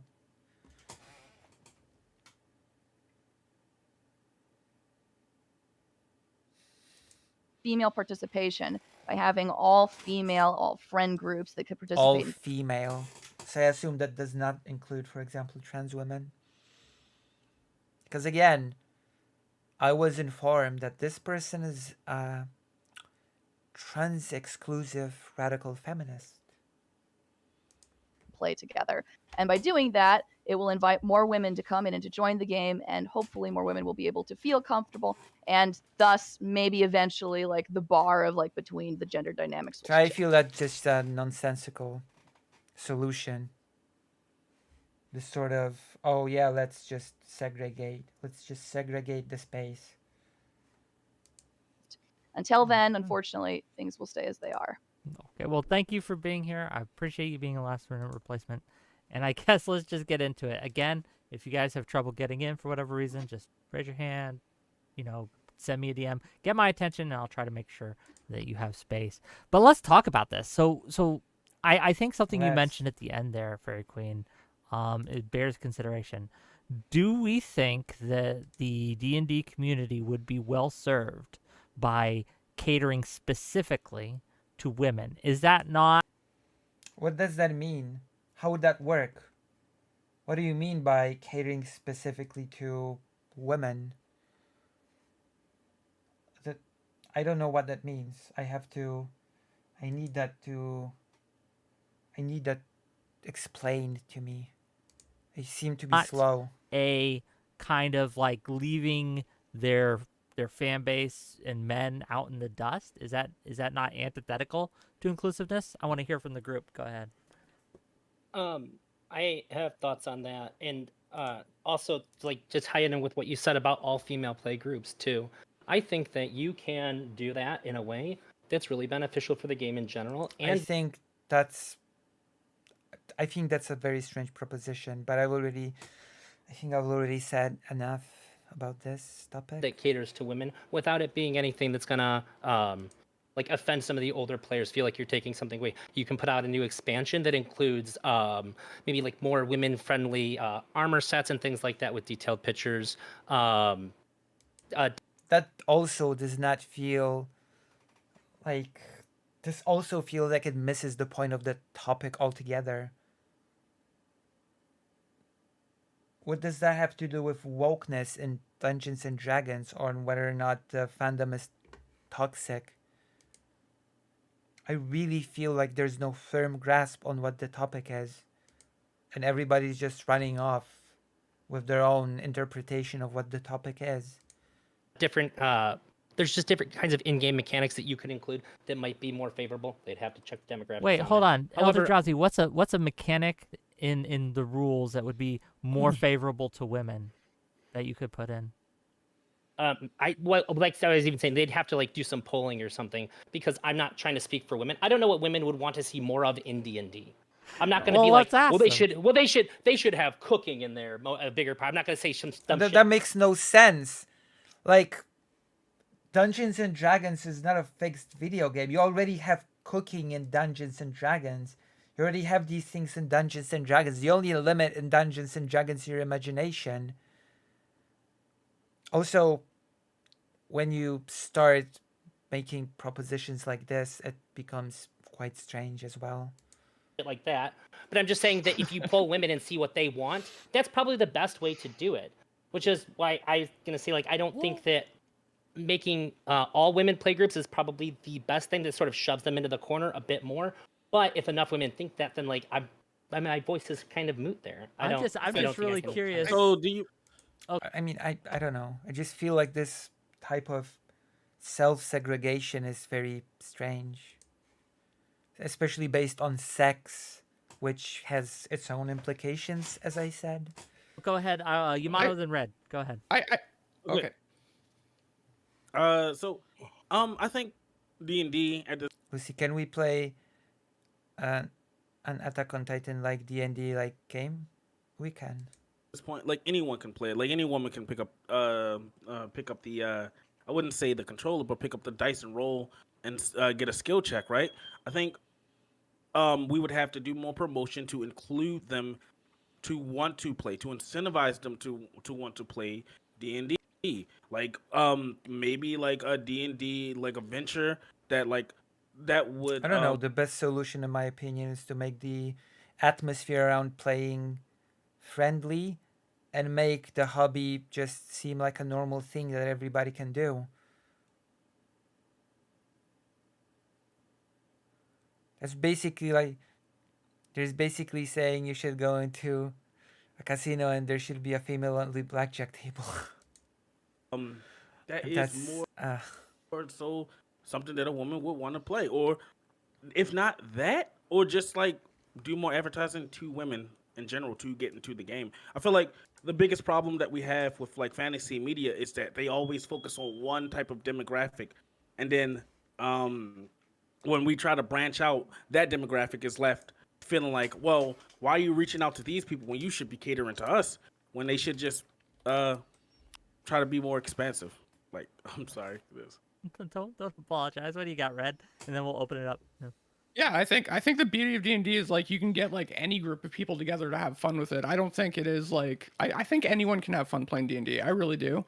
I think a lot more women are way more interested than they used to be, thanks to things like a Critical Role, which is like I think it's half and half. Maybe there might be one more guy. I'm not 100% sure, but I think if women want more all women play groups, they need to just make more all women play groups. It's kind of it is kind of on them. Like I can't it would be really weird if I put out like a Twitter post like I'm gonna make an all women play group. I really think that this whole proposition of female quote unquote only play groups is just go have fun. Like Yeah, I totally agree with that. Actually, I think it is on women to make single sex spaces if they want single sex spaces. single sex spaces. I think it's perfectly okay for women to get together and play an all-women game. I think it's perfectly acceptable for the reverse to be true too. It's okay to have your own group with whatever you are looking for. If you want a fraternity or sorority, single-sex spaces are just fine in this hobby. It's really up to the players. It's not up to WotC to tell us what to do or to cater to certain demographics. I mean, I'm still gonna call it strange. I'm sorry. I'm still gonna call it strange. And we're capable of doing that. There are lots of women that play D&D. So just because you're capable of doing something, it does not follow that it's a great idea. I'm just putting it out there. Not everything that you're capable of doing is necessarily a good idea. If I may, however, the accusation has been made that the way that these companies, such as Wizards of the Coast and the companies that owed them before TSR, etc., have behaved is to, it may not have been intended to exclude women, but it had that effect, right? That the way that they market these things, when, look, I don't know if you've checked out. And also remember that the Dungeons and Dragons that was created at its inception, and the Dungeons and Dragons that was played in the 80s, and the Dungeons and Dragons from the 2000s are totally different things. Just keep that in mind. The game has undergone several big changes, especially since the original Dungeons and Dragons was an offshoot of a war game, Chainmail. So it's a whole thing that the game has undergone a lot of changes along the way. The second edition playbook and some of the pictures in there and things like that, with, you know, and it's a trope in fantasy that men's armor is like bulky. For example, it's gonna talk about the bikini thing probably, but like that's been already addressed in the third edition, probably onward, of Dungeons and Dragons. So often women's armor of the same type is like the chainmail bikini, right? So like, do you not think that it is incumbent or that the companies have any responsibility in this to make it more inclusive or diverse? I think, and it's kind of to Drazi's point of like how Wizards of the Coast and D&D has been like screwing over their players, that a lot of people have been enjoying D&D while also disconnecting from Wizards of the Coast a little bit. So you can kind of just create whatever experience you want. D&D is a great like route into tabletop playing, but like another beautiful part of it is it is also sort of true, but there's also the truth of the matter that people like having a certain framework to work within, a certain frame of rules, a certain framework of a world that the action takes place in, etc., etc. And people usually will want to have that framework free of horrible things. I think that's sensible. Just like make up rules, like if you want. You can use 5e as like a very loose framework for whatever you want to do. And I think like early on in D&D, it was like intentional to keep women out. Like I have a quote here by Gary Guy. Oh yeah, the quote. Let's hear it. Let's hear the quote. As a biological determinist, I'm positive that most females do not play RPGs because of a difference in brain function. He literally That is a very silly quote, let's be honest. Like, we know what the differences between the brains, I guess, are, which is that the whole sex brain is a myth, apparently. It's been apparently debunked. But putting that aside, that is a really, really silly quote to say that the differences between men and women are so fundamental that women will not be interested in role-playing games, even though there are tons of women that are interested in role-playing games. So that's already disproven. It's a ridiculous statement of a person that just knows, I guess, nothing about biology, which is pretty interesting for a biological determinist. But okay, let's see what happens next once the quote is finished, because to me this is a pretty ridiculous proposition that women are just built different, so they will not like RPGs. literally biologically that women would not enjoy D&D. That is a very ridiculous proposition. Women are just biologically so different that they will not enjoy RPGs. Women and men are different, though. There we go. I sense that this also is a trans-exclusive radical feminist somehow. Call it a hunch.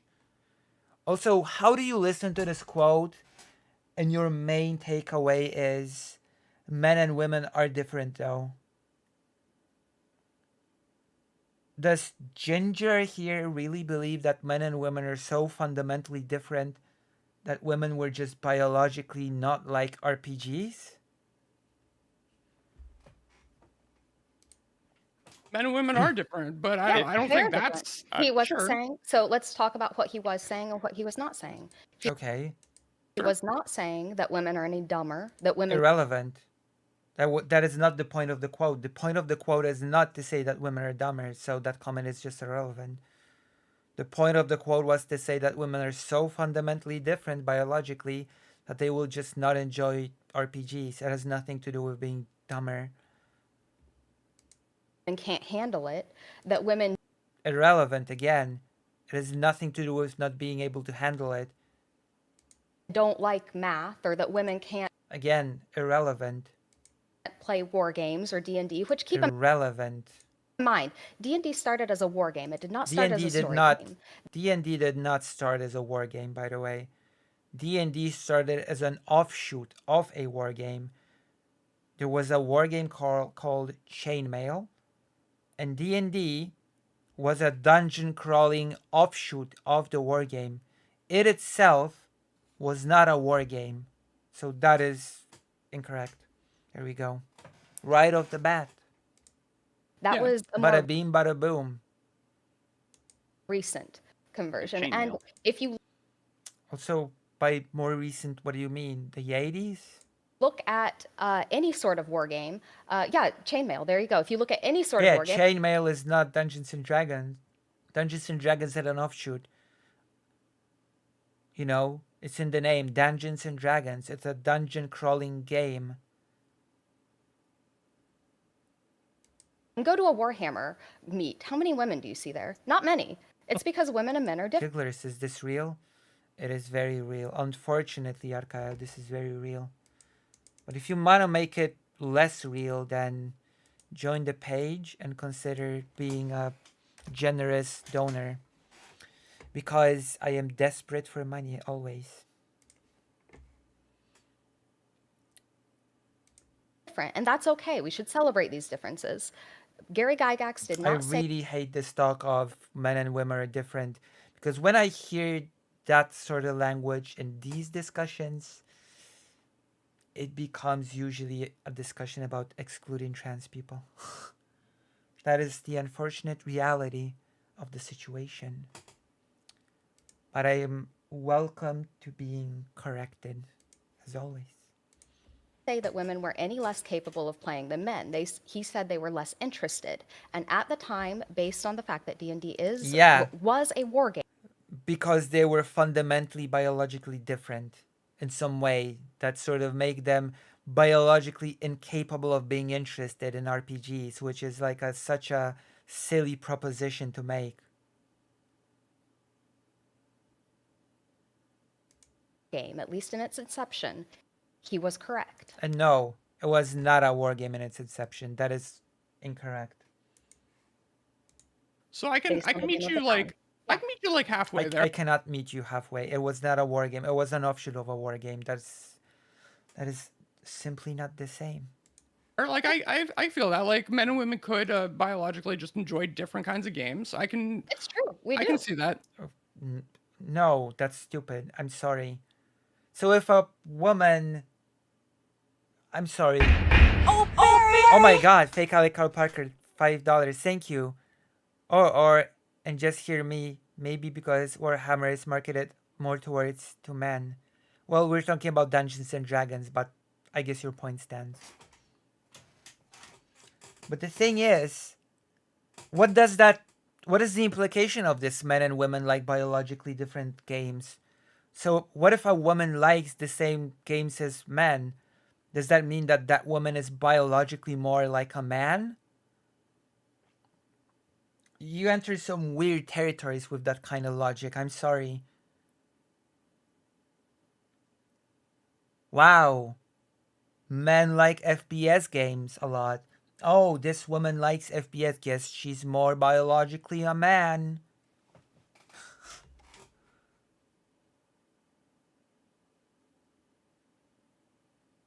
Oh, okay. No, they mentioned chainmail. And that's okay. He does. Hold on. He does. Stop for a minute though, because I got what? Hold on. Let me interrogate this just a minute. Do we think that this is biological? I would say it's cultural, right? What? It might be cultural. Damn, Wick is good on this topic. Wick is better than Ginger on this topic.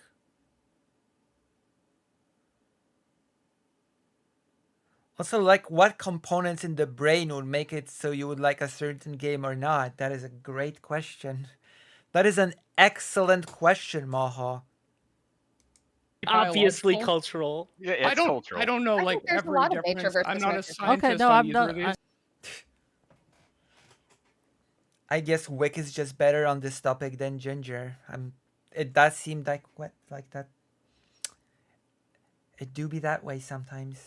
Wick is just better prepared for this conversation. The moderator. I understand. I'm just curious. Like, But Gary Gygax does go on to say that, in short, there's no special game that will attract females other than LARPing, which is more socialization and theatrics, which D&D has kind of turned into. And he says it is a waste of time and effort to attempt such a thing. So he didn't want to attempt to appeal. Damn, he was not sexist at all. He was not. There's just no evidence that he was sexist, huh? Nope. The women early on. That's original D&D Inception.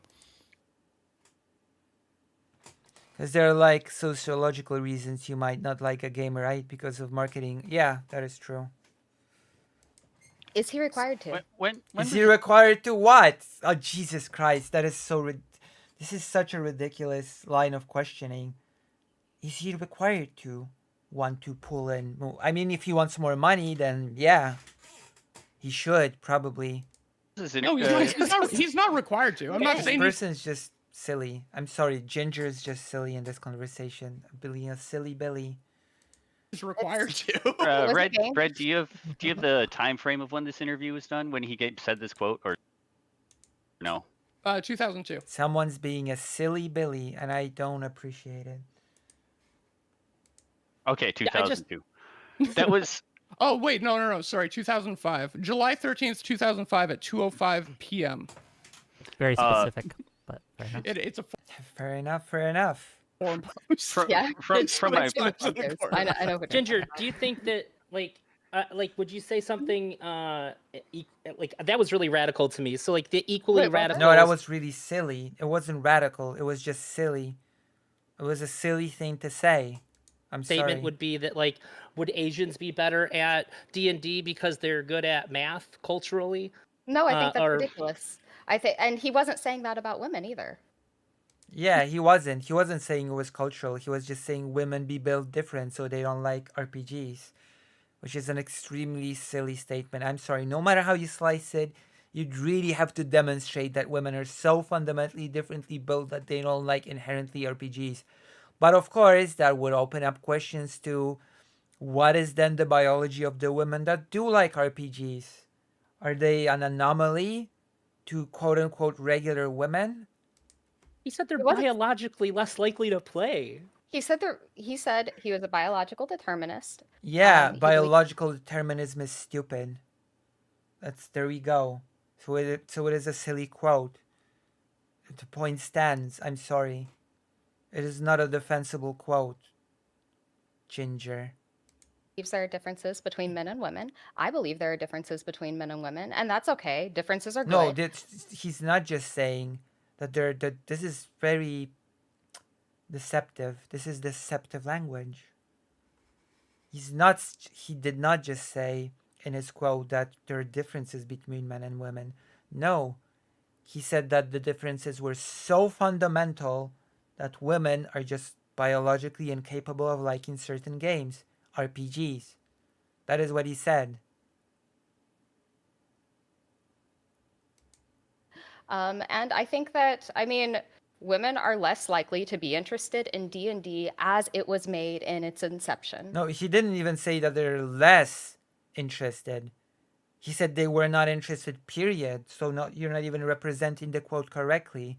He said they will not be interested, period, because they're just differently built biologically. D&D And now? he didn't say as incepted, because there was no other D&D at the time than as incepted. So that's also not part of the quote. Thank you. How is different than D&D then? And I think that is a very important distinction. Is it a You're talking good about thing? much more of a war game. Is it a It wasn't a war game. Let's just put this to rest. D&D at its inception was not a war game, even though it was an offshoot of one. good thing Yeah, to has it that women would be changes? less interested? Well, no. Are the Is changes it a good as thing? it has it changes because it could be argued that, and a lot of people do, right? A lot of people argue that the grognards, if you will, Yeah. have been betrayed by some of these recent changes. That the changes have been made to make it more inclusive have What changes? excluded them because again they liked what it was before. They liked originally. D&D is a male sex characteristic. True and real. What it was back in 2nd edition or 3rd edition, and they Sure. hate the recent changes. Would you say that that's a fair critique, or Well, what what is changes are we talking about? what are your I thoughts? don't understand the question because are you asking me was every single change here a good thing? Because I don't think it was. I think there are enough editions of D&D that man, woman, whoever you are, you That can is not an answer to the question. Because sure, you can go back to an older edition of D&D. The problem with that is that those older editions will no longer be supported with new content, right? New sessions, new, I don't know, campaigns, etc. So that's a bit of a moot point, even though actually you can, I guess, go back to an older edition. find an edition that you enjoy if you are into Dungeons and Dragons. Fair I enough. And agree think with that's that. perfectly fine. I think making changes when you make a new edition is good, but when you have like 5e has like the biggest Oh, player base God. by a mile, and if you're gonna make changes to 5e, that's gonna affect a large amount of the content that people are already playing. I think that's where it gets pretty shitty to be doing. You can just make a new edition and people can decide if they want that or not. They can vote with their dollar for it. But you can't really vote with your dollar to keep 5e the same. I mean, you don't have to change the rules that you're playing with. No one's going to. That's what snatch I'm the saying. player's handbook. Yeah. I'm on your side with this. Okay. Yeah, I was We agree then. Fair enough. promoting I what you wanna- just said. Okay. Yeah, I want to toss the ball to some of the more quiet panelists here. We got Greg hasn't said much, so we're gonna give I Greg got some things. his opinions, and I want to hear from Fairy Queen and Yamato too. So go ahead. The topic is all over the place. It's not focused at all.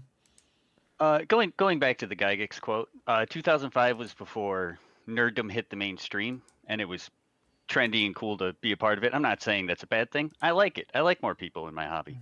But Gary Gygax is talking from a point where women just genuinely didn't have an interest in D&D because it was seen as nerdy basement-dwelling men sitting That is there. also not a problem with D&D per se, by the way. That is more of a problem of the perception of the fandom and the perception of the hobby itself. I guess that's a problem of bad PR, but that's not a problem of the system itself. Playing D&D. I feel like a lot of the it's not really even animosity, it's just like disregard for other people in that sphere is because of that and how they were treated during it. I think that needs to be worked out. Women need to be more included into the game in general, but I don't think that's on Wizards. That's on the players, the DMs, the groups, all of them. What would you do with your group, Greg? If you wanted to attract women to your group, what would you do? I treat them like anyone else that comes to my table. I do it all the time. Grab your dice, let's play, let's go. See, true. Simple, easy. Fairy Queen, what do you think about all this? I think this is a fabulous marketing opportunity for someone who wants to make a boatload of cash. And how do you do it? Well, this is how you do it. You observe the fact that there is a problem, which is that many women complain about experiencing sexist comments and remarks, like when they participate like in D&D campaigns. They feel weird about it, so you should turn it into a business. If it's true that there are sexist, like if there's something sexist like within the books or within the manuals, then the answer is that like someone should write a knockoff of D&D that like isn't sexist and say, here, buy my thing instead.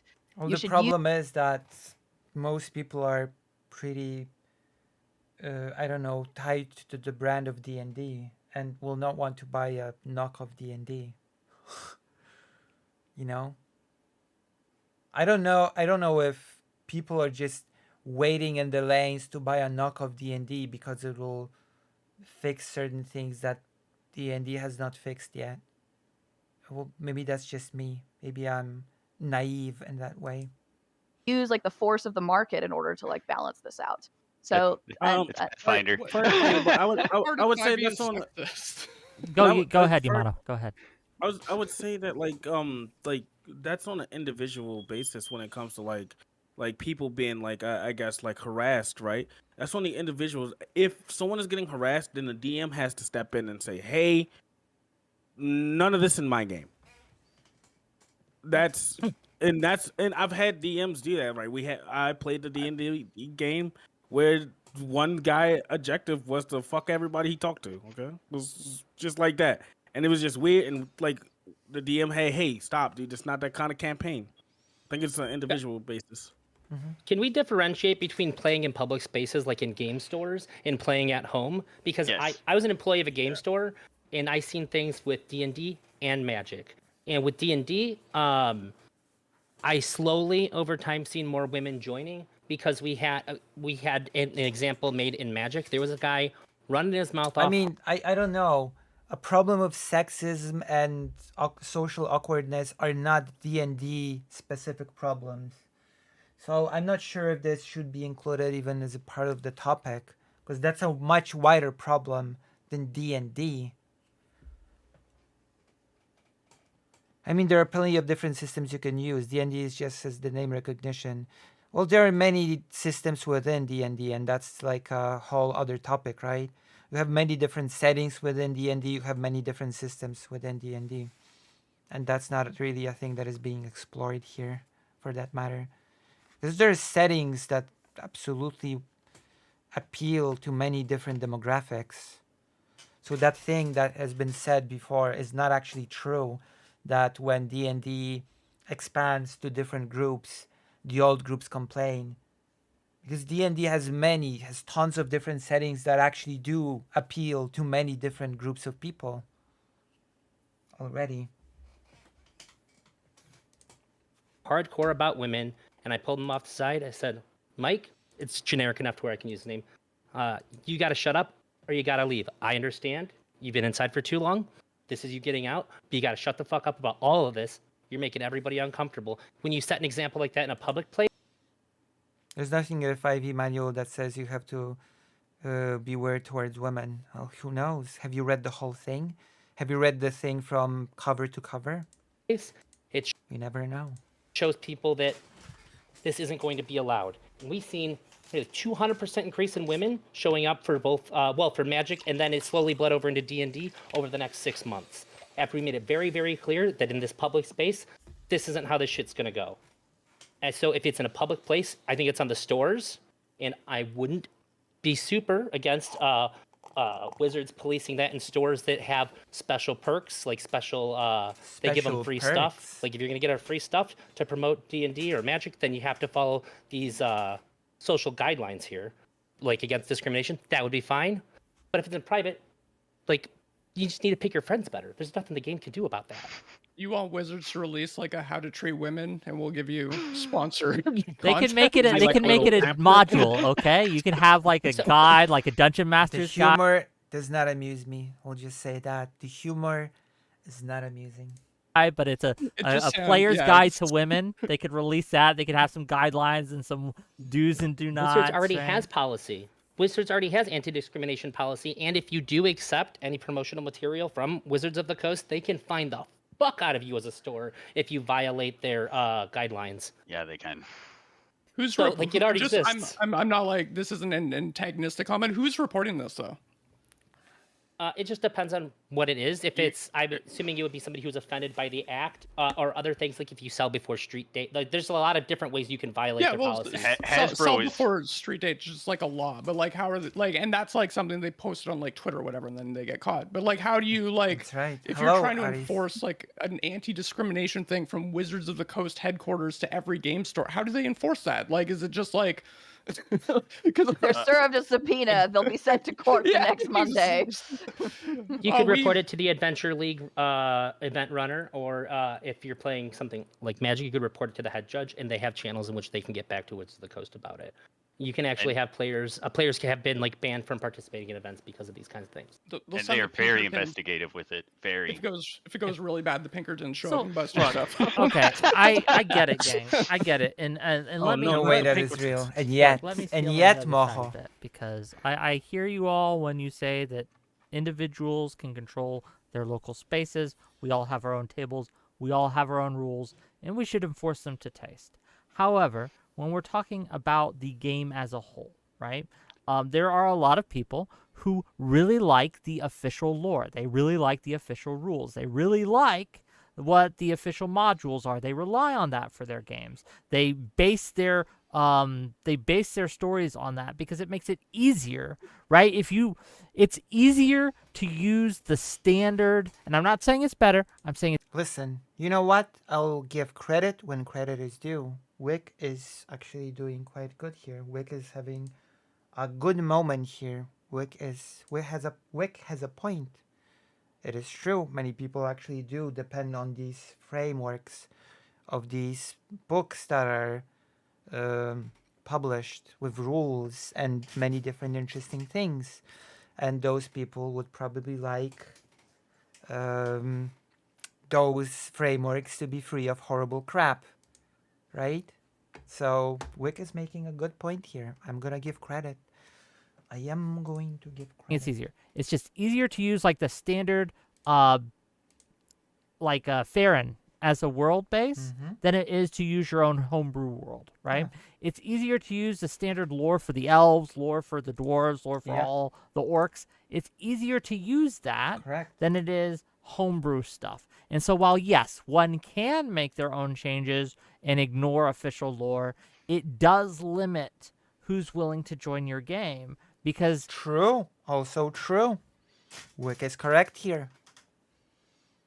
especially for newer players who are just getting into the hobby Yeah. and just read the player's handbook, just read the monsters manual, just read some of these lore books that they have, right? They will see this as kind of like the standard.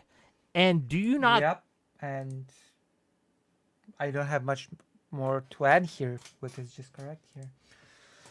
think that the company has a responsibility to make sure that the standard doesn't create these kind of like racial and sexual stereotypes that it did, at least it was accused of doing before? Why is that wrong? Why is it wrong to want them not to have orcs be reminiscent of, you know, minority races in real life? And Why there is- you go.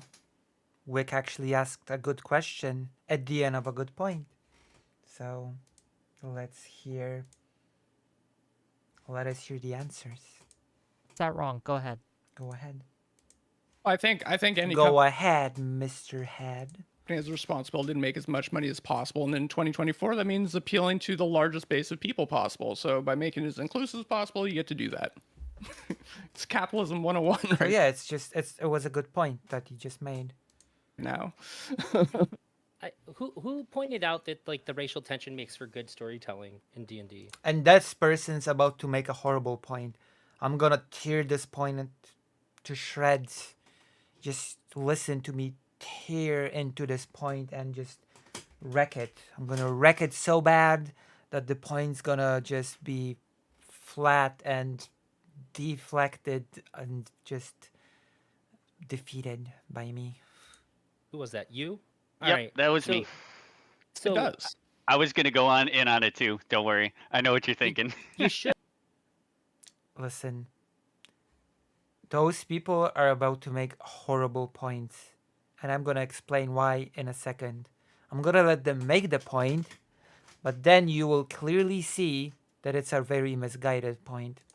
Good. I think that ignoring the fact that there's probably going to be racist elements in a world that's essentially the Middle Ages is pretty what's immersion breaking. Like, oh, everybody just gets along with everybody in this fantasy world. That's insane to me. Oh no, it's not.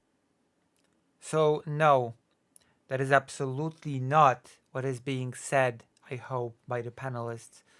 The thing that is a problem here, because, yeah, of course, you're going to have racism in the game. You can have racism in Dungeons and Dragons or any other RPG system. Like, people being racist towards one another, people having stereotypes in their heads about different races and acting on those stereotypes to be racist within the game. That is fine. That creates tension. You can create many interesting stories based on those tensions. But what we're talking about here is a little bit different, isn't it? Because if the rule book says this race is inherently evil, okay? If the rulebook says in this world, it is the fact of the world that this race is just inherently evil, no discussion, then guess what? It's no longer even racist to call that race evil because it's just a fact of the world within the game that that race is evil. Do you see the problem here? Do you see now the problem here? If races could not be inherently evil, which is the new rule now, races cannot just be inherently evil, you can still have racism in the game. People in the game can still have a stereotype about that race that it's inherently evil. It's just that the stereotype is incorrect. It's racist. That's how you have racism in the game, right? But if it's the rule of the universe that the race is actually just inherently evil and wants to destroy everything, then it's not even racist to call it evil because it's just an inherently evil race that you have to defend yourself against, and that's the rule of the universe in that world.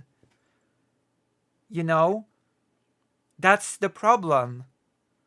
And that is why this person's point is so horribly wrong. Because he is saying, oh, what? You cannot have racial tensions now in my game. You cannot have people being racist to one another in your stories. Yes, you can. You cannot, you just can't or shouldn't, if you want good stories, decide. You shouldn't have it in your rulebook that this race is just inherently bad. Because what sort of racist tension are you going to have there, since it's already decided in the world as a fact that that race is just evil? Do you see the problem here? Do you see the thing that I'm pointing out here? I hope you understand my point. I hope I've made it very clear. Not about No, everyone that's getting not along what with anyone's everybody. saying, too. But Yeah. when you say, okay, well, Drow are dark skinned and they're inherently evil, like what the fuck There you is go. that supposed to like? What is that supposed to like? What is And no, I don't like this point at all that he's making here. So if you think I've made a good point, then you could consider donating. Because, again, I'm desperate for money, as always.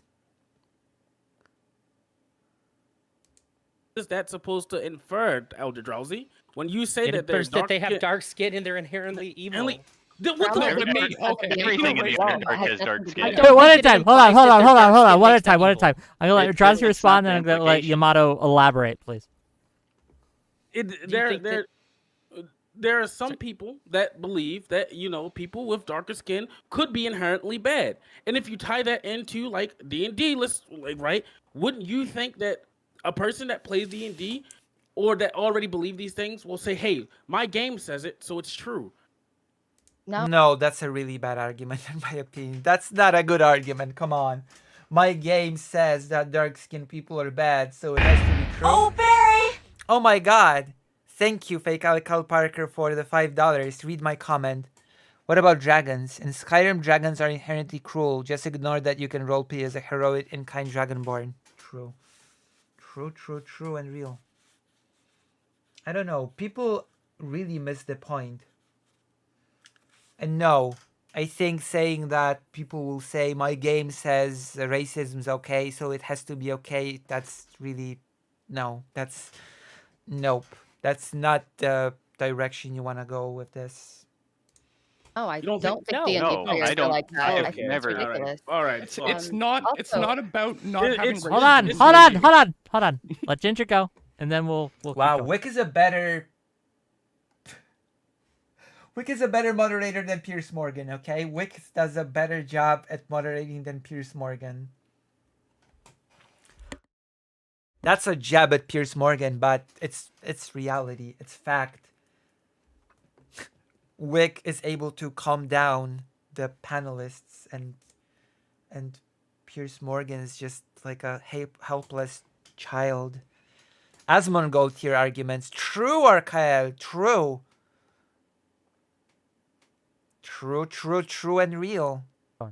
If anyone knows anything about Forgotten Realms lore, Drow are not evil because of their dark skin. They are evil because of the influence of Lolth, and also some of the most important characters in Forgotten Realms lore. So they're not inherently evil then.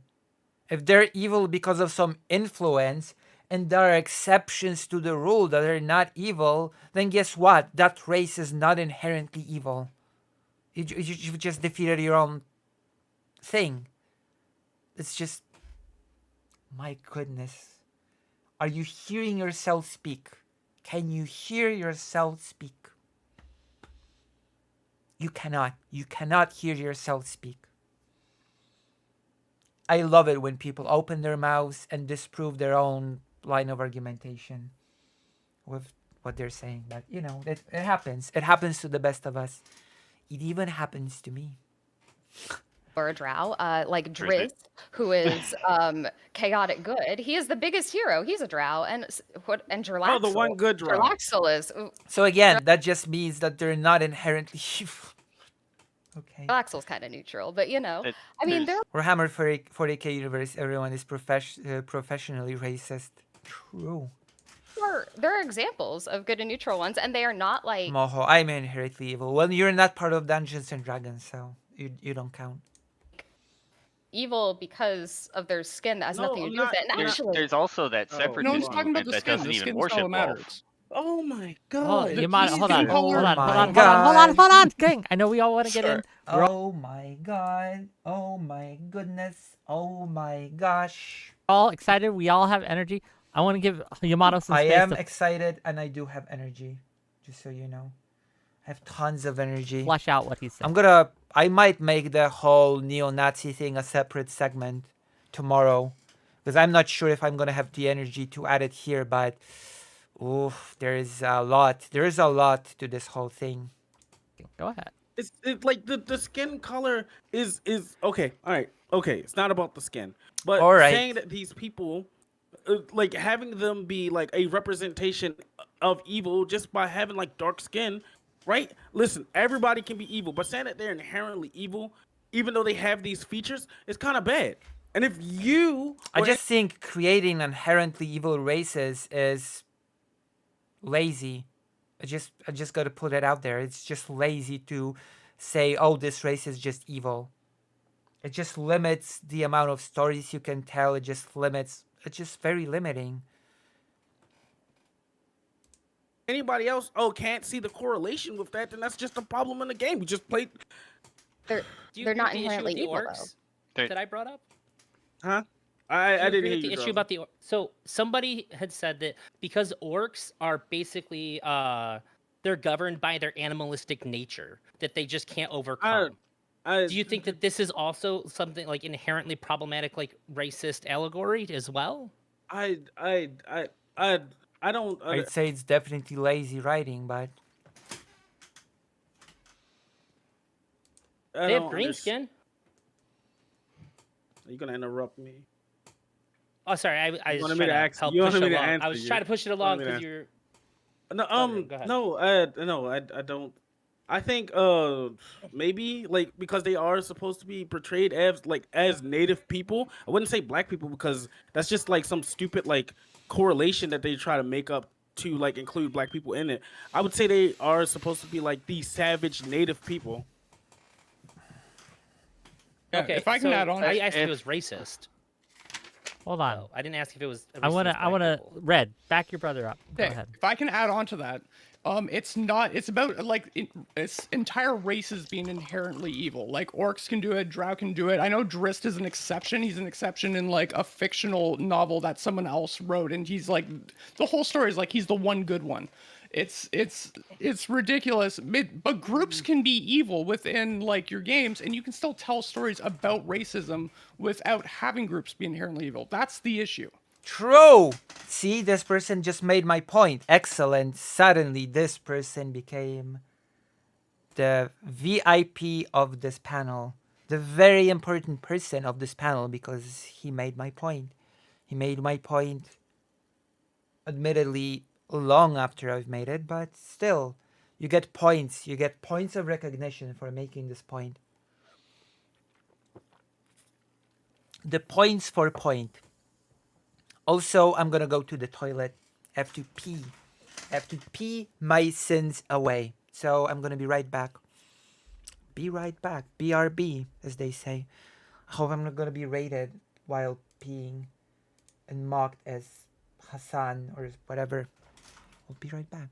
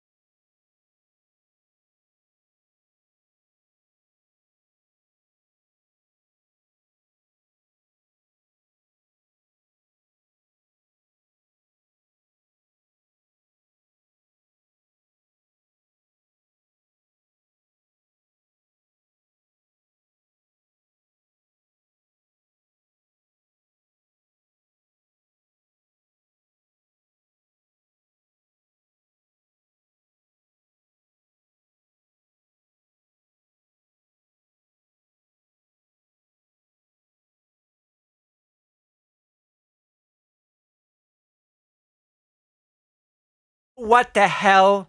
Really? Really, Aris? Really? You're gonna do this? You're gonna do this to me? You're gonna be like this? You're gonna be like this to me? Comparing me to Hassan, of all people? That is not nice. That is not kosher.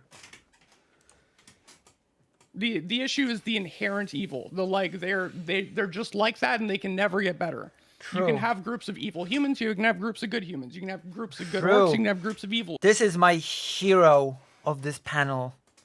This is the hero that we deserve and need, etc. Orcs. And if you tell Insert Batman quotes. stories like that, is a lot more interesting, especially when you have groups of like evil humans meet up against good orcs or whatnot. Then you have more interesting dynamics happen in your story. True, true, true. True and true. Truer than true. You're I leaning on agree. it being interesting to escape the fact that, like, why does it not make sense that there can't be a fantasy race that's just evil? And also, I mean, you can, but it's just lazy. That's just lazy. I am sorry. I am sorry. So sorry. I'm not sorry actually.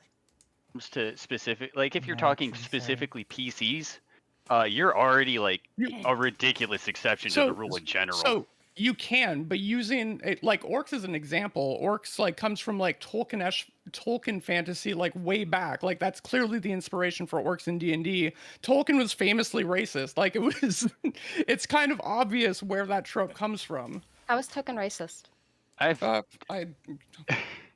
Honestly, the first time I heard the that's comparison was 6 months That's ago. a big so. accusation.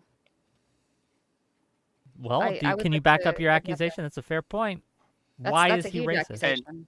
And No, I'm asking Red. Red, you made an accusation. I'm looking it Tolkien's up. I racist. remember. You got I can anything help for with us? that. It's fair to assume. Fairy Queen, Okay, go ahead. I don't know what his reason is, but I will tell you what I have heard. And what I have heard is that apparently there is a theory that the dwarves in The Hobbit are meant to be representative of Jews. And so the whole story of them trying to go to the Arkenstone, the story of greed, and how greed is what destroys and what brings smog off to destroy and to burn most of the Shire. It's meant, you see where this is going, right? It's meant, so it puts an anti-Semitic twist on it. Now, I don't know how true that is. I don't know what the foundation of it is, but the claim is basically that the Hobbit is anti-Semitic, and that's, I'm assuming what that's in reference to, but The anti-Semitism of Hobbit. I don't know. That's just, and that's not my theory. That's just a theory that I've heard. Okay. He was a white guy in South Africa, and at that time, it'd be really It's weird just if a almost all theory. white people in South A Africa were pretty game racist. It's theory. fair to assume. I don't have data, but it would be weirder to me if he wasn't. A game theory. Can you show me? Can you demonstrate to me that Tolkien was racist? Do it. Demonstrate it. Demonstrate it. That's just the very much how the culture Okay. existed. How do we answer the claims? Anti-Semitism in The Hobbit. What do we think? Go ahead. I guess we're talking about this now. Yeah, so I think that- Tolkien. I have a quote from Wick is just. Isn't Wick supposed to be the curator of this panel? Isn't Wick the person that's supposed to be directing where the conversation goes and whatnot? Ugh, that's not good. That's not a. Tolkien Hold that on. he thought his dwarves were reminiscent of the Jews. a quote from Tolkien saying that. Yes. Can you What read does it? he say? Can you read the quote? Give me a second here. Oh my god, now I'm going down rabbit holes. 1 second. Okay. While he gets his ducks in a row. I did want to say Well, something. before that, I wanna. Ginger's Okay. trying to get in here, and I know Greg's trying to get in here. We'll get to you, Yamato. I promise. But Ginger, go ahead, then Greg, and then hopefully he'll have his quote by then. So there are some interesting analyses out there about how different fantasy races are meant to are meant to play off of flaws in humanity. Like dwarves represent greed, hobbits represent indulgence, and elves represent pride. Things like that. That has nothing to do with race. Yeah, that's kind of my point. Tolkien in his writing was very Christian inspired because he was a Christian, and a lot of the flaws he pointed out are the 7 cardinal sins of Christianity. I I can see the argument, but I also don't, because like 6 months ago, I heard this argument the first time, and it's the first time it even crossed my mind. I'm Listen, sorry. Judaism is far better than Christianity anyway. Those are just my 2 cents. Those are my 2 cents in the matter. Like I understand like where you're coming from, and yes, it's true that like yes, these things can be merely intended to represent these things, but I also think that like frequently, and this isn't even just true for Tolkien, this is true for monsters like just in general, that they don't This is have true for humanity. some sort of grounding in the real world. I mean, I'll give you like Dracula, for instance, right? So what Wait, is but elves are like perfect. True, Moho, true. This is why I always play as elves in tabletop. You understand. You know where it's at. That's true. Elves are in fact perfect. That is true. That is a good argument. That is a good counter argument to what was just being said. the story of Dracula? Well, the story of Dracula is an immigrant who has to be shipped over from a place in Eastern Europe in the middle of the 19th century in a box to come over to London.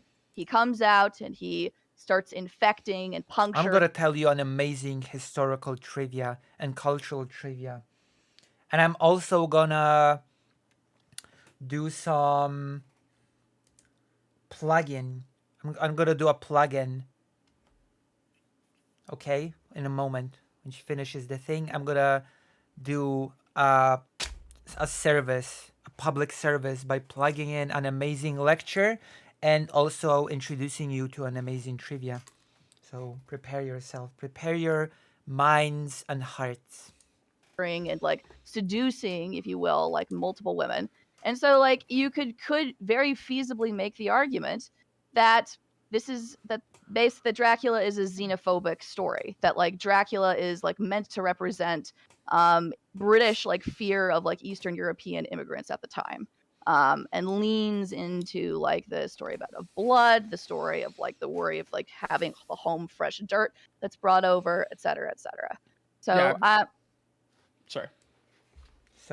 I also think it's. Go ahead. Oh, well, I just want Go ahead, stranger. to make sure Fairy Queen was finished. Are you finished? Yeah. Okay. Yeah, I am. In that case, I'll pass the ball to Red. First of all, Red, do you have your quote? Pass the ball. Yeah, well, I don't have an exact quote, but it's from an interview, and I have a source for it. And that he does just straight up say that the dwarves are reminiscent of Jews. I found a couple more. Damn. It's always us, isn't it? It is always us. Things where there's in a private letter, Tolkien describes orcs as flat, broad, flat-nosed, sallow-skinned with wide mouths and slant eyes. In fact, degraded and repulsive versions of the two Europeans' least lovely Mongol types. He describes them as a subhuman race bred by Morgoth and Sauron. There's talks of it being like a eugenics metaphor. He's a product of his time for sure, but that is still the inspiration for the D&D races, and it still carries over eventually. I'm not saying it's like they're super evil, this is racist, rah rah. I'm saying that's the origin of it. Okay, Ginger, can you respond, and then we'll get to Yamato. Respond, Yes. Ginger. I'm gonna do a whole different. Tomorrow I'm gonna do a whole separate segment about the neo-Nazi that's been cooperator with the creators of D&D. You're gonna be excited for that one. So That one's I a don't rabbit hole. That one's a whole story. really know a whole lot about this interview or this quote, so I don't want to like put words in Tolkien's mouth here. I would want to see the context of this. However, I also don't like to hold the worst thing someone's ever said against them as like, this is the judge of your character. This is the worst thing you've ever said. We're going to judge your whole character by this. This is something I would have to do a little bit more research on. I didn't expect to come here talking about, was Tolkien a racist? To be However, clear, so I'm not negatively loading racist because, again, the product of his time thing. It's Yeah, just something that informed his work. I also think it's important to note that we are talking about things in 2024 Yes, from people 100%. who are, this is over like 100 years ago. So not quite that actually, but close. And, Super based. Yeah, I agree. When does etymology like how far do we have to get away from the origin of a thing before we can just say like this is what it is now, and this is. I have an answer to this question. The answer is very easy. When you make a lot of changes along the way, then it becomes something different from its origin. But guess what? You're trying to oppose the changes, so you're trying to keep it the way it is. So if you want it not to be connected to its origin, you have to allow those changes to be made. I'm sorry. I'm sorry to be the one to break it to you. Oh my gosh, Dr. Like, Johnson's it's donated so far detached from. $5. Inside me are two walls. One wants to exterminatus all the Xenos. The other one's a thick Quarian GF. What? Greater Rain, come on. Don't terminate my channel, please. I'm begging you not to do it.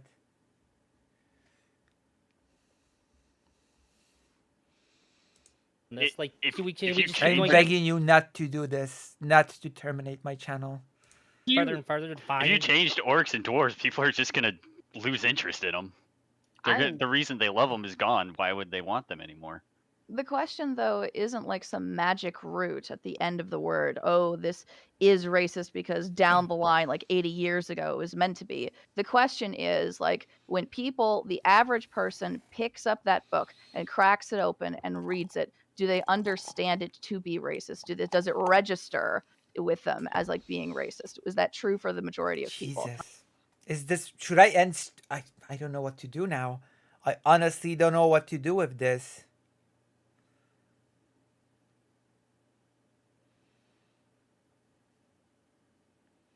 Do I just continue? Is it safe for me to continue stream?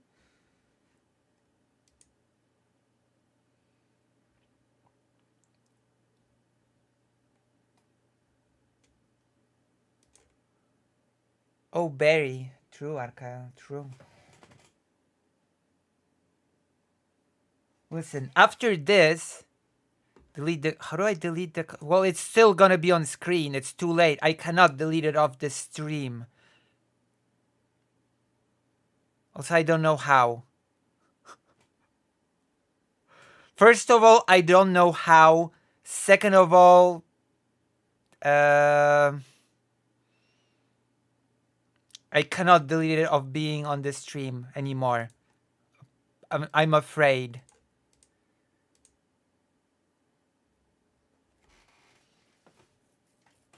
I cannot retrospectively delete it from appearing on the stream. I can delete it from the chat now, even though I don't know how. But hey, listen. I think you should donate to apologize. Donate to apologize. Take responsibility for your racism. For your problematic behavior. And I'll forgive you. That's the question. That's the most important question. I would say nowadays no, because D&D has done a good job of like making everyone feel welcome. I'm talking mostly about the past and what the past infer. And looking back on the past kind of like changed the future of how the game is played now. That's what I'm broadly talking about. I'm not. And the changes are good. It's good that racists just aren't inherently evil anymore. That's a good change in my opinion. And I like it. I like that change. Believe it or not. Believe it or not, I like the change. Saying that the game is racist now, like I know that there is some changes that happen. My statement, and to answer Elder Drowsy's statement, because I had to walk away briefly, that when you asked me about the orcs, I was saying that there is some people that think people that act savagely, it could be considered racist. Yeah, I think that's racist though. Yeah, like right. The idea that because the Drow have dark skin and they're evil, that this is a racist allegory. I think that you have to be like racially, like racist minded to make those connections. I'm not a fan of this argument. I made a whole different argument. You need to separate reality from fiction when you get into things like that, and I Also- think that might be a problem. I don't Yeah, think the if skin somebody color matters goes- at all, too. That keeps Yeah, coming up. that's what I'm saying. I don't think it matters at all. Like, okay, drow or blue, okay. Also, drows have been I'm a loyal servant to the God Emperor of Mankind. Thank you. Goddess. Goddess. Goddess. Goddess. Thank you. Goddess. depicted as like very pale. Some of them as well. That like too. Yeah. They live in the Okay, let me Underdark. They're just going to be weird I colors. just want to amend that to your benefit, Yamato. If it makes you personally uncomfortable, I would understand that. No, like no, I'm no, not. I'm no, not. no. But I'm just gonna say the whole concept of the races being inherently evil is just silly. We've already discussed why, so I don't think I have to go back to it. And we still have a long way to go. Okay. Well, I'm Not saying really. the connection that you made is something that bothers you. Like, I'm not going to tell you you shouldn't be bothered by it. And if you were playing a campaign and it bothered you, I'd be like, well, can we chill on the drow being evil? It makes me super uncomfortable. That would be how that should be approached. I'm not telling anybody they can't be like, I just think that there's nothing inherent. Thank you very much for the $5. Forgive me for my sins. I forgive you. For the $5, I forgive the sin. It's true. It's true. Because you're helping me in my time of desperation, in my time of need. You are supporting your favorite streamer. That's a racist or bad at that's a these things. question. If I may interject here, because to get back to kind of like how we run our tables and things like that. This is a question that I've seen debated back and forth in the sphere. When someone comes to you, one of your players, and says, "Hey, this makes me uncomfortable," right?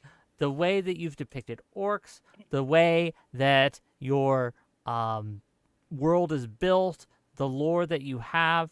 At what point do you change it to make them comfortable if it's just one of your players? Say you have 5 players, 4 of them think your world's great. They love the story that you've built. To be about fair, 1 out of 5 is not such a small percentage.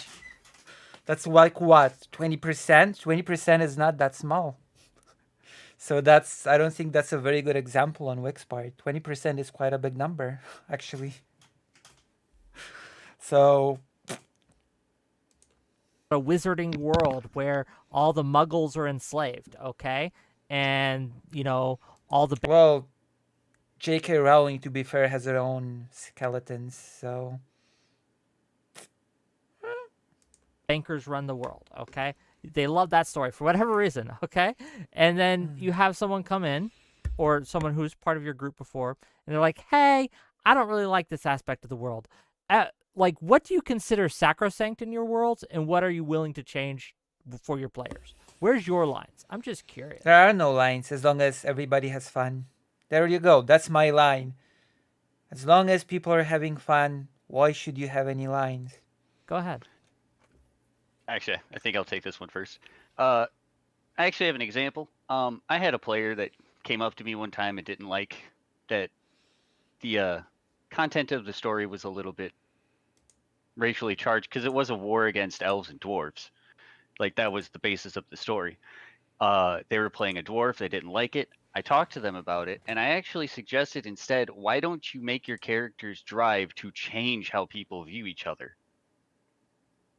Instead of me changing it, I encouraged my player to change it themselves through their actions.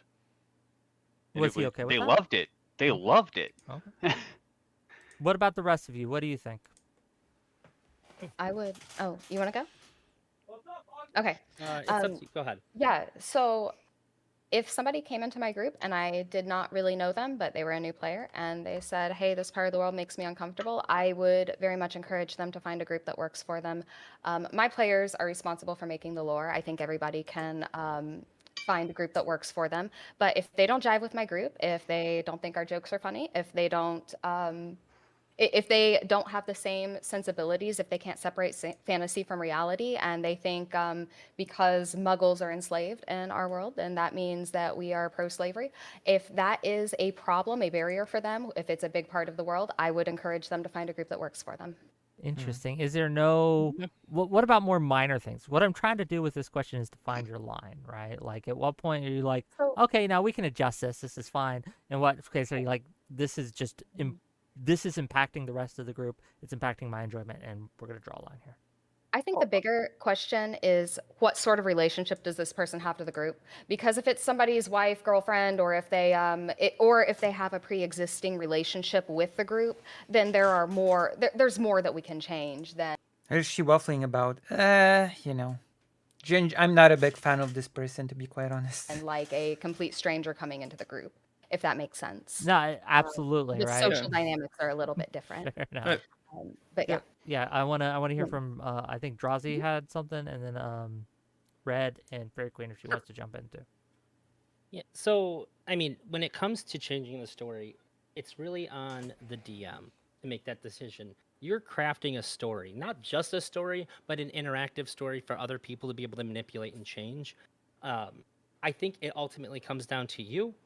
If you want to what Ginger said, if you have a close relationship with this person and you really need them in the campaign, you can bend it. But I think, as somebody who I've DM'd before, sometimes changes just aren't feasible for you to you just might not be able to make it work.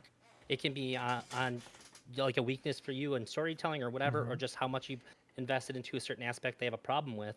It's something that I think is extremely nuanced and personal between the DM and the player. And it's just going to be like, what are you valuing more, this particular player or the story? Player intimacy that you're trying to tell. I don't think there's a right or wrong answer to that question. Red, what do you think? Yeah, I agree pretty much completely with what was said. But like for me, if you're coming in halfway through a story and asking for like a major thing to change, like if the entire thing is like you're trying to like resolve like an interracial war like between dwarves and elves, if you come in halfway through and you're like, it's racist, I don't like it, then you can move along. But I think the more important thing is like for groups, if it's like you have a session 0 before. I mean, I think it's fine to have racial tensions within the world itself. Or you have the game and talk about what kind of themes you want to have and what kind of stories you want to tell. I love having games with really complicated stories and allegories to like real life problems and stuff. But if some people don't want that, some people just want the escapism. Like it's awesome that Greg's one went the way that it did, but what if that player had just been like, no, I just don't want to deal with like these racist themes that I see like throughout like real life when I'm playing my D&D. I just want to kill dragons and get gold. So I think it's like up to the individual situation, but like there's a lot more to it, and just like open communication about lines before the game starts is really important. But if you're coming in through like halfway through and asking for changes, like don't be cringe. I don't know. Don't be cringe. I don't know. I want to hear from Fairy Queen. Then I have a slightly different kind of spin on this question. But Fairy Queen, any other thoughts, or are we just circle jerking right now? Are we just all agreeing? Yes. Somebody in my chat had a really good question. Huh? Before you move on, I think they understand the difference between a systemic in-universe issue and something like having a race be inherently evil. That's correct, Lady Sigma. That is correct. And I've been pointing it out many times while watching this, but you are very correct. Also, Lady Sigma, please, please, please consider subscribing and not being white anymore, as I'm always desperate for money, as it seems. Like I'm a desperate person. But I'm also shameless about it. Are they paying Apologies. me money to ask a question? No, I just okay then. You said, do you have anything else? So I was just chiming in to say, well, they made a point to me that I thought was really relevant to your question. Oh well, what's the point? Jesus, what is going on with this panel? They said a complete stranger might have really good points to convince you to change the story, and I was trying to explain to him why I don't think that's good, which is that when somebody can just suggest a change to your world, if that happens, I know from experience, everybody else is going to want and demand, feel more entitled to changing how you run the campaign as well, and it can make the group, if you're like, okay, look, I don't want to accept your changes, it can make the group fall apart and create animosity within the group too. Bro. This is a really non-obvious side effect of having that happen. And it's Groups one fall of the apart. worst things that can happen to your group, because That's my for no real girlfriend. reason now, you've ruined a really good play group. Hey, Drazen. Listen, then you should gift your girlfriend a sub.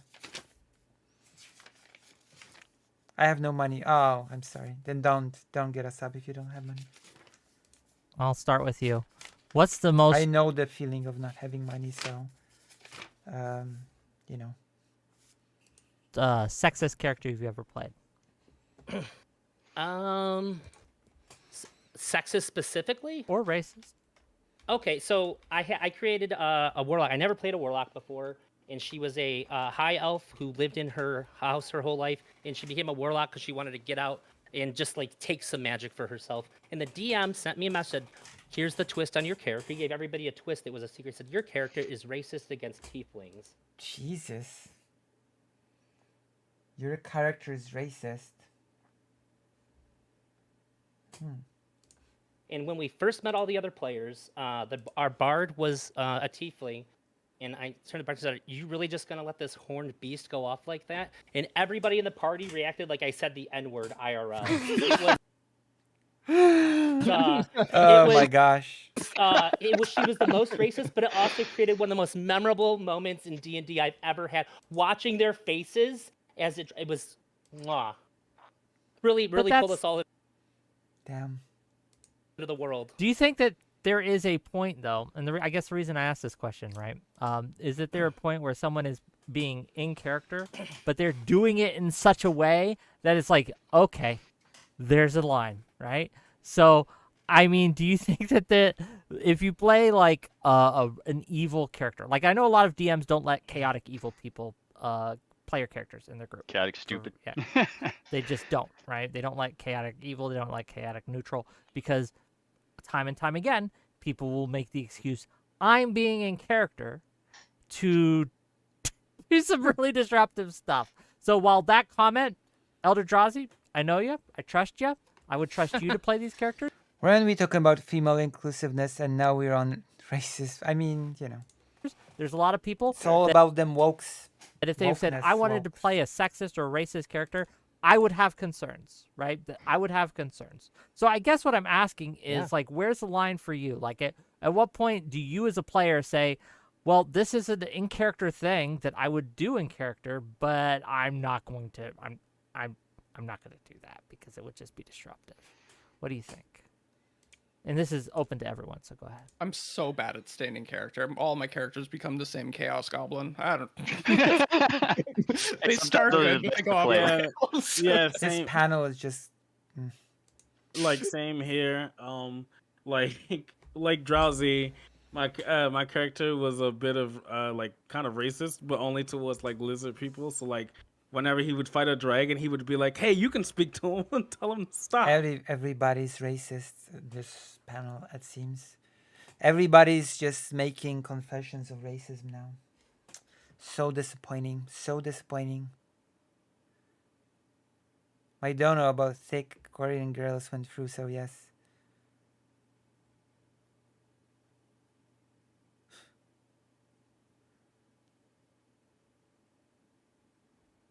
Wait. I see. That's right. That is true.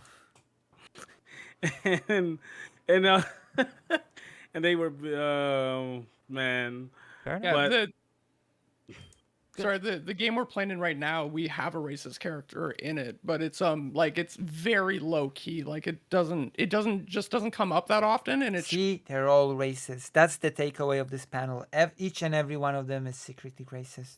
Shows up more as like anger and like micro. I thought that was everyone was no. From the character rather than, like, everybody's actually racist in this panel. That is the takeaway. Outright racism. I That feel is like the outright lesson. racism, Right. like Yeah. it hits different. That's how it was for my that's how it was for my orc.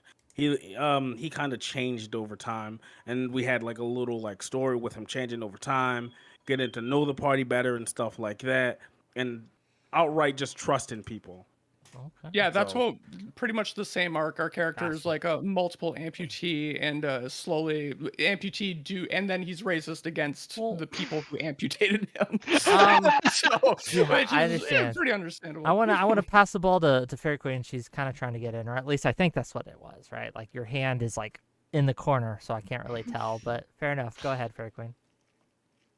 I'm sorry. Like, can you repeat like what the question was for originally? I'm sorry. Sure. Originally, like, where's the line Oh for my you? God. Like, what's the most sexist or racist character you've played? Where do you think the line is between roleplay I've never played a racist character, but okay.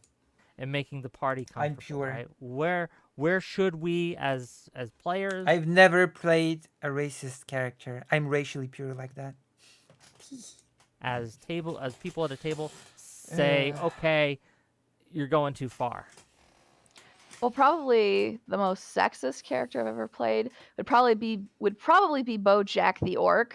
I played the role of a half orc, half man who had like an Elvis pompadour. Elvis He had a Presley. leather jacket and a Harley Davidson, and he had like a ton of cigars like in his breast pocket that he would always also light with a play Elvis. blowtorch. And like immediately when he walked into like the saloon, which is where we all the characters all were, he walked Stop in. playing with fire. Which maybe that should be the person I should talk to next. Playing with fire. The coach, the dating guy that has the horrible takes on Ukraine. Maybe that should be my next target of discussion.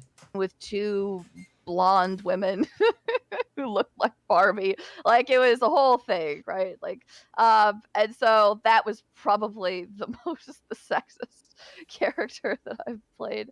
That was a lot of fun though. And it was fun because like we all were laughing. Like the fact that he was sexist was kind of the joke, and everybody understood that was the joke.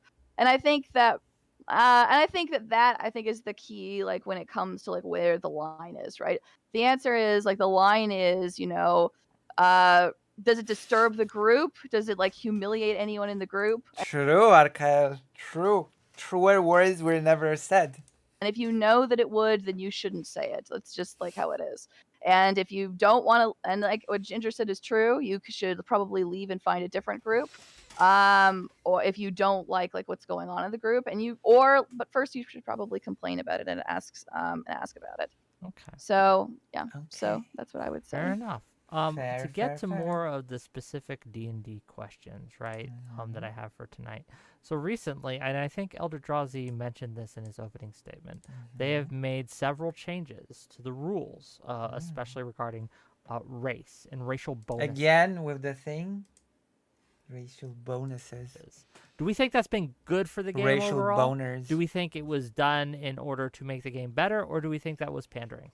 So to be clear to my audience, what we're talking about is racial stats. You used to get a bonus, like half orcs would get +2 strength and -2 intelligence or something, right?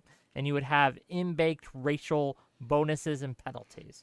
They have, as I understand it, unless, again, it's been a while. Yeah. I can do without it, to be honest. It's whatever. So unless they Final Fantasy 14 does not have those, and it's fine.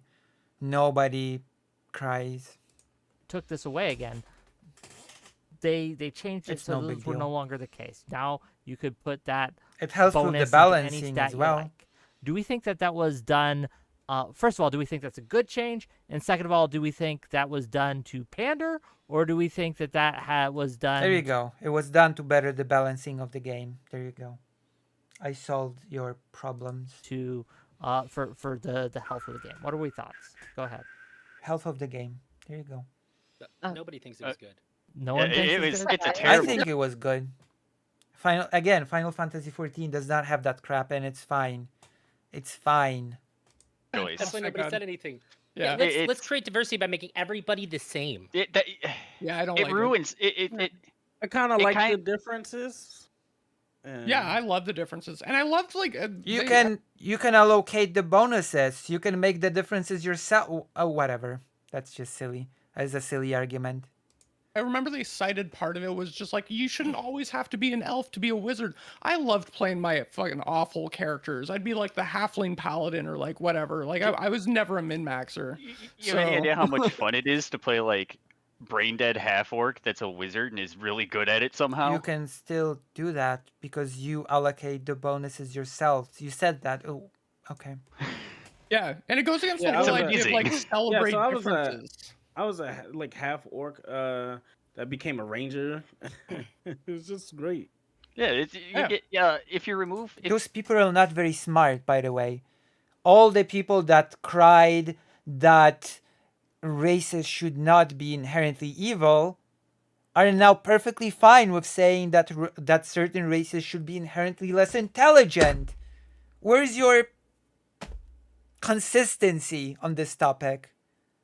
If you're gonna cry that races should not be inherently evil, then you should not suddenly turn around and say, oh yeah, but I want totally races to have inherent bonuses and traits to like minus intelligence. Come on. You're not thinking your arguments through, are you? That is just amazing. I love it. I love it. Zero consistency. If you're removing the ability scores due to racial, well, actually, and this is something I gotta praise Wizards on, is they're calling it species instead of races now. I like that. If you're removing the penalties and negatives from those, you're going to create a problem where if I want to play a character or a specific race for a specific class because of the challenge, if I put myself into that challenge, I'm just gimping myself for no reason. I'm not trying to break some sort of mold or stereotype that my exceptional character, because he's a player character, would be able to do. Wow, I thought we would have a lot more disagreement on this one. I was wrong. My bad, gang. Apparently we're all... Well, unless I missed it, is there anyone shy here? Like, I'll back you up. I disagree because it just demonstrates a lack of basic consistency on some of these people. I feel like the people complaining are surface level D&D consumers who spend more time watching D&D outrage content than actually playing D&D. True, Arkel. Like, show some consistency. Does anyone think these changes were good? Show some backbone. No? No one? Damn. Okay. Let's keep going. Have you played D&D? Me? Yeah, I've played it for years. I just making sure, because then you know that one of the most fun ways you can play is playing a character who you can manage those stats. No barbarian. Yeah, do something silly. Like I had a Felis barbarian. He's a little 3-foot tall cat guy that was carrying a longsword bigger than him. That's hilarious. It's fun to play. So taking away the stuff but that makes then my it question becomes, tangible. right, in if this is just true across the board, and I try to get a wide variety of opinions on D&D, a lot of players, young and old, people who do content with this, people who don't, people who just things like this. Why would they make these changes? What was it? I can answer that. Go ahead, please. Yeah, I think they would make these changes in order to appeal to a wider player base that is very much that wants everything to be the same. They want a lot of people want to play tieflings or goblins as just a fun skin, and they're like basically just want to play a human that's like 3 feet tall with green skin. That's all they want. And I do think also that I believe this came out about the same time. This may have been beforehand when Wizards of the Coast themselves actually came out with fairly racist statements. Can you give us an example of that? Like we asked our boy Red here when he called her. Can you give us a couple examples, please? Yeah, Kyle Brink himself said that white people need to get out of the hobby. I'm sorry, he said that white men need to get out of the hobby. Damn. Okay. Oh wow. Okay. Sorry, what? I didn't even know. Need to get out of the hobby. Kyle Brink himself said that white people need to get out of the hobby. I'm sorry, he said that white men need to get out of the hobby. Damn. Okay. Oh wow. no. Okay. Oh, I didn't even know about that one. I can find the quote. Damn. Oh, the outrage. I understand if it's a psychological difference, like in the Elder Scrolls, Khajiits having night vision because they're cats, and Argonians having water breathing because they're funky. I guess I can understand these sort of things, yeah. Please do. He did. Cute little perks. I'm not He leaving. said, That's a I can good one. understand white that. men cannot leave this hobby fast enough. They can drag my D20 away from my dead hands. While she's looking that up, if you mind me changing to like the homogenization problem, I Please, guess go you ahead. could call it. Yeah. One of my favorite races in D&D was half elves. I love half elves. The whole like dynamic of don't belong anywhere. It just appeals to me. Listen, I'm an elf purist. I'm an elf supremacist. No half elves in here. I'm just joking. I'm kidding. Just a joke. It's a jest. I jest. When you're taking and when you're making all these like, oh, I want to look like a tiefling, but have like the ability scores of a dwarf and the abilities like the racial abilities of like an elf. you're muddying everything up, and the half elf and the half orc that were there to be that. I'm sorry, but half elves are no elves. Damn, Moho. That standout type archetype is just gone. And sure, you could still play a half elf or a half orc, but if you're removing all of the uniqueness of the half elf and the half orc, you're defeating the purpose of having them in the first place. Okay. Yeah, Go ahead, Red. It feels like the rules change equivalent of saying I don't see color. Yeah, that's what it's like everything's the same. There's an actual answer to your question, though. It's that Chris Cox and Cynthia Williams don't know a goddamn thing about what players want. They don't care about what players want. They're not picking up and reading criticism. They're not reading comments about anything. They're just looking at their money and looking at marketing data and making decisions based on that. They have no idea what players want.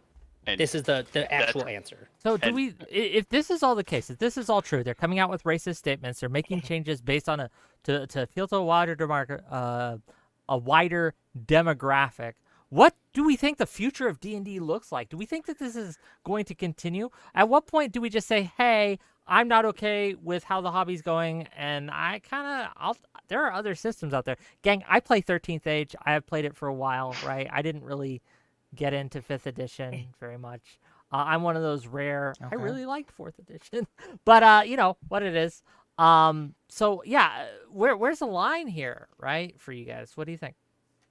I have thoughts on the future of where D&D is going. Please. I believe they are, so it looks like they are ramping up for a new edition. In fact, I believe that's been confirmed. They've kind of changed what they were doing a few times, so I'm not exactly sure where they're going right now. The 6th edition. It looks like they are going to center around online play, which with Wizards VTT that they are developing is assuredly going to mean microtransactions. It's going to mean a player experience that is more homogenized, and it is going to be more like a video game than a tabletop game. Oh no! And I think that there is a lot of pushback to this. I think there are people that are sticking with 5e. There's even a bigger, there's a big contingent of people who are exploring old more like a video game. No, please, no. Oh gosh, no. Editions. Like there is I've gone back to 3.5.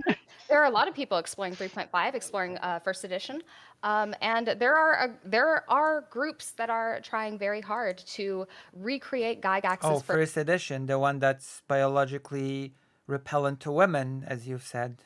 First edition, using things like one-to-one time, using very I don't even want to say primitive because they're actually very good in practice.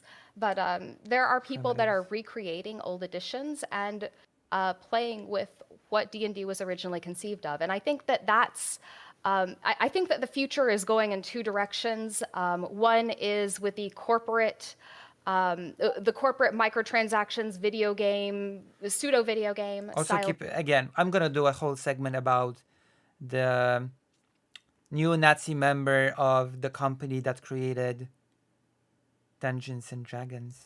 D&D. I've heard this, and one with a more old school. I've heard this critique before. Again, I was around back in the Forum Wars when they switched from 3.5 to 4th edition.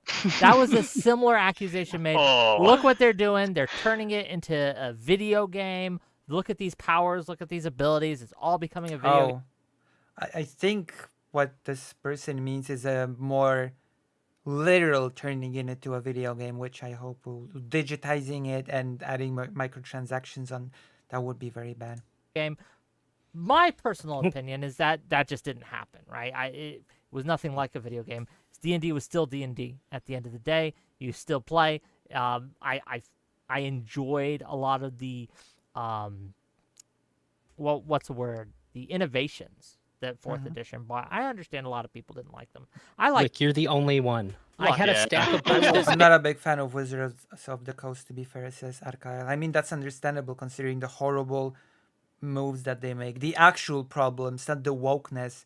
The real problem is their big move when they decided that anybody that creates their own original things based on their property has to pay, and many other things. That you have to pay for showing anything of theirs on your stream, for using. Those are real issues with the Wizards of the Coast that needs to be, I don't know, protested against, pushed back against.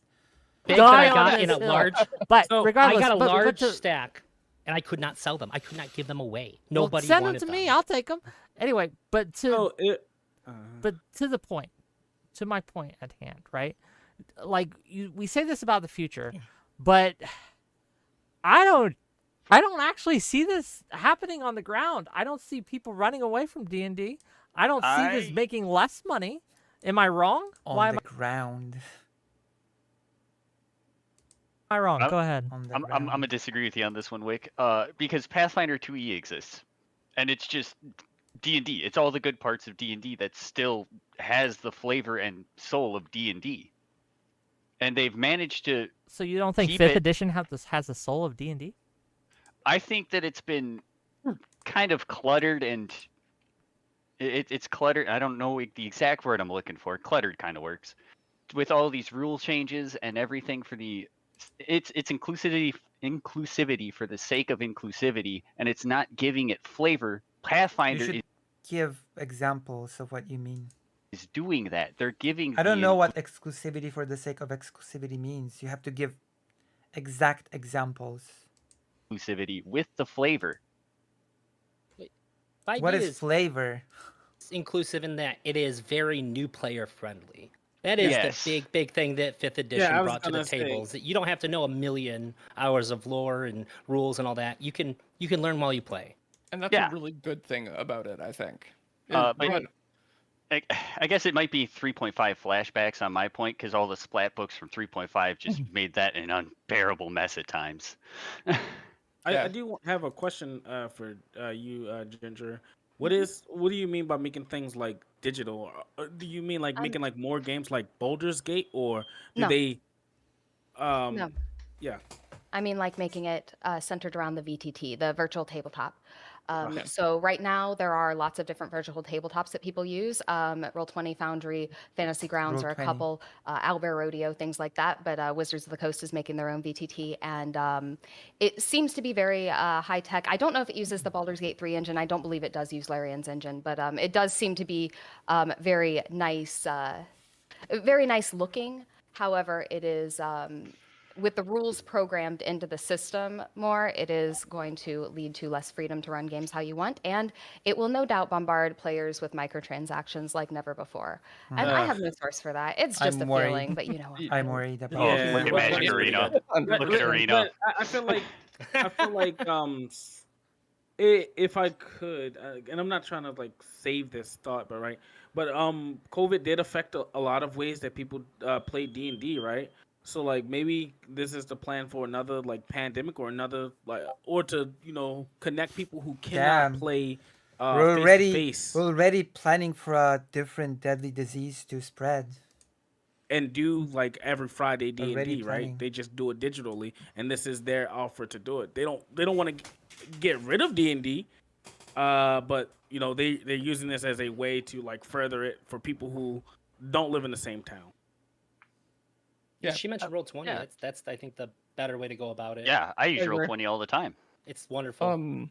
On the thing of where D&D is going, I think generally societally we are seeing like a swing back from like the super progressive, super woke, whatever you want to call it. So I think in like a few years we're probably going to see Wizards of the Coast do like a soft reboot of D&D, do like a back to roots type thing, and probably have like some of the like inclusive stuff still remain, but like probably try to appeal to like the older players again. I think that's just like a wild out there prediction. We'll see if it happens or not, but I can see that happening. I get it. So this is again a debate I've had for a long time. Okay. I'm with you guys. Okay, just a personal story. This wasn't D&D, but it was a text-based game I used to play quite a bit. That was pretty much based on D&D, but I saw it go through many of the same changes. Originally, they wrote the lore of the game that dark elves in the game were prejudiced. People were prejudiced against them, right? They would keep them out of their shops. If you played one in the game, you wouldn't be allowed in certain towns without a pass, etc. Unfortunately, people complained enough, the player base complained enough, I chose a dark elf and I want access to this town. I don't want to be reminded of real life racism in my games, that they changed that. And it lost a lot of its appeal to me, right? Because I played a dark elf because I wanted to play a character that experienced these things, experienced video game racism, right? In order to tell that story, to have that part of my story. So I can see the issues. But Wick lacks racism so much in his life that he had to seek out a video game in which he could experience some racism. Issue I am having, I guess, is a lot of these old school grognard groups are too gatekeepy. There are a lot of people who, unless you like are kind of orthodox. Wick just needed to experience some racism. That was his. Damn. Almost in your in how you play, they don't want to play with you, and I think that this is going to isolate and slowly the game's just gonna die off because people aren't letting others in that want to kind of innovate and experiment. Why am I wrong? Go ahead. It's gonna be interesting, or this could have. I don't know. I feel like we've tried this. Agree more. Okay, so I think first of all, the way you talk about the old grognards, the way you, it's clear that you have. Am I wrong in assuming that you have some prejudice against them, or that you don't? Prejudice. I mean, I've had experiences with them. Okay. I am. Look. Because at the end of the day, if I may, at the end of the day, I'm kind of a grognard myself. I like some of the old school stuff. I don't play 5th edition, right? I play other systems. I think 5th edition's too new player friendly in a lot of ways. It dumbed it down for a lot of reasons. It's just too.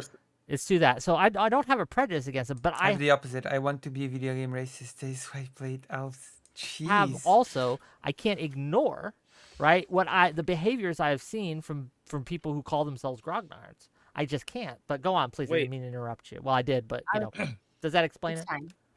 A bit, I guess. I mean, don't interrupt. So if you were going in with that attitude, then I personally kind of see it. But I will say I have been in more strategic war games, board games, and role-playing games my whole life. I've gone to lots of conventions. I've gone to lots of play groups, and I have played with a lot of older men who have been playing in these games for 20, 30, 40 years. And 50, 60, 70. I've never once had a problem like that. 100 years. Maybe this is just my personal experience, but Rick and Morty, and yes, 1,000 people have been years. sexist to me before. That happens to everyone. That happens everywhere. Like, there are jerks in every single community. But, I mean, the community of grognards, of older people, like, you have to understand this hobby was built on the back of them. Like, the idea that people would come into this hobby that men built in the 70s, and it was built by men, it was built for men. The idea that people would come in to this and demand that they change, call them sexist, call them racist, that's just so disrespectful to me. Just because the men who created the hobby were sexist, that doesn't mean that you can just come in and call them that. That's so disrespectful, is the reality of what's being said here. Let's be honest.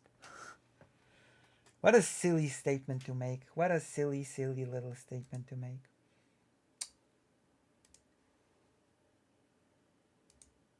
These people, this hobby was built based off their work. And I think that a lot of the newer stuff is fairly... Because they had no problems cooperating with a neo-Nazi, which we will discuss tomorrow. disrespectful of that. Interesting. Can you give me an example of some of the newer stuff that's being disrespectful? Very silly. Like, can you give me an example of what new release, It's not as interesting as you might feel. No, not the releases, nothing like that. Oh, then so what? much. I don't actually read the newer WotC books, but the whole idea that this hobby is a racist, sexist hobby, and that older people who... Nobody says that. It just there were problems in its inception. It just doesn't mean that it's a racist, sexist hobby. That's just silly. I'm sorry. Play in these games are like that. I think that is another form of prejudice in itself, and I think we need to understand that this hobby was built. This person is not as smart as she thinks she is. By older people who have been playing for a long time, and that needs to be respected. And I just don't think that respect is there.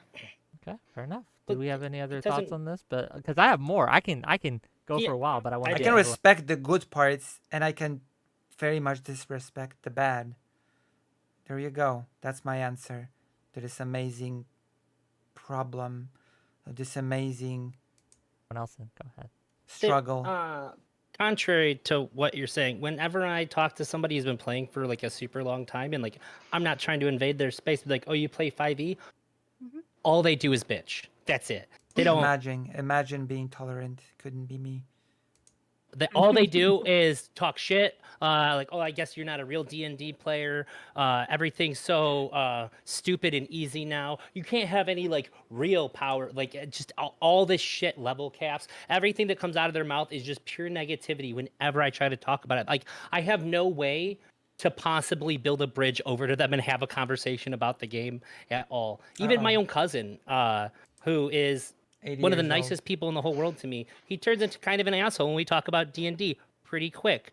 However, I think they should be able to play their game, but I just don't think that the communities mesh at all. They just don't click, and I think that they're separate communities for a reason. That's why We're having some separate but equal arguments here. But if there's disrespect, I think it's one direction. Oh, I don't think the disrespect is I've never seen a one-directional. 5e player shit on like a 3rd edition player ever. Oh, Well, no, hold on. Well, I gotta say this. Look, I talked about grognards earlier. Let's talk about the newbies now, because if we talk about disrespect, right? Like look, the amount of animosity I have Listen, seen, respect has to be right, earned. towards to echo Ginger's point just a minute. Like, I would be remiss if I didn't call that out as well. And the reason that she's making certain assumptions about me is because that isn't an entirely out of the pocket assumption to make. A lot of people who have criticisms of this do so from a place of hatred, where they hate this old group. They feel like they've been gate-kept out of it, and so they respond in kind by gatekeeping themselves, and it's a two-way street. So yeah, I don't, no. Anyway, go ahead. Yeah, that's a great point. And like, it's not unique to D&D that happens either. Like, everyone's going to pick their favorite editions, and especially as people age, they're just going to stick to the thing that they know they like, and they aren't even going to pay attention to the new stuff. You talk to, like, I'll use things like, from my examples, like, you talk to a League of Legends player who's played for 10 years, they're going to, each one's going to give you a different season that they thought was the best one. If you talk to a bunch of different Souls-like players, they're all going to pick a different Dark Souls game that's their favorite one. And they're all going to fight with each other, and that's all that happens. You're wrong. You're very wrong. It's one. But it's not one. It's one. Three. Three's the best one. It's perfect. But we can debate about that later. We can talk about that later. But that's just what groups do. Okay. They're going to form these cliques and things, and the older cliques of D&D were all old white men, so it's going to be all old white men. I don't think it's disrespectful to like let the hobby evolve, and it's just going to evolve. Everything's evolving. That's the world we're in, and you can't really stop it. It's like, sure. I don't know. Sure.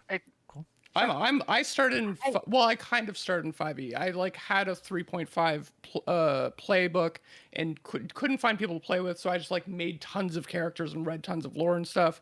And then 5e, I actually started playing the game, so I am kind of like a newbie to it. Are all changes good? Like, this is a weird thing conservatives do, right? When they look at the inventor of a drug or something, right? And I think it's the big reveal he was a bad. I've also started in like 5e. I mean, I'm gonna talk about the system tomorrow, and unironically, there's a creator of a system that was created 1 year after Dungeons and Dragons. The creators of Dungeons and Dragons brought him on board to the company to make this system. The system was very popular, and many, many years later, actually, it was a big reveal, unironically, that he was a neo-Nazi. So, you know, an actual neo-Nazi. We're going to talk about it tomorrow. It's going to be very exciting. It's a very exciting segment. For example, the system that the neo-Nazi created introduced the concept of critical hit in combat. Is your mind blown? And the people I've played D&D with made it a fun experience for me. Especially the homebrew one that I did with Beckett, which was like Cthulhu inspired. It was very, very fun. But to your point, like, I understand evolution, but there are some changes we should fight against. Is it not true, Red? Like, if they are changing what? the game, or they want to change a game in a way that's going to make the game less fun for you, is it not okay to lobby for them not to do that? Yeah, for sure. I'll make it like an angry tweet, but I'll like still just use the rules that I like that already exist. Yeah, I'll just I'm really frustrated that this doesn't even have timestamps, to be honest. Like we all agreed that the race change is stupid. That like flattening out all the skill blocks across all of them is a bad. I don't agree. I don't agree that it's. But again, you don't have You don't have consistency in your bones, so you just change. And I'm like super for like more inclusivity and like whatever with it. But it's just bad. It's objectively bad. But I'm just not going to use it. I mean, it isn't like a genius idea. You just have a chance to do double damage. I mean, someone had to come up with it. Someone had to introduce the idea that you can do double damage. No. I'm just going to use the ones that already exist. And you know what? I'm going to make up new ones. Just because it's common now, it doesn't mean it was like you know. Fuck them. They can't stop me. I'm going to make like a fucking like mounting golem character with plus 10 strength. Yeah, there's a difference between homebrew content. Like, one of the reasons that people get, I don't want to use the word upset, but they get sad when the editions change. Oh, especially if it's a really fun edition that they really enjoy, is because that they know that there's not going to be any new official content for it. True. And I think that matters. That is a good point, actually, that I've mentioned 1 hour ago when Ginger said that people can just choose whatever edition they want. Well, sure, but there's not going to be new content for that edition, so prepare yourselves for that. Like, there's no new official content for 4th edition. There never will be. It's just not going to happen. I'll have to homebrew it or make it up and things like that. And while I am a creative genius, there are limits, right? We like to have more eyes on things. We like to have like the content be built for the things that we like. Like, people were looking at the recent Dungeons and Dragons movie that released and arguing which edition it was because it matters to them. It matters to see their playstyle represented and things like that. So again, like, that is not a bad argument. I'll just use the rules I like can only take us so far. I don't know. Maybe I'm off base here. Fairy Queen, I want to kind of get you back into this a little bit. So you said you've started in the last 5 years, correct? Yes. I've played like just a little bit in like the past 5 years. I've started in the last 7 years. Just out of curiosity, have you had experiences, and you don't have to answer if you don't like, where you have been either gate-kept or people like you're not a real D&D-er or what have you, right? Like, has there been anything like that? No true D&D-er. If there's not, no. there's not. Yes, not really. No. I mean, I can't remember a time. The times that I've played it, my brother, he hosted a campaign, which was great. So there was no exclusivity. It was only inclusive of the family. And so that was fun. And then another time I was a DM for my little sisters and my cousins that all came to visit. And that was really fun. And then there was another campaign that was sort of on and off with a neighbor down the street. Damn. And I don't know. That one was a little awkward. I'm not gonna lie. If someone tells me I'm not a true D&D-er, I know I have to leave the room. True. Okay. Nobody insults you like that. I guess I don't know, like, where does respect begin and deference, or where does respect end and deference begin? Because what I feel that a lot of the older generation want isn't respect, it's deference, right? We talk, Elder Drazi mentioned this, the critical nature they have of everything new that comes out. Can you not acknowledge that that's a problem, Ginger? Well, Yamato, if you have a thought, and then I do want to hear from Ginger. Well, no one likes change, especially if it involves something that you've put a lot of time into it, right? No, that's something we can all like say that no one likes change, but sometimes No, I like change. I actually like change. There you go. I like change. I wouldn't say I'm you gonna have be to. the, what's the word when you just oppose everything. The con of just it's so late. It's so early. Constantine. Accept it, but if it gets more people Oh. into the game and include it, I think you should try giving it a try. Contrarian. I'm gonna be a contrarian. I love change. Or you could show them other iterations of your game and the reason why you thought it was the best D&D game. Like, if someone asked me to play one of the past versions of D&D, I might try it just to see how good it was. Yes, Mocha. I don't know. I don't like the That's the word, superiority yes. of this version sucks, right? Oh, I'd that's rather so just boring. sit and see which ones work for me. At the moment, it's 5e. I haven't found anyone that plays any of the other ones. But Which is another problem with changing the game. It becomes harder to Right. find players. But I want to give Fairy Queen a chance because she has to go. She has a thing she has to do. But thanks for filling in. Fairy We Queen, all where have can people things find we you? have to do.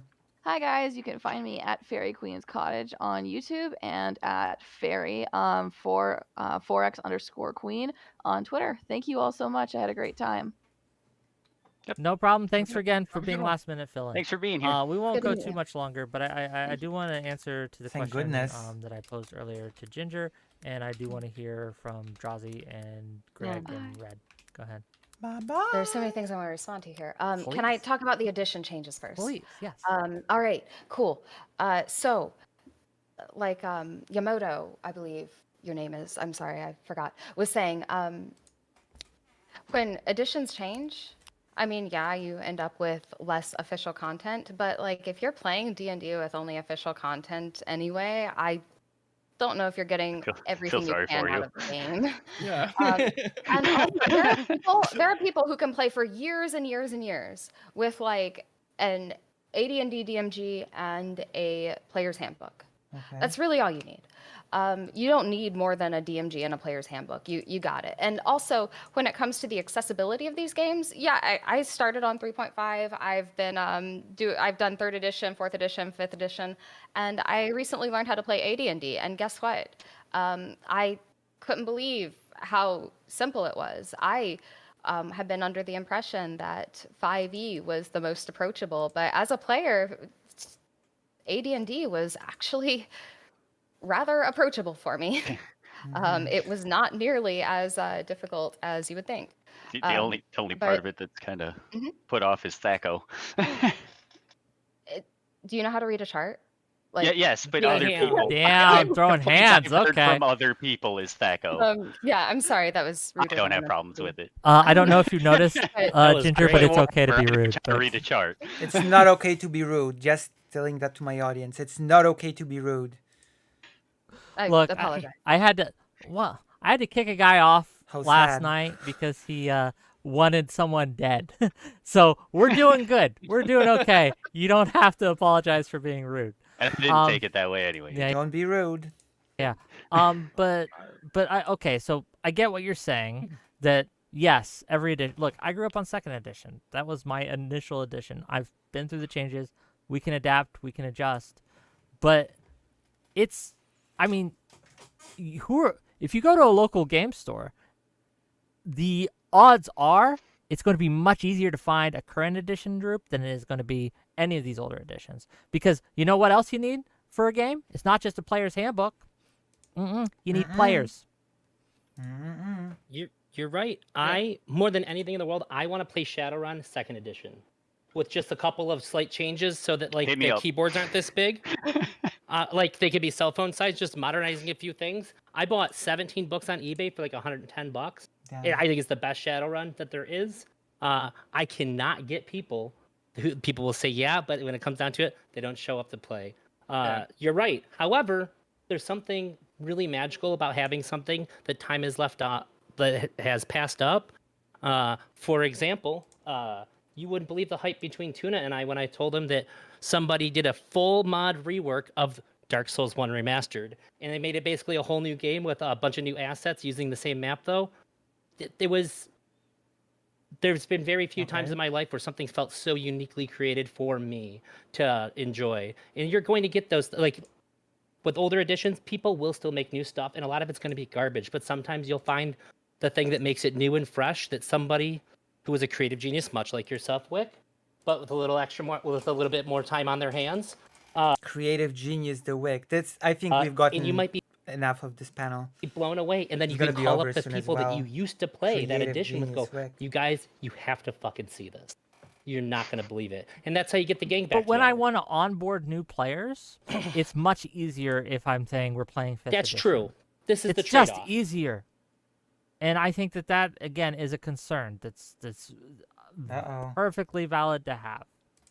But yeah, that's my Yeah. thought. It might be interesting to see because 5th edition generally is accepted as like the most new player friendly, is what I've heard from like everyone.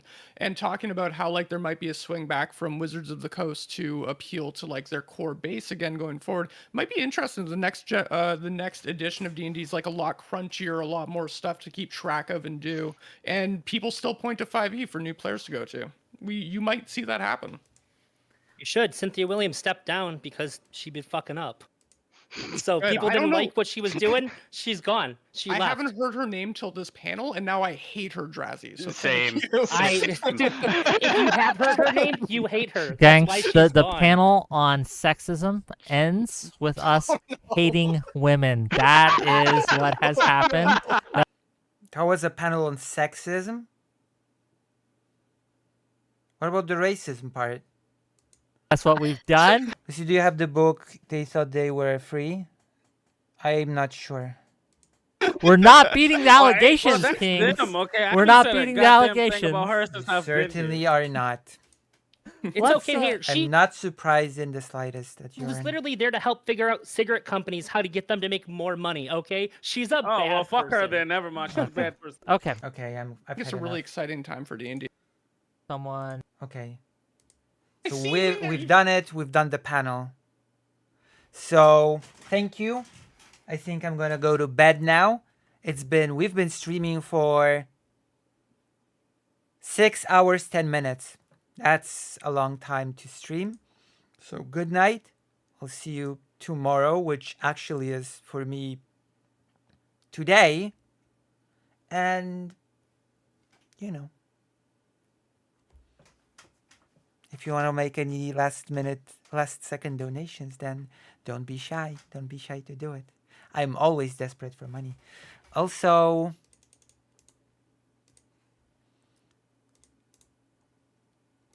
face of progressive victory, everybody.